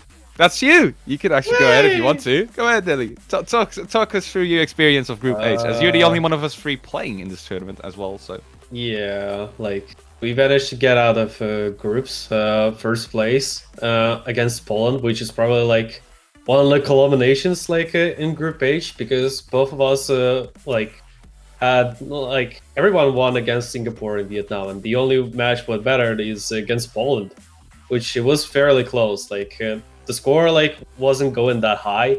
Like normal, like there's no like clean sweep or something. It was a really fair game itself. But yeah, Poland. I would say Poland did a really good job for sweeping 2 remaining teams, Singapore and Vietnam. Like a clean sweep of 5-0. Us like we did 5-2, and then we did 5-3. Like against Vietnam, which was 5-3, I would say that we kind of experimented a little bit, but yeah, like we won anyway. And there was some kind of a little bit of conflicts happen. Like one of us was Memoriola, which wasn't really interacting with Russians most of the time. He just like interacts everyone in English, so it was a little bit troublesome like to interact with him in the first place once we revealed the roster. But I'm personally glad that we did really well against Poland and against Group H as well. Like despite not being like in a clean sweep position, I think we did a really good job. Hopefully we can continue to do that as well. yeah, well played by you guys indeed. After all, Thanks. and I'm gonna be Thank the you for the stats guy short interview. once. I'm gonna be the stats guy for once here. One little interesting stat that I see in this group too is actually Poland did have a better win-loss ratio than you guys, having a win-loss ratio of +9. You guys had a +6 win-loss ratio, but Yeah, what I because said you in guys the conceded beginning- a few teams, conceded a few points to the other team, Vietnam, Yeah, like Singapore, clean sweep to Singapore Yep. and Vietnam. Yeah. and you guys were only able to beat Poland 5-3, 5-4. It was a tiebreaker. After Yeah, all. Poland Yeah. 5-4, Singapore 5-2, and Vietnam 5-3. Yeah, exactly. So that was well played by you guys. You made all the games interesting, at least. So that's very kind to the viewers. And experimenting in group stage is something you could definitely do. Yeah, it was really it's- risky, but we had the opportunities, so why not? Yeah, exactly. And if you're able to do that, then it's only good to do that, considering you're still playing a top seed team, Poland, which you might be able to beat as well. Which you did. Which you did. Yeah. So, good job to you guys. Well played. Well played by Poland too. I would definitely posit that Russia and Poland, in terms of skill level and tournament play especially, are fairly similar. So this could have gone either way, and it did go the entire way to a 5-4 game. Singapore and Vietnam also had some fun games, though, I must admit it. Definitely because they both won some points against you as the ones who won the entire bracket. And their own game was also a tiebreaker game, with Singapore winning over Vietnam, which is actually a upset as well, considering that Singapore is the unseeded team and Vietnam is the low-seeded team. Something that you might have expected. I'm not entirely sure on how the Pick'ems decided, or the people on Pick'ems decided on that, but it was already close in this group too. In that despite despite Singapore being really underrated, they have a really solid roster. I would say like very consistent if you compare it to Vietnam. Singapore should not be underrated. Do not forget that last year they were in a group with Indonesia, with China and Japan, and they beat Indonesia, who I think were the highest high seed. They were seeded 9th last year. Singapore are a team that you underestimate at your own peril, and they proved it again this year. Vietnam, maybe slightly lower caliber of opponent than Indonesia were, but just like we said about Malaysia in that Group C, in future years, if you get Singapore as the unseeded team in your group, you should be worried about that team. It's kind of the same thing that we have always said about Malaysia being one of those extremely strong unseeded teams. Singapore, pretty much the same deal with them. Strong, maybe the strongest unseeded team. Maybe they're even stronger than Malaysia in that sense. And again, they've proven it this year. Vietnam also wasn't a bad low-seed team. And I think most people actually expected Vietnam to perform a little better than Singapore, if I recall correctly. But then again, I don't really have the pick'ems right in front of me to talk you guys through that. But yeah, the most entertaining of groups I would call Group H. Not by a long shot, because all of the groups were extremely fun, but there's been some very fun games. 2 tiebreaker games in the group. I mean, what else do you wish for, right? Yeah. Yeah, certainly one of the closest of the groups, with I think everyone realistically having a chance of scoring some points off of other teams. And although maybe not qualifying, there's always an opportunity for giant slaying. We did see that there. So yeah, congratulations to your team on getting that top spot, Nelly. Thank you. Good. I must say that the last 2 groups, which is F, G, and H, like, it was kind of really shaky. I must say that. Both featured tiebreaker, and that's all, like, the last 3 groups. Yeah, fun times, and that kind of goes to show as to why we start calling like multiple groups like groups of death by now, because competition has started to become so good in catch, and every year it's just weird to see some teams in low seed. You're just like, why is this team in low seed? How is Mexico low seed, or Belgium?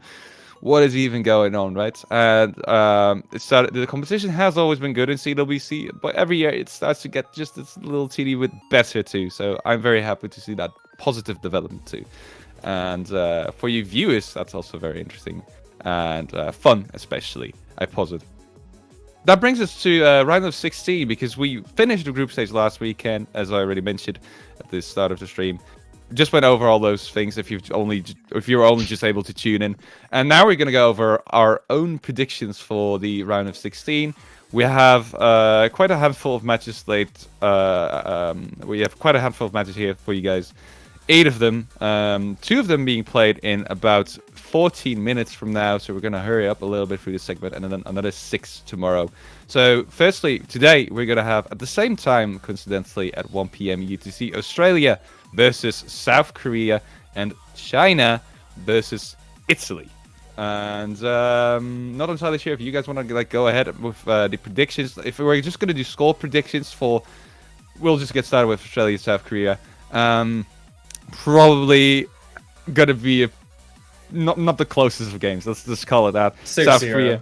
I'll have to go and agree with Nelly. I believe 6-0 is the most likely score to Korea. I would say, like, a little bit credit. Like, round of 16, like, for Australia is not really that hard, I would assume. So it might take few points. I said few, but who knows? Hell, like Hyper W7 expected really hard map pools. So he's a little bit lucky that it's round of 16 only. That's correct. So maybe Australia can take a point, maybe even 2. Stuff like that happens, even against teams like South Korea sometimes. Yeah. Australia has a lucky run, and simultaneously South Korea has an unlucky run on a map, and that will then result in a positive result for Australia, obviously. But realistically speaking, in terms of skill level, South Korea winning 6-0 against Australia would not surprise me at all, basically. How's JBH thinking of that, actually? I think I have to agree with you. I think Hidden is a pick where Australia have historically looked very strong, and I think that they should be able to contest maps of this difficulty and keep it close. So there is a chance, as you said, if one or more members on the South Korean roster has a little bit of an off game or something goes wrong, then Australia could pick up a point. But it is South Korea's game to lose, as most matches up until kind of like the finals week will be. But I just want to add on to that this match coming up, as you said, in 12 minutes now, Australia versus South Korea, is going to be streamed, and it's going to be, Nelly, your first ever game as a CWC commentator. So everyone give Nelly some props and cheers. Wish him luck in his first match, because that was I would toot right now, but I have my toot with me, so that's unfortunate. But I'm very happy to have you here, Nelly. And actually, I think we kind of need to hurry with these other predictions, because we only have 11 minutes left, and I kind of want to get out of the suit after this too, because it's really long. So China versus Italy is going to happen at the same time. Two top-seeded teams playing against each other, and actually two teams that were considered to be potential podium candidates this year too. Meeting on very early here, China versus Italy. If I had to predict, I would say China will likely take it, because I do believe that they are consistently have been stronger, actually, than Italy in the early stages of tournaments. I think they're going to be exactly that this year. So I'm predicting something like a 6-2 scoreline for China there. That's actually my it's actually my own score, like placement 6-2. Maybe Italy can pull a fight, who knows? But yeah, China, like, compared to Italy, like, they're super strong. Yeah, don't get me wrong, Italy's great too, but it's just China early on. That's a different story. Yeah, but those two rosters are still solid enough. Like, they can they can show off a really good fight. But my prediction still hasn't changed so much. So 6-2 for me. I don't think you're going to get through score predictions for all of these teams in time. So I'll just say the problem for Italy is that their strengths are China's strengths, and China are just a bit better at all the things that Italy are good at. Italy are a good double time team. China are a really good double time team. Italy are a good hard rock team. China are a really good hard rock team. So they're going to struggle here, unfortunately. Yeah. So what kind of scoreline would you predict then, JBH? I just said we're not going to get through scoreline predictions. Well, you have to. You have to. You have no choice. If you insist, then 6-1. I insist you do. Okay. Then Finland, Philippines is going to be played tomorrow at 10 UTC. I think that the scoreline prediction is actually a significant factor to these kind of recaps. So I'm doing it anyway, JBH. So I would say that Philippines is likely going to win against Finland. Probably a fairly strong result, seeing how they performed in the group stage. And I would say that, again, a 6-2 scoreline seems very sensible to me. A favorite Philippines. What about you guys? Match 7 is completely matched with Australia versus South Korea. So most likely 6-0. But I did 6-1. I don't know why. Don't ask why. I predicted 1 point for Finland as well. But yeah. Finland are riding on high, getting out of that difficult group, and Philippines, they were tested a little bit by Italy, but I think that it's going to get a lot harder, and the opposition is obviously going to get a lot harder as well. So wouldn't be surprised if Finland take a point or two. Alright, so coming up next is France versus Taiwan. They've actually faced off, that is coincidentally actually that match I was talking about in 2018, where France and Taiwan to play the tiebreak as well. I think the situation is a bit different now. France is really strong. Taiwan should be really strong as well. They, I think, to my experience, kind of underperformed the group stage. I think they can do better this year. I should say this round. So I would say that France is going to take it 6-3. Still providing Taiwan a bit of leeway for how well they should perform here, but I think France is very likely to be the winner. According to Pick'ems, this match itself is like the most closest one. Whoever win. Like with 66% and 33 win probability. But I would root for 6-2 for France. But if Taiwan would win, like magically speaking, then I would be surprised there. Yeah, in previous years, I would have said this would have been a very close and a very exciting match. And I still think it is going to be close. But Taiwan didn't quite look as strong as they have done in previous years in this group stage. And France looked about as strong as you would expect them to do. So Taiwan have some catching up to do to kind of beat France in that one. I think France are going to be victorious though. Okay, coming up next, we have Hong Kong versus Poland. So in this case, I would strongly think that Hong Kong is going to be able to take on Poland quite handily here. Very strong team in early stages. Poland is, again, a super strong team. Was the top seeded team of the group stage, being beaten out by Russia. But I believe that in this stage, they won't be quite on the same level. I think they're going to be able to bring up a bit of opposition, though. So I'm going to say 6-3 for Hong Kong. Yeah, what they show Hong Kong against Indonesia, almost clean sweeping and losing only one map. For Poland, it's going to be a really rough time. I would assume that. So my prediction is probably 6-2, probably 6-1. I don't know. Poland looked really strong in their first 2 matches and then kind of came undone against Russia. Hong Kong looked really strong in all of their matches. Like, there were very few kind of weaknesses in the armor there. They look stronger than ever. They look more consistent than ever. Hong Kong should definitely be considered favorites here, even though Poland are a strong top-seeded team. Hong Kong have all the momentum in the world. Alrighty, next up, Indonesia versus the Russian Federation. I'm going to apologize to you, Nilly, but I believe Russia to be a good team. I believe you guys are really strong. Indonesia is also extremely strong, though. I'm not entirely sure if they're going to improve their performance compared to what they did in group stage, because I do believe that they could have taken more points off of Hong Kong. If they don't, you guys might have a very good shot at it. If they do, I believe Indonesia to be the stronger team here and winning out 6-2. 6-2. I did 6-5. I probably think this is going to be the closest match. Don't judge me, but actually, according to Pickham's, like, it's, again, one of the closest matches to win for. 62% and 37. It's really scary.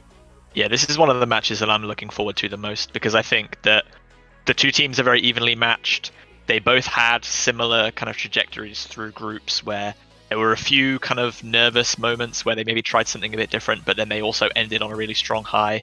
And I just think that both sets of players have very clear strengths they can use to target the opposition, so it's going to be a real kind of tug of battle where a team wins and then they counter back, and I think a break point in that match is going to be very crucial to determine who comes out the victor. Yeah, again, if Indonesia doesn't really improve their performance, that might be very close, and then I would agree with the 6-5 predictions, but I'll digress for now and just 5 minutes, 2 matches to go, let's go. Okay. Speedrun, let's go. Next up, we have... Okay, we have Germany versus Chile. Next up, I think this one is definitely going to go in favor of Chile here. I believe that Chile is definitely providing the stronger roster for this year, and I think that Germany's performance in the group stage wasn't quite the best, and I'm not entirely sure how much they will improve. I'm going to say a 6-2 scoreline, actually, for Chile. A lot of 6-2s here. Mine's Chile 6-1. I think this match is kind of a very similar summary to what I described for Poland and Hong Kong. Germany looked really strong, but then they kind of came undone against the US. Chile have looked very strong all the way throughout the groups so far. They had a little bit of a kind of battle with Canada, obviously, but they came out victorious, and I think this is Chile's. Alright, and then for the final match of this week, we're going to have the United States versus Canada, neighboring countries battling each other here. Nice to see. Again, United States is really strong, but Canada has some incredibly good tournament players as well. But for some reason, it always seems like the USA can pull out the trump card exactly where you don't predict them to do it, and they have been consistently, like, surprisingly strong in the early stages of tournaments too. In the last 3 years, I would say. So, honestly, if Canada can't find their footing early on in the match, this might be like a 6-1 score for the United States. If Canada is able to get an early point, it might become 6-3 or so, 6-4. But I'm going to say 6-1 because I believe the United States is going to be well prepared for this game.